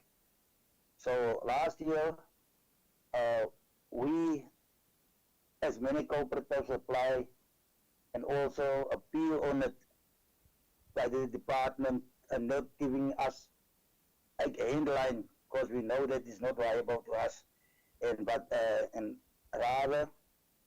we ask rather that they have to give us a long line. So we are still waiting on them. From the 17th of December 2025, it's actually a meeting with the director of small scale. Sorry, I don't want to cut you short, but I think I've got the point, if that's okay. It sounds like the issue is more at the policy level than between directly the large scale and small scale fishers. It's more like a policy issue from what I'm hearing. Can I move to the issue of gender? There is a statement in the submission, quote, women's contributions to food systems remain largely invisible. Now, if we look at the small-scale fishing sector, my understanding is that women play dominant roles in many components of the small-scale fishing value chain. For example, they hold much of the indigenous knowledge around around fish processing, but also retailing and others. What specific interventions does the Green Connection want to protect and promote women's livelihoods within small-scale fishing value chains?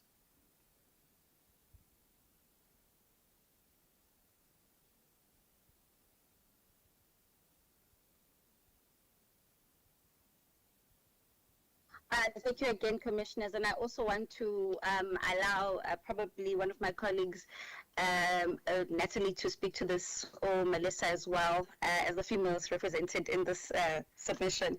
But what is really significant is that, yes, in paper, we can see that there's a significant contribution. However, when we speak to the lived experiences, we unfortunately couldn't have one of our colleagues here with us who is going to further expand on the lived experience, that is not so.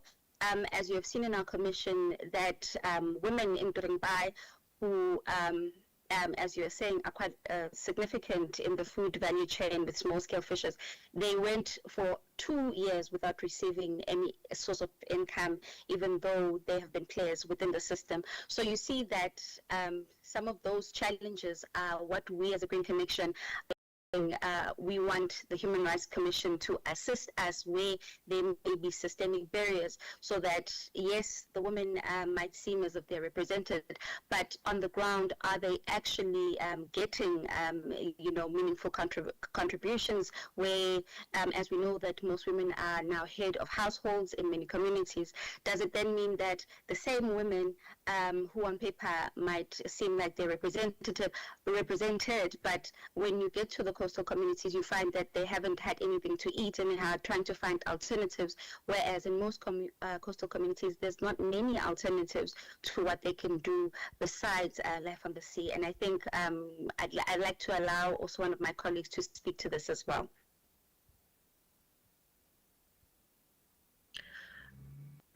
Good day, everyone. So, to my colleague Eta's point, women are undermined not only by some governmental organizations, but also through fishermen directly themselves, whether commercial or whether small-scale fishers.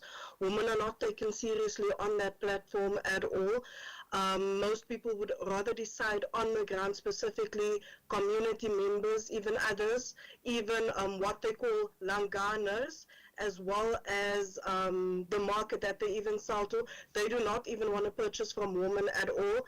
They look past the woman and go directly to the men. Women are, as my colleague said, the source. They do all of the processing, they do all of the cleaning, even though they stand up at 4 o'clock in the morning to even put in, whether it's breakfast, 4 o'clock, 2 o'clock in the morning for fishermen. They are still overlooked, and they their source of income are taken away, as well as the fact when they do the processing, they usually get a minority compared to what fishermen would get. So if they say per fish, cleaning or processing per fish is 10 Rand for the fisherman, women would then be allocated a 5 Rand, 6 Rand, 8 Rand compared to where it is and how feisty the woman is and how feisty the woman actually reacts to the fisherman.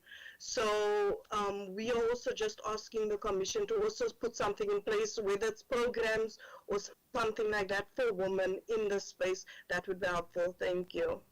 Thank you. I want to move on now to your recommendations. And you listed some no-regret actions that you also showed in your presentation. And most of these actions are around what I would call processes. So, for example, ensure meaningful and early consultation with small-scale fishers, increasing transparency in food system governance, and some others along those lines. And I was agreed that it's very necessary. But I'm just wondering, is it sufficient? Is that all you're asking for? And I just want to mention one issue that I'm not sure if you are aware of, but there are, for example, schemes in countries like Brazil where they have a scheme called Seguro Defeso, which is about paying fishers for environmental services. For example, you have a closed season when fish are not allowed to breed, and where fish are breeding and the stocks are replenishing, so you're not allowed to fish, but then you're paid, you're compensated by the government to not fish for your lost income.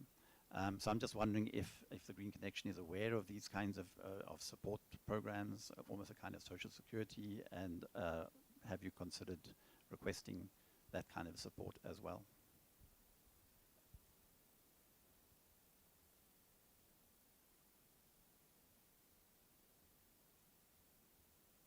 Can I respond? Yes, please respond.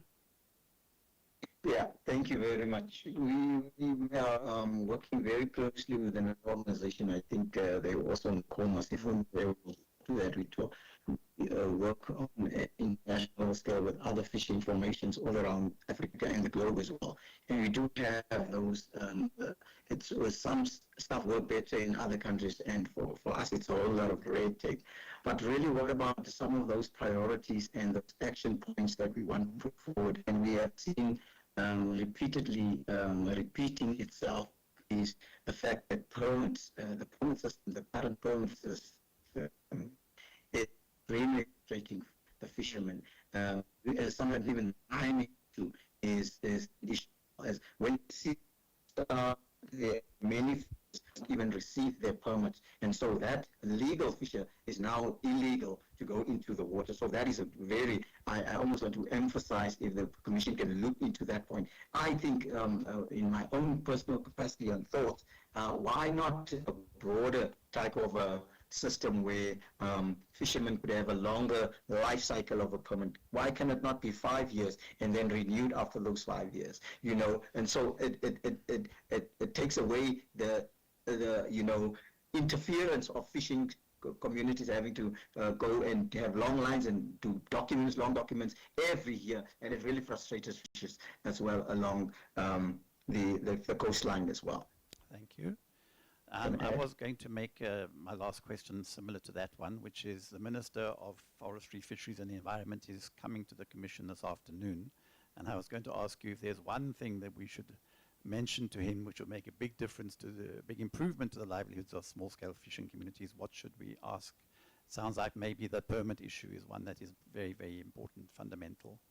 And I'll give you an opportunity to mention maybe one more that you would like us to highlight, because we have that opportunity to talk to him later today.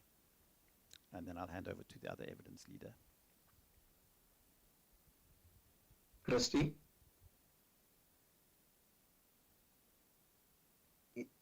Yeah, there is actually one more. The crayfish season, the West Coast rockclop season, is too short for us to harvest all the species out, and it should be taken back to the time before till the end of June, and also to rectify our 17 cooperatives allocations. It was wrongly calculated. Yeah, and also in the changes of area to area 5 and 6 and not 7, because that was done by the previous minister. That gave us, allow us to harvest our nearshore in our offshore in a nearshore area as 5 and 6. So we still got that exemption, and the department is not happy with it at that moment. So we would like to ask you, the commission, to ask him that question, and when will it be, as he announced that before the 26th of March. Thank you. All right.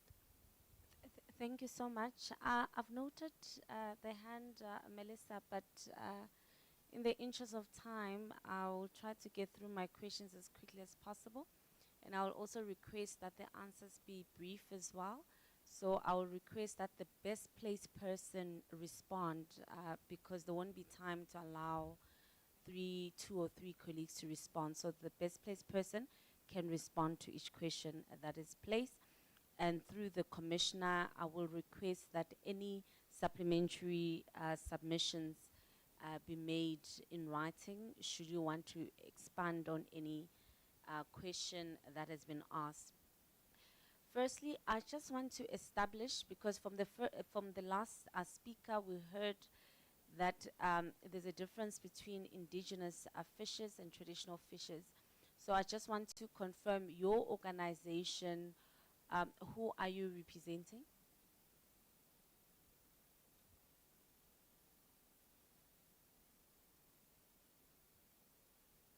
We are representing. I can speak. Go. Yes, go ahead. Yeah, we're presenting the small scale fishes actually. Yeah, the small scale fishes, because the partner started with it to put us all in under one umbrella. So, yeah, Okay. I'm here for the small scale fishes. Is that the traditional fishers, or is that now a third category? It's actually the same with the traditional small scale fishes, but the department leave out the name traditional. So that's start when they create problems for us, because we do our fishing in the traditional way. All right, thank you. So you represent the traditional fishers and not the indigenous fishers. All right, thank you.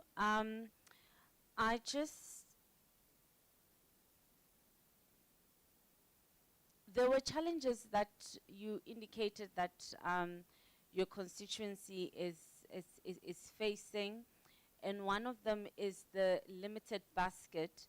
One of the presenter indicated that you may have 11 in a basket, but 2 are activated. Like, I didn't understand that submission. If you can just be clarify, what does that mean, and so that I can understand the complaint relating to the limited basket.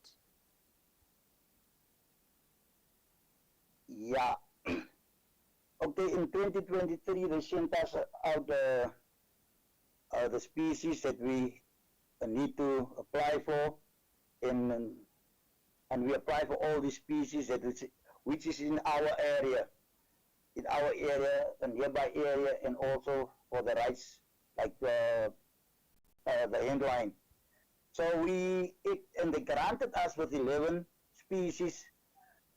They granted, and we got the grant of rights letter.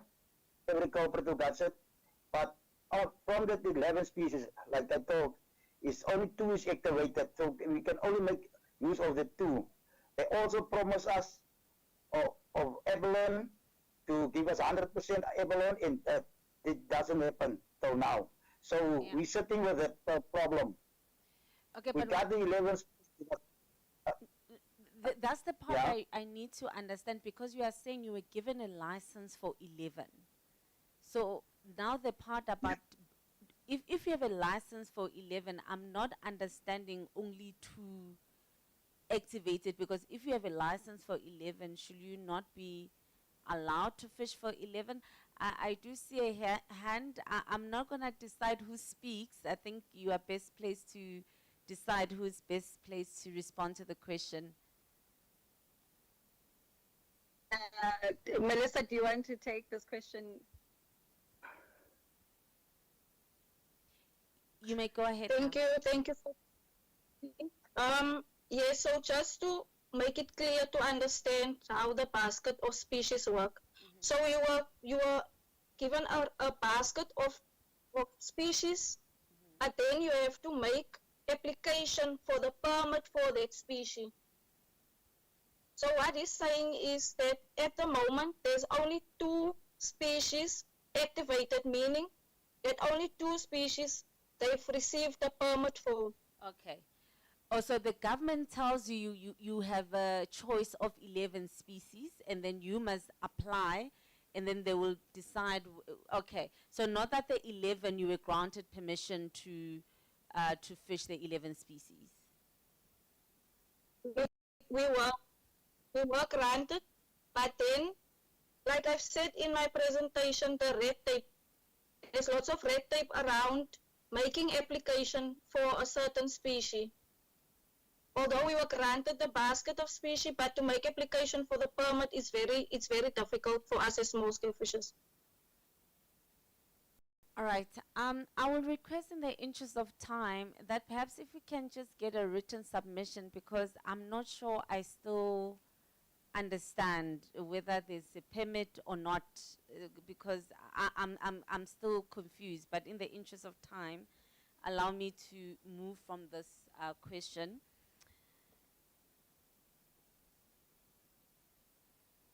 Okay, maybe to ask then the related question, not the activation question. In your ideal environment, what will be preferred in terms of what you are allocated in terms of the basket? Because you are saying currently you have 11. Is it your call that 11 is too small, you should be having more? If I can just get clarity on that.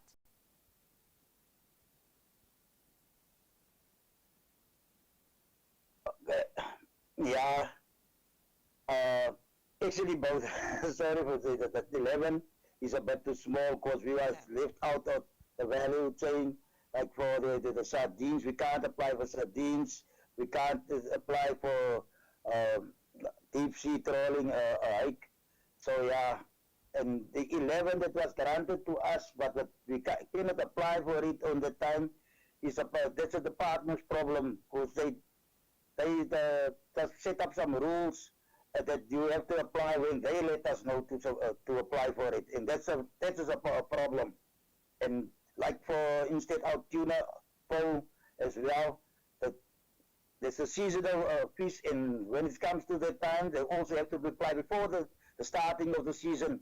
But nothing happened. We have to wait for them to let us apply for it. All right, and you've made a specific submissions to the. And you've made specific submissions to the department regarding your basket, how much you need. Maybe if you can elaborate, what did you say to the department you need, and what was their response to your submission relating to the limited basket? They actually just gave us what they think is best for us. They do not even consult with us about these species. We have just to follow them. No, I'm talking about after the fact. After the fact, you were given 11. You're not satisfied with the 11. Did you engage the department on that? And what was their response to you raising that complaint that you are raising? Yeah. We actually appeal on it, and we as Saldaris Cooperative are still waiting on the outcome of the appeals. So I already spoke to some of the officials in office, and they said that they didn't receive our appeals. And after that, I sent them the proof that I sent the appeals to them, and I'm still waiting on it, on the appeals, because we are not happy with the way the basket looks. Okay, no problem. Then we'll engage the department to just get a sense of how far they are with that complaint that you've lodged. The other question that I have, again, there was a complaint raised about the squid share. I don't know if that is part of the basket issue, or is that a different issue about the squid share not being enough? I think it was Melissa, if I'm not Melissa? mistaken, who raised the issue of the squid. Yes. Is that part and parcel of the discontent you have with the okay, with the basket?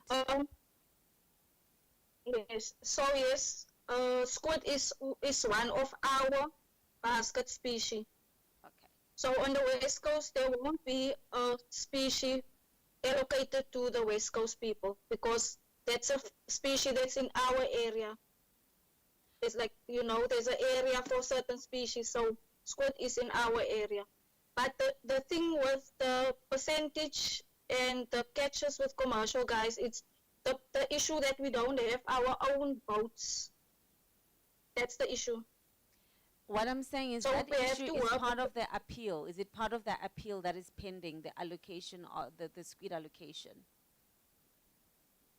Oh no! So the squid, Squid Association, SASMIA, has taken the minister at the time, Barbara Creasy, to court with the allocation that was made to the small scale, or the 25% that was supposed to be granted to us, but then she only granted the 10%. So they took us to court and doesn't want us to even have the 10% allocated to us. They want 100% and 0% to small scale.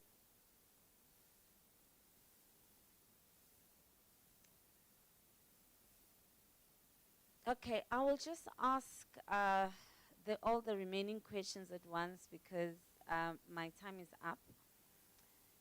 You also raised the issue of okay, maybe all the remaining questions. Let's start with the squid. Again, I will just need to then get clarity on the submissions you've made to the department on how much will be enough and to address the issue you've raised and what was their response to you. That's the issue of the squid. Also, you also raised an issue that the number of boats that are now allowed has been limited. I just want to know whether there was that consultation before the decision was taken and whether you were given reason for that decision by the department. You don't have to like the reasons, but what did they tell you is the reason that informed them cutting down the number of boats that are allowed for fishing purposes? And the third question is related to what you have crafted as the systemic challenges facing small fishers, which is the governance and accountability framework, which remains weak. Key decisions often made without meaningful consultations, policies favoring large commercial interests over community needs, and poor implementation of the small-scale fisheries policy. And for me, I would like for you to just expand a little bit on some of those issues, which is clear examples, especially for those of us who are not from that community, to understand how these challenges you've highlighted affect you.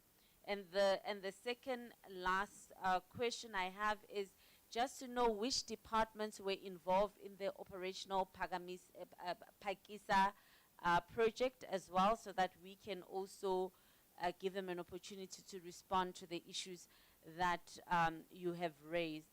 And lastly, for me, is the recommendations that you have made. I would just like maybe just examples of how you propose what you have proposed will actually work in practice. So those are the remaining questions I have. You may answer them as you may deem appropriate. Thank you.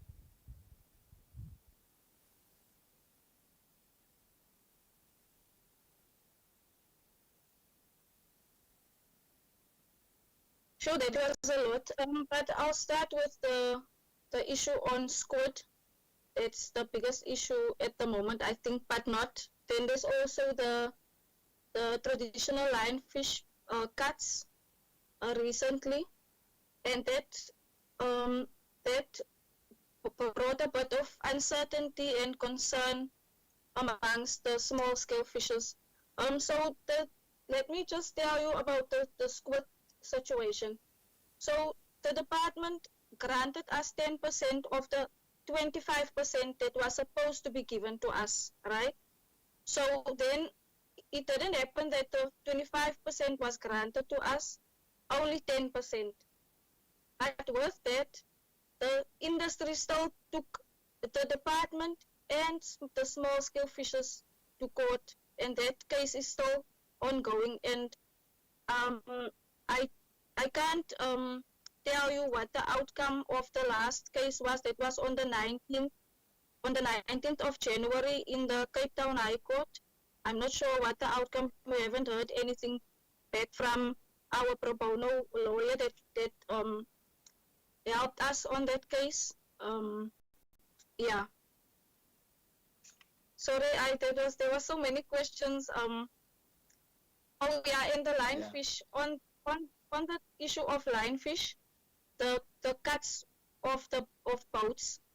So we did appeal on that matter, and there was no evidence from the department side on why those cuts were made. There was no data that was shown to us on why they cut the lionfish boats so drastically. So we're still waiting on an answer for that. But the minister did upheld all the appeals, and then he said that there was an exemption for us to still use our old permit for this month only until we get an outcome from him or his department. Thank you. Can I take the operation one very quickly? Chris, here you go. So the departments has included the DMRE, the Department of Energy, the Department of the Environment, to exit, and also for the presentation coming through on the Department as well for the operating Pakistan. That's in a nutshell. Thank you. Mr. Van Rooyen, we are to hear you. May I please make just a suggestion that some of the responses can form part of the supplementary session to the Commission?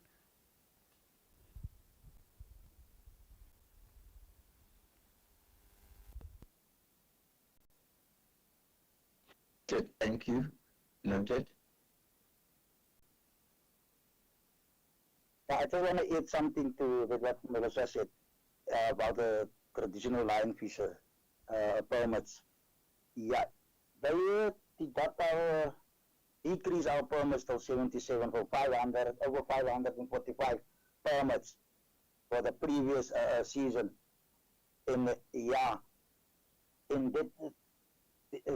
these things are bringing conflict in our community and our cooperatives. So the fishermen is fighting over the permits. So that's why we appealed for it, and it's about it by the minister, and we are waiting for the outcome about it. Yeah, that's all I want to add. Thank you so much, Mr. Links. Thank you to the evidence leaders. I'll start with Commissioner Ntuli. Any questions? Thank you to the Green Connection for your brilliant submission and representing the community so well. Before I start off with my questions, may I request the evidence leader put a number of questions to you, and I think in the interest of time, your responses were limited. For purposes of being able to capture your responses well, and for them to be represented in the report well, may I request, Chair, that we firstly request you to note the questions and then submit your responses in written format. If you do request any clarities on those questions, please indicate so we are also able to send you the questions in writing. My questions relate to the oil and gas explorations.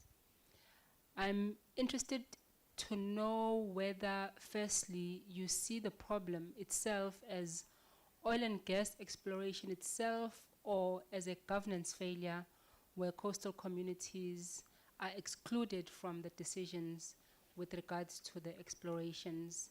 That would be the first question. Because I only have 2 or 3 questions, I'll ask all of the questions and you are at liberty to respond to them now or at a later stage.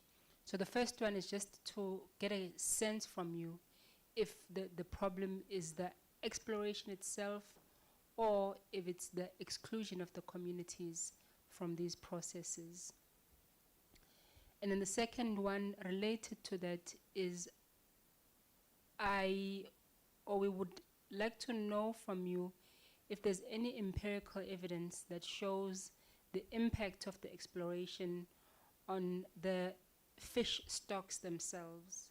It was mentioned in the presentation, I think it was yourself, Shenge, that as a result of the explorations, you are seeing a migration of the marine life from their traditional locales. If you are able to assist us in knowing whether there's any empirical evidence that's able to assist us, particularly in terms of the fish stocks. And then related to that, and as the third and the last question, we would be interested to know from yourself, and this question has been asked in a different way, how policy makers, from your perspective, should balance the energy security objectives of the country with the protection of marine food systems that sustain coastal communities. So those would be the 3 questions, and once again, you are at liberty to answer them in written format at a later stage, or you could respond to any now. Thank you so much.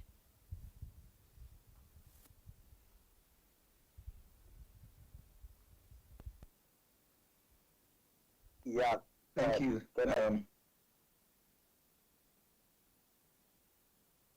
Okay. You can go, Christy.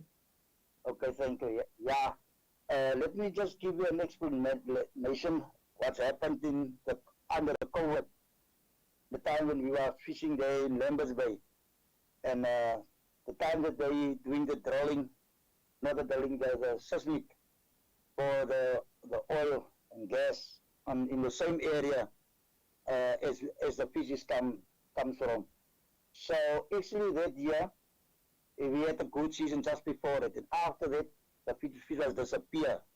Last year was the year of very, very, very bad, worst season of catching snook, because that is a main species for catching, and it's a main income at the moment for we as traditional line fishers at small scale. So it does have an impact on the fish stocks, and also the fish is not the same like it was before when we are going to catch it. Even the fishes on the banks are not the same, and we actually see more changes in it about the way of the fishing, because previously we do catch enough fish, and a lot of fish, but nowadays it's not now in that year. Now it's because the snook started now in Port Nolan, and people are still have to go far for the fish while it was come nearer to shore. Now we have to go extra nautical miles out to sea to catching the fish, and these things happens after the seismic survey, and so we believe that it has an impact on our fish stocks and also an impact on our livelihoods. Thank you. We're definitely going to give a written response, detailed written response after this as well. But the energy demand of the country, to address that, the problem has really come from government, and they have, made it in a way that they have excluded communities only after there's already been approval or processes is already underway, and that's not how meaningful participation need to play itself out. There should be different ways. When at the start of a project or development, we should be, it should be, a common discussion from all sides of civil society and government included, to say what type of development is good for us. Now, at the moment, we have this one that is being pushed on people, and that should not be the way. It should be a different way. We do know that there's an energy need, but we also want to give input in it, and not one that is only fossil fuel be prioritized in the way it's currently being pushed on us. Ecosystems normally does, when any ecosystem is disturbed by blasting and drilling and oil, fish exploration or fish species usually moves away. So we are saying that it needs to be jointly addressed.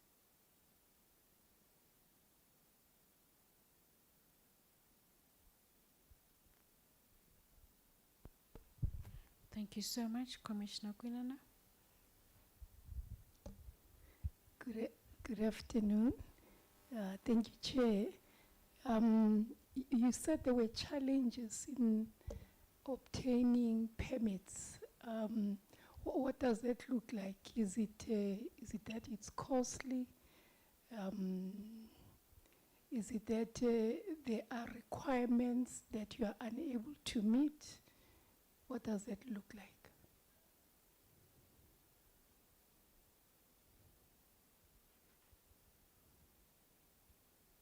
Yeah, if it comes to applying for the fish stocks or for the allocation of fish, yeah, there is certain requirements that we have to make, and that is that we have to fulfill every detail on the application. But the main problems that we set with is that the time frame that they give us. I will going to use the traditional line fish as an example. Is that at the end of every February is the end of the previous season, and then they have to move forward with a new application. Meaning for the new permit from every 1st of March. You have to, but when we when we do supply, when we do apply in February or in June, we also receive our permits a later time, in March, and not on the time that we can start preparing us for going to see for the new permits. So that's a thing that we all. It comes not from now. It's every year the same old story, and we are really, I don't know, we are just sick of that to handle us. The department handles us like that. So even when we apply for the West Coast Rock Lobster, it happens the same, and we submitted documents, and documents after a week or two they are asking for the same documents, and things can't go on. Especially with as a traditional line fishers. All right. No, thank you. So, okay, the period is only for a year, and you've already said that's too short. You'd want it to be increased to a period of 5 years. But I'm still not really understanding what are those requirements. And I would say, because of time, let us say in your further submissions, if you can also speak to that, you can, specify what is it that it is required of you that is so impossible for you to be able to source in order for you to have these permits. And also, the permit itself, does it limit you in terms of the radius that within which you can be able to fish, or is it that it allows you that even if you were in Northwest and whilst you would have obtained it in Western Cape, you are able to still continue to do whatever it is in terms of the permit allows you to. So maybe I'll rather pause there and leave it at that, but also just think about what would be that one thing that, according to you, would immediately make you realize the right to food, and would definitely speak to food insecurity that you're realizing because of these hurdles that you have alluded to?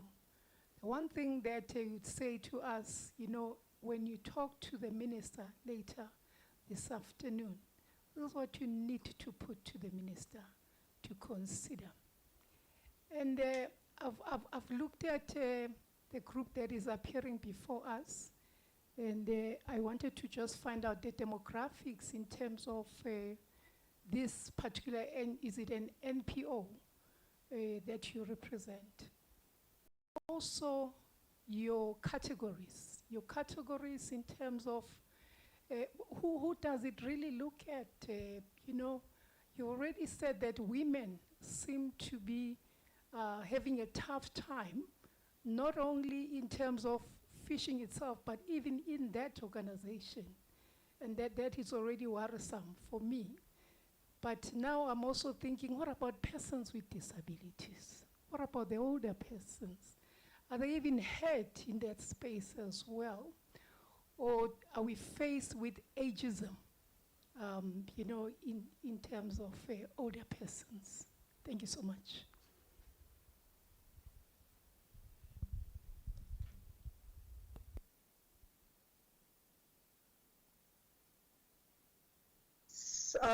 Okay, so I'll go for that one. So in terms of our organization's demographics, although it's unrelated as the Green Connection is an NPC, yes, and the organization that I was referring to was not the Green Connection, although our demographics are we are a very diverse group and a very diverse team within this space.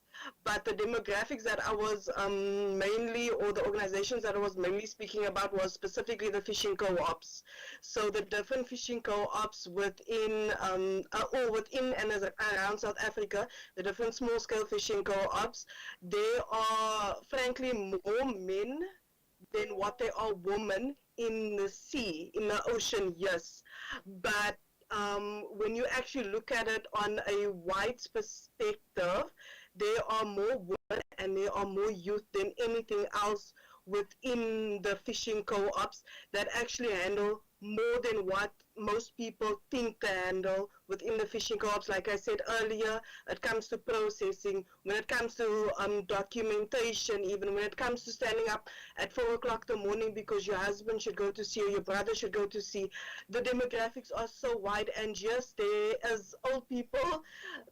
My father's a fisherman, so I am as well a fisherwoman, let me say so. Although I am working for the Green Connection, and when I look at it, there's fishermen ranging from, the oldest fisherman that I know at this point is about 89 years old. And yet they still go to sea. If they don't go to sea, there is no income for them. There is no food on the table. There is no extra money. So at the end of the day, they also have disabilities. We're talking about people that some of them don't have legs anymore, or that have one leg. Some of them that have diabetes. Some of them that have heart problems. But yet it's a lifestyle for them. It's their livelihood. So they are forced to go out into that ocean. They are forced to, whether or not they are coming back, they have to go do what they need to go to put food on the table regardless. So that is all that I have to say. I'm hoping that my colleagues can add a bit on the rest. But our demographics at the Green Connection is very diverse. Yeah, if I can just quickly add, very quickly, briefly, the inclusion of people with disabilities is definitely also something that the small-scale fishers are looking at, and sometimes they are doing things like wovening the nets and preparing the nets for the fishers or on land, and also they are part of the cycle of the workforce of a fishing industry, so to put it, or small-scale fishing. And also it's important to look at traditional way of fishing and not taking away all of the tactics that also come with indigenous methods of fishing, and so it used to be inclusive of everybody in the community, and that is the way that it should be taken forward as well. Thank you so much, Mr. Van Roy, for expanding on that answer. Mine is because of, and it's a question based on what your answer to Ms. Mulambo, is that you identify as small-scale fisheries, but you say you use indigenous or alternatively traditional knowledge. In Mr. Soreza's submission, he then said there are about 32 councils that have specific customary laws and regulations in respect of how they fish and how they ensure that they do it in a sustainable manner. In terms of your customary laws and traditions, are they similar to those that we would refer to as indigenous knowledge? And if so, perhaps what we can do in order to respect time, if you can just write that, if you can just perhaps, a quick a concise answer, and then what we will do in terms of the supplementary submissions, given the fact that because we're having internet connectivities and we had difficulties in hearing some of the responses, if you can just, in terms of your engagements with the evidence leaders as well as the commissioners, just have that reduced to writing. Like Commissioner Dudley said, if there are any issues or questions that you do not understand, you can just write to that email. So in terms of the customary law or indigenous law or traditional law, which ones are you relying on? Quick, thank you so much for that.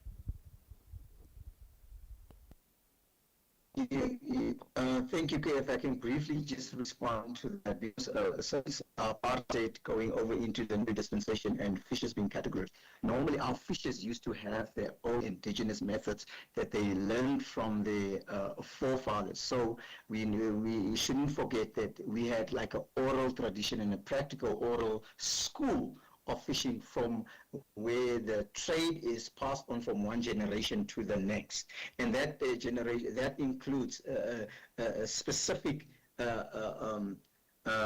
methods that was used by our forefathers, and that's passed on to the other fishermen, younger fishermen, and so forth. And now, since people has now be forced to have cooperatives, so they automatically wanted to be part of the legal system. They wanted to obey the law. They also wanted to continue their fishing, and then they just registered to this new format as well. Some of them are still, applying the indigenous methods, and that is the school that we really don't want to die out, because it's part of our identity as coastal people as well. Thank you. Thank you so much. Just a reminder for the supplementary submissions in terms of the engagements you had with the evidence leaders as well as commissioners, due on or before the 6th of April 2026. Thank you so much. We are going to officially then allow you to step off the witness podium. Colleagues, it's 9 minutes to 2. We will adjourn for lunch and be back at 2:30, commissioners. That is 2:15. Okay. We'll be back at 2:15. Thank you so much.